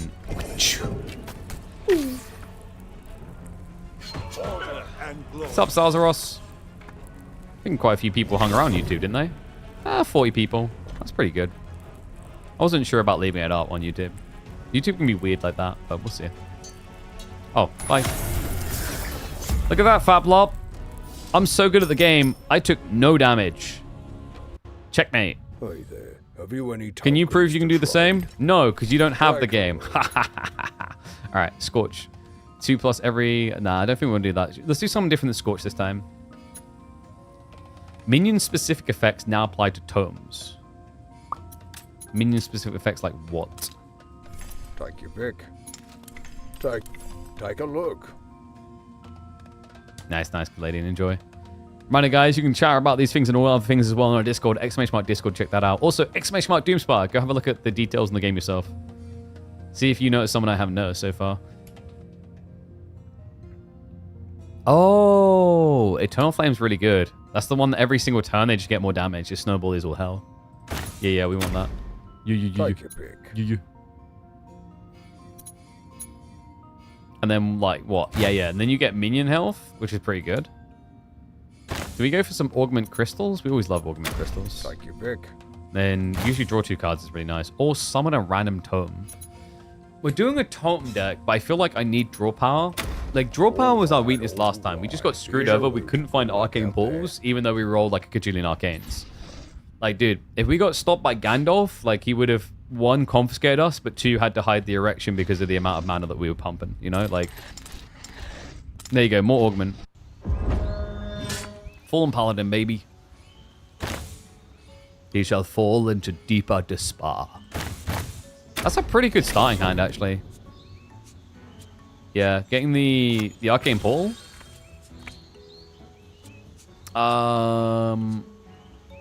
But a little bit sucky now. Because I'm getting nothing worth... Oh, wait, almost. Like, I forgot, like, we're back to starting with 2 mana crystals. I don't know why. My brain was like, we have 3. We don't. Okay, so let's just go with these guys. Oath is my honor. Oh, he can't kill me. But he can deeply hurt me. That hurt me. Okay, I think... Do we just want to more... I think we want to do this first, and then we totem next turn. I'm going to ignore him and just go straight for that. And he's probably going to, like, sack something. Totem build? Hell yeah. Why are you laughing at my totem build, bro? Or Hearthstone elitist. Oh my god, I sure it sucks in this one game. They're different games, alright? My totemism is not your totemism, okay? Can you not, like... Can you not catalog me the same, alright? I'm my own individual person.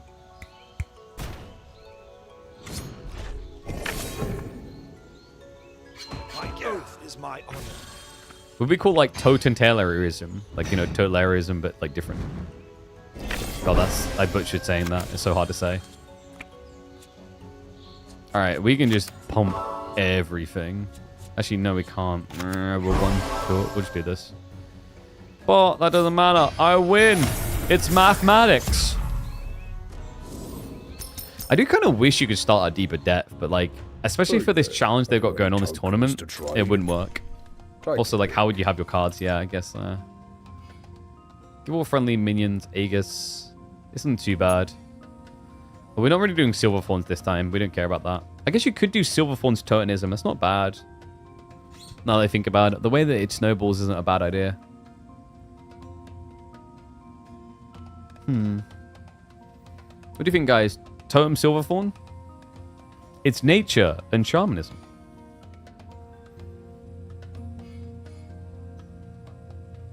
Let's get the 2 Silverthorns. Take your pick. And then I guess we get more Silverthorn cards, more Totemism.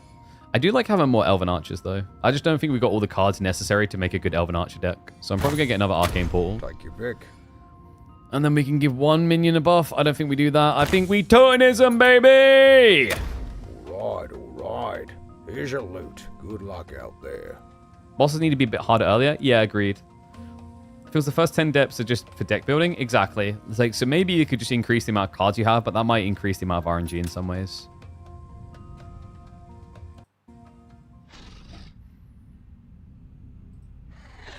Oh, hold on a sec. Getting pinged by some stuff.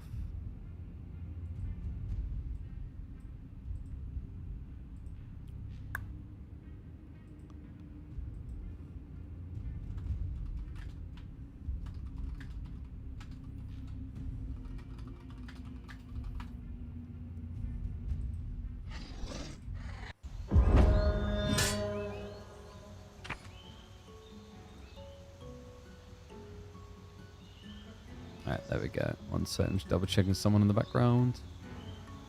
We are good. Do we start with Silverthorn straight away? I mean, it's snowbally. It's not a bad idea. We won't draw cards for sure. I think we do this. That's a pretty sick starting hand, actually. Yeah, so you just do this.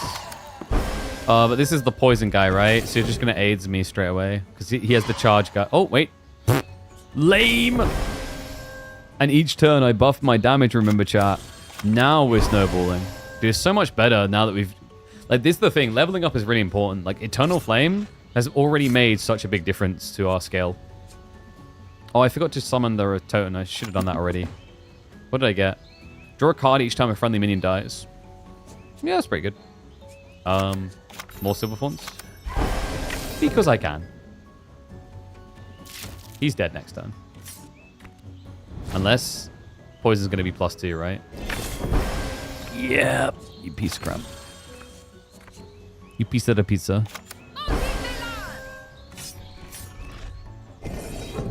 You shall live for 1 more turn. Yeah, I think it's just like, before you have these extra abilities, everything is slow. Like, I already feel like we're so much quicker. Right? Maybe it's part of it was reading early, but I think also part of it's just the new unlocks. Hey there. Have you any tokens to trade? Take a look. Whole cards draw 1 addition. Dude, we got to do that, right? Or all friendly Silverthorns gain +2 attack and health. Those are both really good. Oh yeah, I keep forgetting about the intern. But it's like, it makes me feel empowered, you know? I don't know, man. Like, Silverthorn Growth, Portal Amplification, they're both really strong. Portal Amplification is a lot more efficient, though. Take your pick.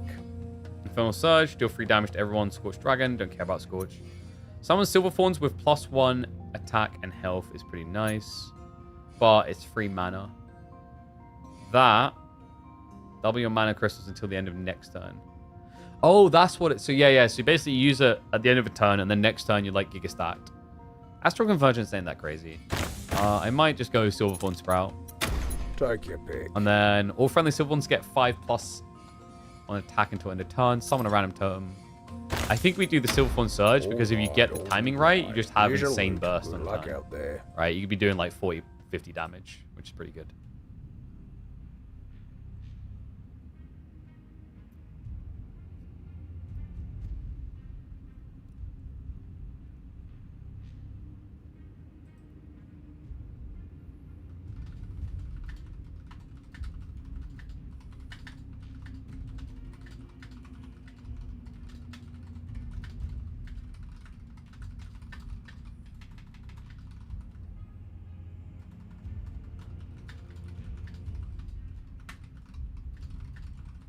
All right, there we go. Scorch for Lightbringers or Silver Thorns. And we get to punch a Scarab. It's like, it's bonuses. Maybe a bit early for... Actually, no, like, getting this spell early is good because it summons. That's feel weird to not have the free Lightbringers like we had before. What's up, Brit Boy? What sport, if any, do you appreciate watching? I don't really watch many sports because I just feel like I don't have time. I have very little time in general spare these days, I feel like. But I think for me, I don't really watch climbing, but I did enjoy watching climbing when I did. Climbing is the obvious one to me because I do climbing. I enjoy climbing. I'm not sure what else. I used to like football when I was younger. I just don't really care for it as much anymore. Like, for me, I watch esports, right? Different esports. That's more compelling.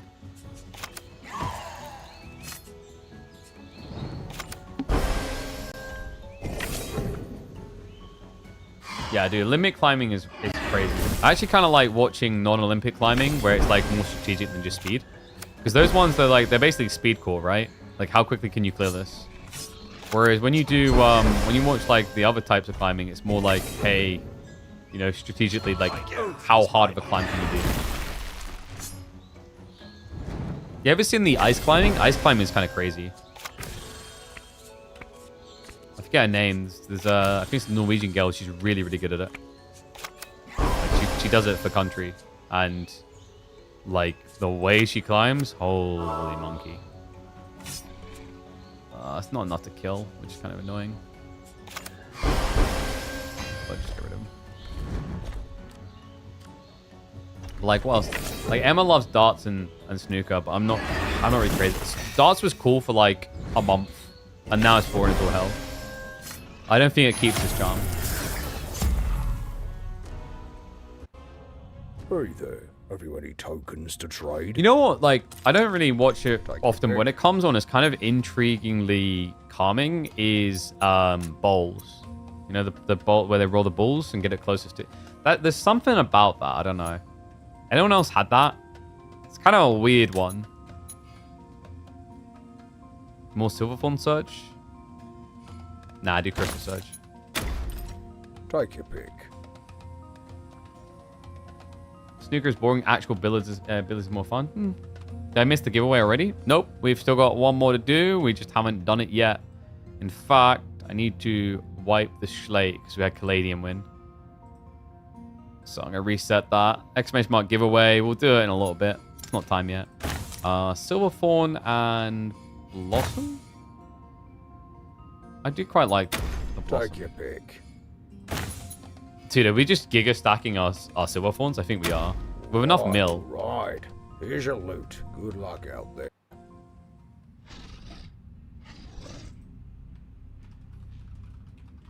There we go. Gotta stick it to theirs, you know. Passive, regular health. Kind of want to go here and get power cards, even though it's Scorch, but I can reroll. It's not guaranteed Scorch, it's just you get 3 options and one of them will be Scorch. So it guarantees Scorch, but it doesn't mean you have to have Scorch, right? Okay, so Crystal Surge early or just wait? I think we just mill. Just mill. This is Poison deck again, though, which is going to be really annoying. I'm going to do this and just stack cards. Because remember, we get 3 now. It's so many cards. I just wish I had the mana. Oh, man. Do we just mill cards again? We actually might. What's the hand limit? We must be at it. And then we can, yeah, then we can augment. And then we can do another Silverthorn. I love how we've just reached the meta of like, of describing the ads. Hey, tell me what ad you're getting. What's it telling you to do? Oh no, oh crap, I ended turn. I clicked back in the game and didn't mean to. I just griefed. Really bad. Oh, dude, that's so bad. What? No freaking way. That's so annoying. Not like this. Let's do terms.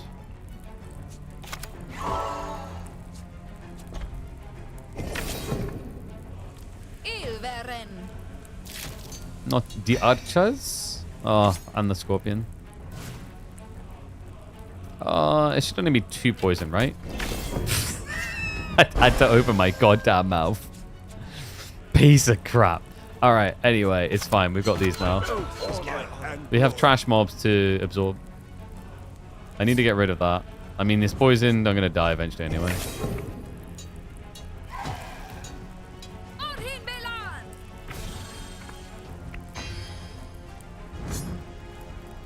I'm having fun with this though. I don't know. This is the vibe, dude.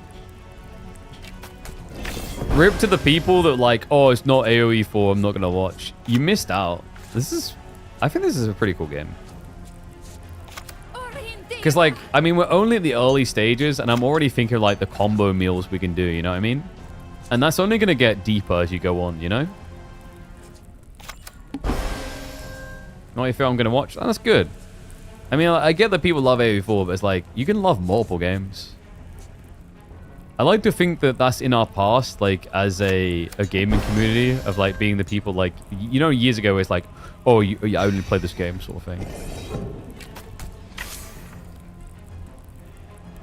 Like, dude, I play multiple MOBAs, now what?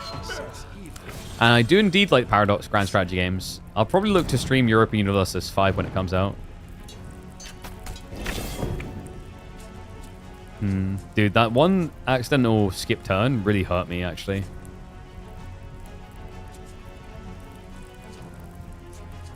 Like, our tempo has been off because of that, for sure.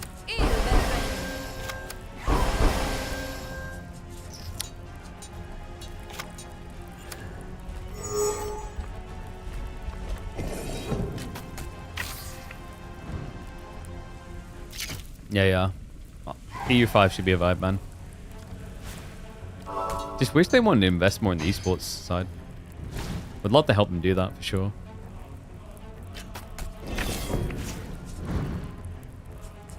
Alright, draw cards time. Nice. I have no minions, but I could buff them to 10 plus damage. Really? Really? I now have minions. But they will not survive till the next turn. Is my honor. Been a good year for games. There's been some good ones, yeah. Me and Emma have been playing Borderlands for off-stream a decent amount. I'm not gonna lie, I'm jelly of like streamers who can just stream whatever. Oh, the dream. Dude, I'm stuck. Because he's gonna keep wiping them. If he keeps wiping them... Oh my god, dude, he has so much AIDS! Borderlands slideshow? Not on my PC. Just get a better PC. Exclamation mark AMD. Dude, I can't get out of this death cycle. My honor. Oh my god, I should have taken the black hole. After not needing the black hole, I should have just taken the black hole. Wait, he's ignored. I'm now the weaker party? Dude, he's scared of Silverthorn. What a pussy. Guys, you ready for this? I don't care. Whatever. I mean, it's like Hearthstone. It's like Hearthstone meets Slay the Spire. So you build a deck as you go deeper and deeper. It's pretty cool. You got 9800 X3D? Nice. Hell yeah. And clearly that was the impression that I left upon you, right? Right. I'm losing so much health. I can't, like, it's ridiculous. That one, when we clicked back in the game, what happened, chat, is when we clicked back in the game, we accidentally clicked end turn on the sword. Oh, good grief.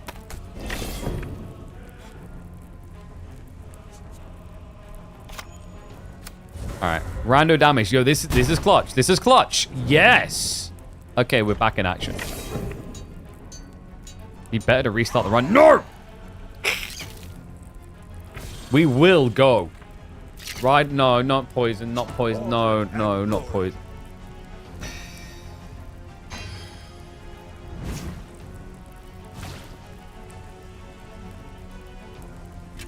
I just need more scorches. That's not a scorch. Is there a way to skip animations? Because I'm getting sick of watching them headbutt me so slowly. Also, why would I want balance? Give me quality native. Yes. There we go. Sick res. I wish there was a little bit of an animation speed up. Because I'm just watching myself get hit in the face on repeat. But they're ignoring the plant again. They're ignoring the plant again. Alright, here we go. Double buff. Ready? Set. Pull. Where's my card? Oh, dude. What? Am I out of cards? I didn't know that was possible. I thought you couldn't run out of cards. I thought you just shuffled your deck.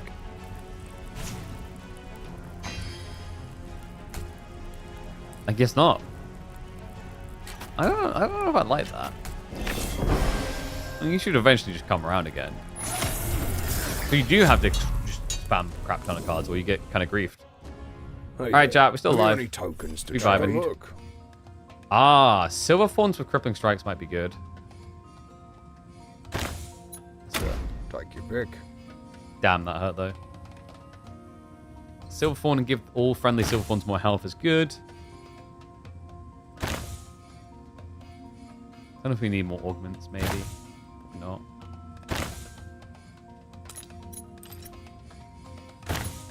Take your pick. What do you mean this ain't gonna be a successful run? This is gonna be the world record setter. How dare you? Where's the faith? Where's the faith, man? There was a time where a man said he's gonna do something and he done it and people believed him. How far the Here's your world loot. has Good luck fallen. there. Shame on you all. Alright, Dryfoot. Dude, I don't want to deal with poison again. Give me Booba. Get me out of here. It's not the place I want to be. Alright. Easy double spawn. Oh. I done that the wrong way around.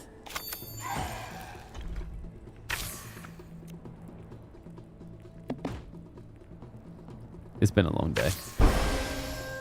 It's clearly been a long day, chat. Don't even think of starting to lol. Don't not like this, me. Oh, that was bad. It's fine though, because life is a vibe, and we are a vibe, and we are Legion.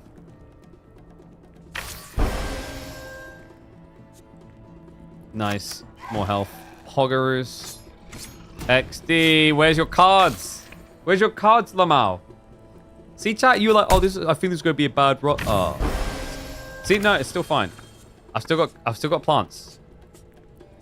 You were like, okay, B, it's stupid to trust the plants. You never trust plants. They always just let you down in life. Right? They always prompt to do something, then the plant just leaves you for a bigger plant, and then it never comes back. Well, guess what?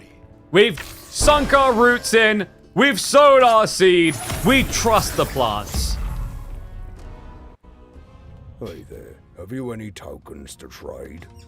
Not leaving me for a ficus today, are you, Marie? Thank you. Wait, what? Roll.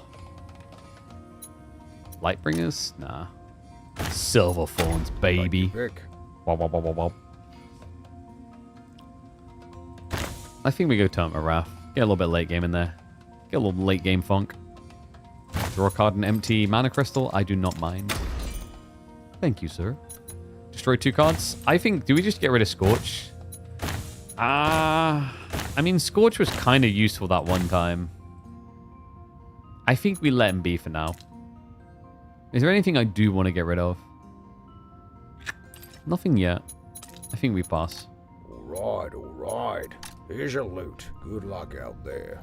Are you excited to continue, or is it getting repetitive? I don't think it's getting repetitive. I think it'd only get repetitive if you keep doing the same build over and over again. But like, because you keep unlocking new stuff when you level up, I don't think that's a problem. I like it. I think I'd spin some of this up off stream. I think the challenge for me is because we do only AV4 content, it's like, do people care when we play someone else? That's the hurdle we talked about getting over. But I could see myself playing more of this game if it wasn't for that on stream. Scorch. And I said we didn't want to destroy more cards yet. It's Fawn Daddy. Mommy? Daddy? Oh my god, dude. It's a parental fight. Someone call the police. You guys seen what we're about to do? I can't believe it. Mamas and dadas are about to fight. Pepe hands. I like watching or always stop I've left out. I appreciate that, Claydie, man. Yeah, it's been a long time, huh? I have been kind of missing Dota, actually, after watching TI.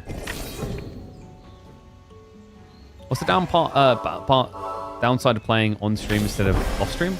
So the issue of playing on stream is the way that you track sponsors. You're essentially judged by... Oh, do I do this? Oh, this. So you're basically judged by your average viewership, right? And if you play... if you play a game on stream, if you play do whatever you do on stream and your numbers go down, it can be harder to attract sponsors, and if not harder, you will get less money from the sponsors you attract, right?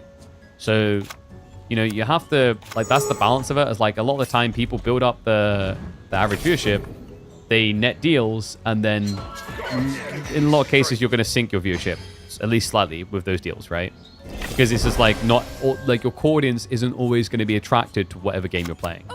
So it's a strategic choice you're making at any given time.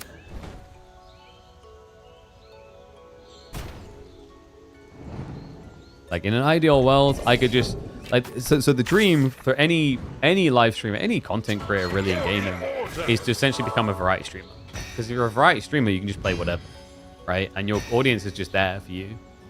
But the challenge we have is there are some of you incredible people who genuinely like the vibes of this community we've built, right? It's not just about AoE 4 for you guys, it's about more than that. And that's really cool.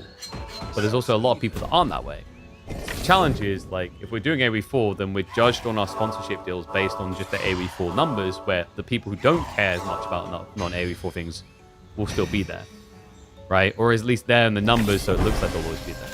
But then once you switch off, you lose those people. You see what I mean? It changes the dynamics a lot. This is a horrible deck, by the way. I need more rolls. This is horrible for me right now. I'm just getting slowed. Not worth making a second Twitch account. You're just starting from complete scratch again, though. Same challenge in a way. If you want to grow, so your challenge really is to direct your content through other means. So... Twitch is a giant bait. We're gonna have to do this. I think I actually might be dead. Twitch is a giant bait. Growing through just Twitch is nigh on impossible. Unless you're part of a clique, a niche, or whatever. So the way that you actually grow... I'm dead. He's probably gonna kill me. The way that you actually grow... Let's just go next run. Is that you want to start building your audiences via TikTok, YouTube, etc. And then you funnel them into Twitch. Twitch is a... Can I die by doing this? Oh, it won't let me. Twitch is by far, the worst platform for growth. Nah, dude, the plants betrayed me. Daddy humbled me. Oh. But we got more XP. Got more XP. So, yeah, the goal, the things that I'm looking to line up, I want us to be able to start doing variety content and figure an angle which we'll push via YouTube. And then we'll go on live streams to get the content for YouTube. Be the goal.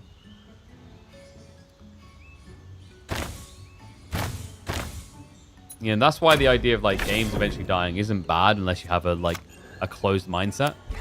It's a lot of streamers end up growing to something new after a game dies because now they absorb into a new audience. I'm not saying AoE 4 is going to die tomorrow, but if it did, there's just someone that's it, it's all over. It's it's not true. You know who's a perfect example of that? Drongo. Where did Drongo come from, chat? Do you remember? There was this game that he used to do a long time ago. And then he just stopped it. He often gets asked when he's going to do it again. So that's a perfect example of what I just described. Is that he used to be the AoE free guy. And then he shifted over and grew to a bigger audience. Left it behind. YouTube does pretty good revenue if you can direct your audience there. Yes. So viewership-wise, if I had the same viewership on YouTube as I do on Twitch, I'd probably generate more ad rev money by far.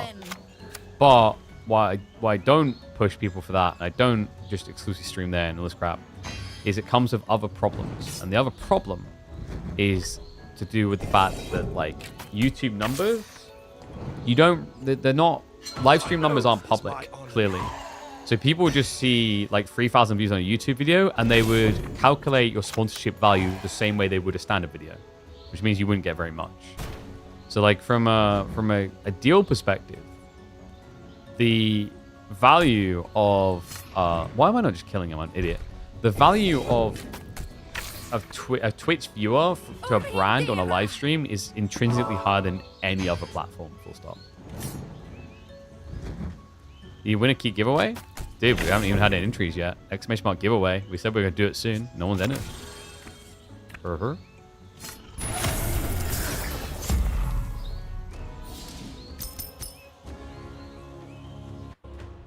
Hey there. Have you any tokens to trade? Yeah. Like, I think one of the big challenges we have, like I said, is like a lot of the people who watch AV4 aren't necessarily attached to the community or the creator. I think a lot of them are actually attached to the game, and it doesn't ripple over. Like, you're going to see certain creators have this challenge where, like, when they're not number one, what happens? Right? I had an interesting email through on this where, like, it's a challenge for me because I'm not a pro and I'm not seen as like that voice for that reason, right? People don't watch me because I'm great at the game. It's like my content very much focuses on harnessing the power of those players that are good, right?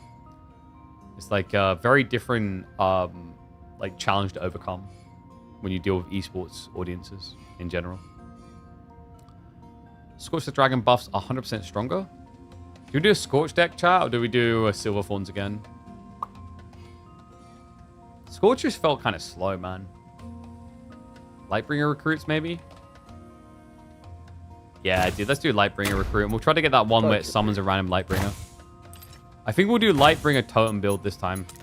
I don't want to go straight Totem Shamans, though, or do I? Oh, I'm going to reroll. Arcane Portal's good. Still a 7 crystal Totem. It's really high. I don't like that I've done that. Whatevs. All right. Here's your loot. Good luck out there. You even see a large content creator comment how if he doesn't play 2 main games, he loses a third of his... Yeah, exactly. But, like, the thing is, like, if you're 4,000 CCV and you lose a third of your viewership, you're still, like, 2,500 CCV. And if you have a core audience that you're then able to slowly build across multiple games because you're a variety, like, it's all about how you funnel your content, right? So I really want us to try and find a day where, for example, a day in the week where we review new games. New game releases, always. It's always been something I felt I'd be good at, right? And that's great, because then, like, you know, people are going to come by and they're like, oh, wow, yeah, new games being checked out regularly. And that's a great way to build an audience outside of the game. So, like, you know, you have people like Spiff and Brit, for example. Spiff and Brit can go play whatever because the game isn't his content arc. The game is the median, it's the conduit for his content arc. His content arc, for people who don't know who Spiff and Brit is, his whole thing is he will break games. That's basically what he lives to do. It's like, he has the insert game name is a totally balanced game. And that's the whole gist of it. So for him, he can just go play whatever because it's not this game or that game that people tune in to watch him for. It's how is he breaking this game today?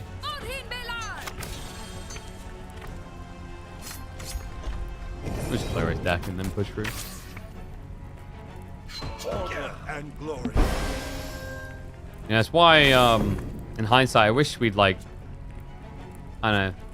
The problem is, like, I mean, YouTube editor is really good, but he obviously he hasn't got the time to sit and watch streams all the time. I almost, like, need a secondary editor that's there that clips and ships all these moments. Like, when we talk about game development and we talk about the business behind the scenes and all those sort of things. Those are farmable moments, right? Like, on YouTube and everywhere. Like, people will gobble up that content. But the challenge is we need, oh crap, that was stupid.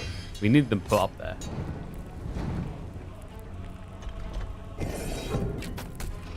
So I need to figure that out. It's almost like, that's why I've said to you guys, like, clipping is a huge thing. Like, if you want to talk about, we're talking about, like, you can't really grow on Twitch.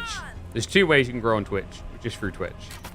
And they're not even, like, actually, one of them's not even just through Twitch. So So one is being part of cliques. If you're part of a certain friend group or whatever, and you get raided and hosted, and you're part of their communities, then like you will get recognition. The other way is that, like, once again, it's not even just on that platform; it's off the platform as well. The other way is that you. Why don't I just kill him? I'm being an idiot. The other way is that you get known off of live stream fails, basically, which is Reddit. But that's still outside sources, right? So, like, yeah. That's why when I hear someone say, I just want to stream on Twitch and get big, I, like, advise against it. Because you need a very clear plan, or you're just rolling dice trying to figure it out. Hey there. Have you any And even if you tokens figure it to out, trade? like, you probably still have big problems you haven't solved. So do you want to draw more cards? We always like drawing more cards, don't we? Vic. Draconic cultists. Oh, we don't care about those. Maybe more totems? I don't know. I don't like this like totem spam. The problem is like I feel like I wish there was someone to unlock more slots on your deck side. You kind of reach a point where the totems are griefing because you can't get your units out instead. And we said we wanted to do, was it Silverthorn totems? I'm wondering if that's a good idea actually.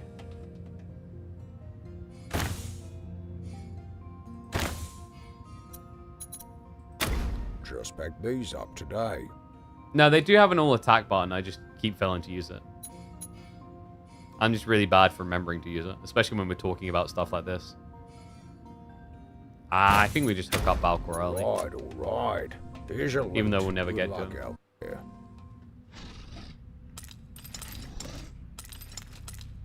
Totem power, Elven Archer card. Let's go. Okay, we want these. Yes, Silverthorns, fast and early Pahalis. That early sounds good to me.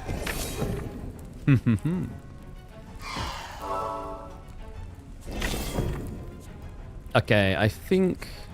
Do we just totem buff? It doesn't really matter. I think it's just better to get... Yeah, just do that. That's much better.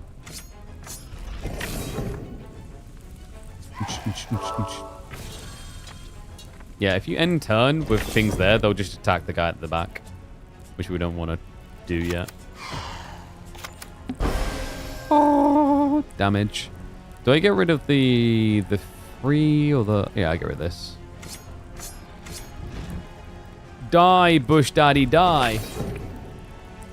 Make videos from the country seems good for me to... Yeah, like, I mean, the problem is if you don't do that regularly, right, is like, that's the challenge to kind of figure out. But like, we did do that, right? We done our video of going to Germany, which I don't think done that well on either channel, because we posted it on two. But like, I'm going to be so one thing I'm working on is a bouldering series. But you won't necessarily see me advertise it on here. The reason is like, especially for YouTube, like doing that type of thing is like, it's not good because what happens is your original audience goes and watches and then realizes they don't like the content and then they kill the video unintentionally. So like, that's why Drongo didn't tell any of you about his Civilization channel. That was intentional. Oh, yeah, we want Lightbringer favors. That's the thing we needed.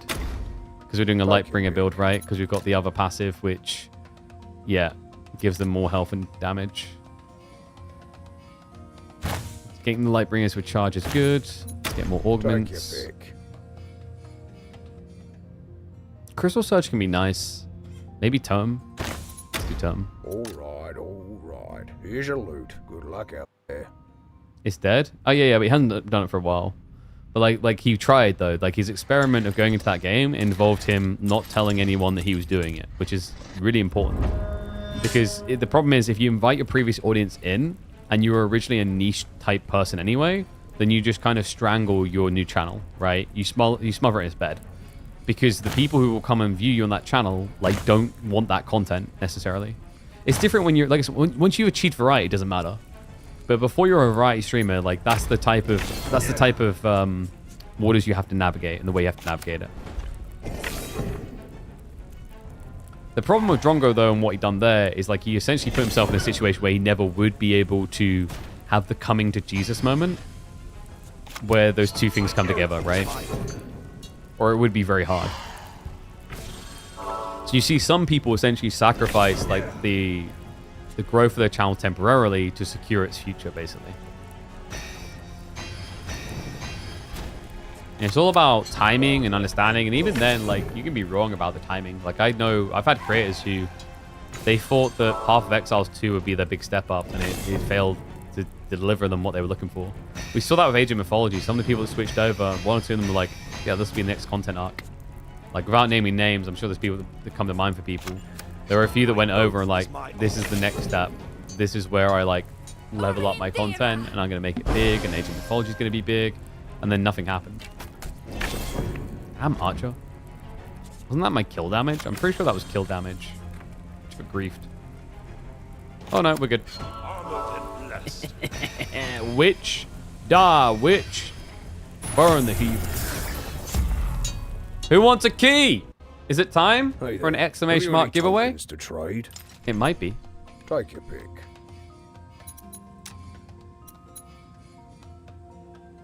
Tomes, tomes, tomes. Lightbringers with Aegis might be a good idea. Take your pick. And then Warhorse trainers again. Empty crystals to get to them faster. Let's restore some and claim some. Right, all right. Alright guys, I'm going to be rolling in a sec. So get ready for the giveaway. Power cards maybe. Or tomes. And health. Now we'll get here. Alright. I am going to roll it in a sec. There's only 4 people. Is that how few people want to get their hands on a free game? That's shocking. I'm rolling in 5, 4, 3, 2, 1. Oh wow, Fatplop got in there. Let's watch him lose again. I'm sorry, Fatplop, he actually did. Artesian, congratulations, my friend. My friend. My friend. Let me go ahead and send you across a key.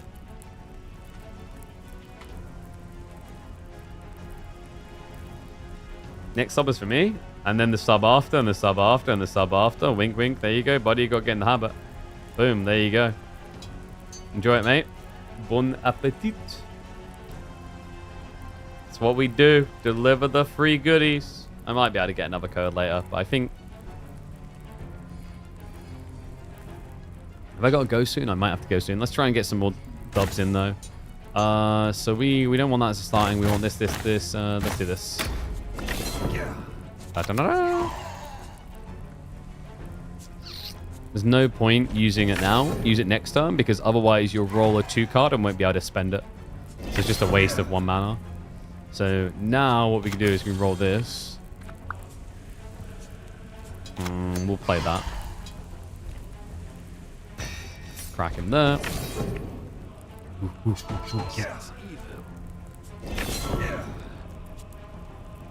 What we got?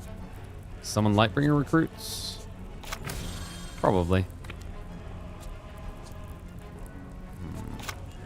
I need to start losing some cardios, though. Yeah, I'm just going to sack them because I'm about to get better. Good hunting. Oh, no. It's goddamn point ears. It's always the point ears. I'm going to sack you. So now...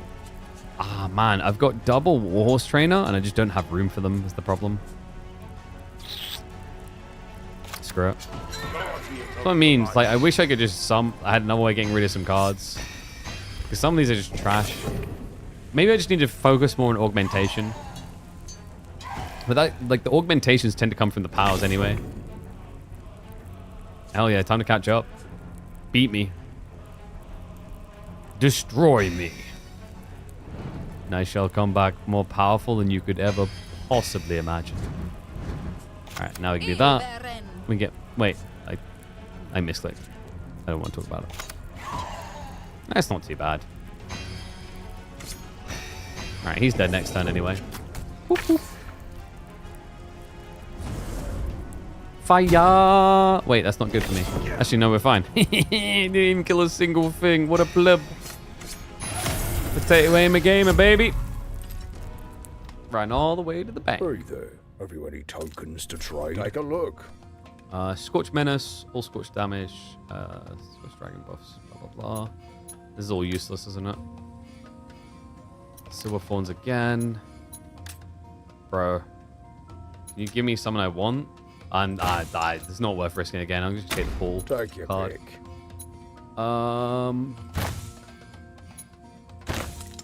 Guess that. Take your pick. It's not great. Roll. Someone light. Ah, there we go. Lightbringer Captain's pretty good, actually. All right, all right. Kinda what we Here's your need. loot. Good luck out there.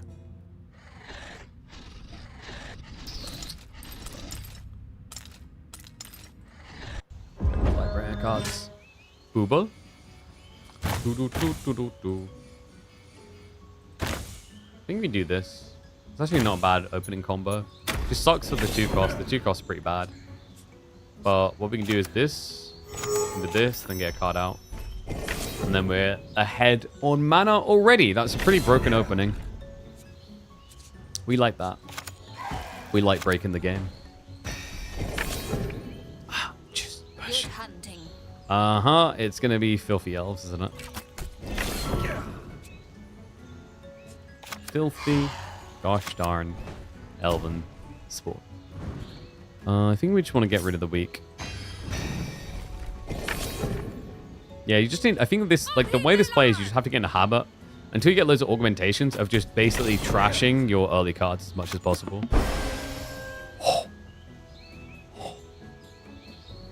Yes. That was the ideal totem to get. That's the 7 coster. Not bad. Honor and glory. Okay, I think we just do this. And then win next time. See, we're speeding up.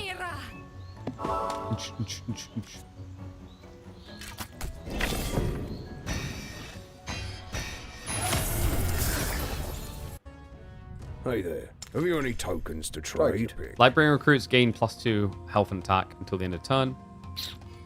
Not bad. I think we take that. Take your pick. And then Valkor. I think we have a Valkor already, don't we? Yes, we do. Don't think you want double 9 cost when you don't have enough in play this early on. We've got a lot of Silver Thorns. Not bad to have that many Silver Thorns, really. Maybe the Totem of Plenty is pretty cool for draw power. And then you get rid of Totem of Strength. It's only +1. I'm not crazy about it. There we go. All right. Here's your loot. I don't like that you eventually run out of cards, though. The Slayer's Spire just rotates you through. Card sets? Let's get card sets. More card spam. Da, da, da, da. Lightbringer Recruit's buff is not that useful this early on. But the draw card when the friendly unit dies most definitely is. And we're going to need a lot of draw power here because we're kind of getting griefed. And we got the Lightbringer rally anyway, of course. I'm just going to do this for my first turn. Nice, we got the captain. This early, that's pretty good. Yeah, instant captain. What holiday are we going on? We're going to Greece to Zakynthos. We leave on Tuesday. So remember, El Capitano gives us the +1 health. And then we just get another El Capitano. Is my honor. El Capitano. Mamma mia. The pizza de pizza. No!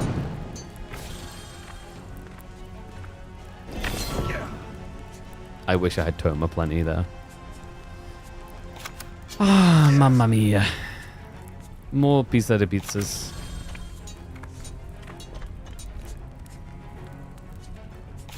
Let's start getting some plant. And yes, KPMM will be taking a break until we return. So I'll be back on the 30th. So aim is to have a stream the 1st. There is possibly something that could clash with that, but I'll keep people updated if that happens. I'm not sure if that's going to be the case yet. The undead.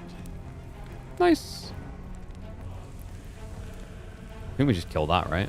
Doink. That brings you guys down. Just want to get rid of my trash. And then I've got 3 Lightbringer recruits that have been buffed. I've got another +2 here. I can do a lot of damage in the next turn. I could have done a lot of damage. You piece of sh... Can't believe that. Had to open my mouth. Had to say words. God damn it. I think I want to keep these guys alive. Honor and glory.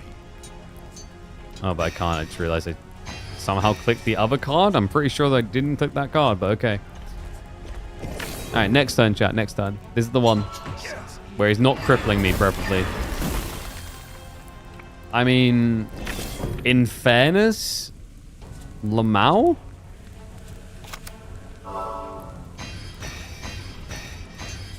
It's not an insta, but we take it. Whoop, whoop. Please don't freeze.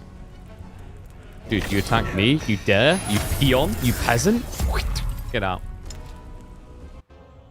Hey there. Have you any tokens to trade? Gain 1 extra mana crystal. We do like that. 1 hero heal for each friendly totem on the field at the beginning of each turn is tempting, but we haven't really stacked full totems. We have like semi-totems, you know? Just back these up Augment today. crystals. We need more damage. Are we leaning Silverthorn now? We're kind of stuck to do so. All right, all right. Yeah, Here's a loot. deck's getting a Look little out bit messy there. now.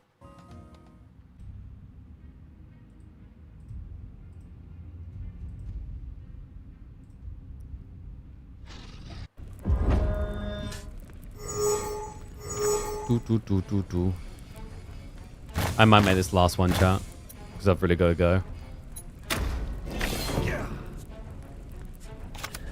My oath is my honor. Nice.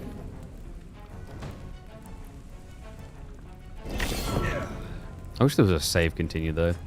It's unfortunate there isn't. Sense evil. Give me the recruit buff damage now. No! Why do they always have that when they need it? I feel like they always have that exactly when they're up Craps Creek without the paddle, you know? Like, dude, it's like I'm dealing with plot armor. I'm dealing with goddamn plot armor in my card game.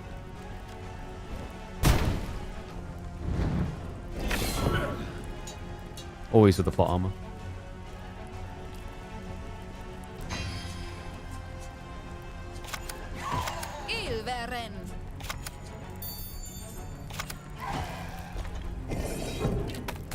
Alright, there we go. A lot of boyos out. Oh my. I might have a problem. I feel like I have a problem. I can kill him. It's just really expensive. I didn't feel good. You watch, dude. He'll have another Scorch, and I'm just going to ult F4. Ah, dude. Just ignore him. He can't hurt you if you don't acknowledge him. I think that's how it works. The problem is he has 2 health, so like he's going to acknowledge me. Yep. Yarp. Dude, now I get the augments. I'm being griefed. My deck is griefing. No! We're so dead. In fairness, we said we were in a rush, so I guess this solves that. I just like, dude, I've got too many of these augments, I think. Never feel like I have enough draw. There must be more cards down the line that gives you better draw power. I mean, we did have that totem thing for like when your cards die, but like it's just not coming out. This just feels like a very slow death. Yeah, you'll get more card variety, for sure. It's just you die in the meantime like this. 21 damage. Alright, chat, I'm gonna end it there. Like, we're definitely dying there, man. I've got, like, no mill out, and I've also got to get to a call, which I really need to attend, because, like, I'm Oh, you can. It actually said I can resume. So there is a resume. That's sick. So I'll continue that off stream. But guys, sorry, I've got a call to get to. I didn't think I was going to have that much fun and we just kept going. But guys, that's going to be it. Thank you very much for watching. Reminder, this is the final stream for September. I will be back start of October when Midweek Muster continues. We're even getting a new sponsor for the channel, which is really cool. I'm excited about that. It's a familiar face. They believe in you guys. They're coming back. They'll be sponsoring us throughout all of 2025 now. But thank you very much. You have a good September. And I'll be back nice and refreshed. Hopefully with a clear mind, ready to get back into work and panicking about how much there is. I'll see you all soon. Bye.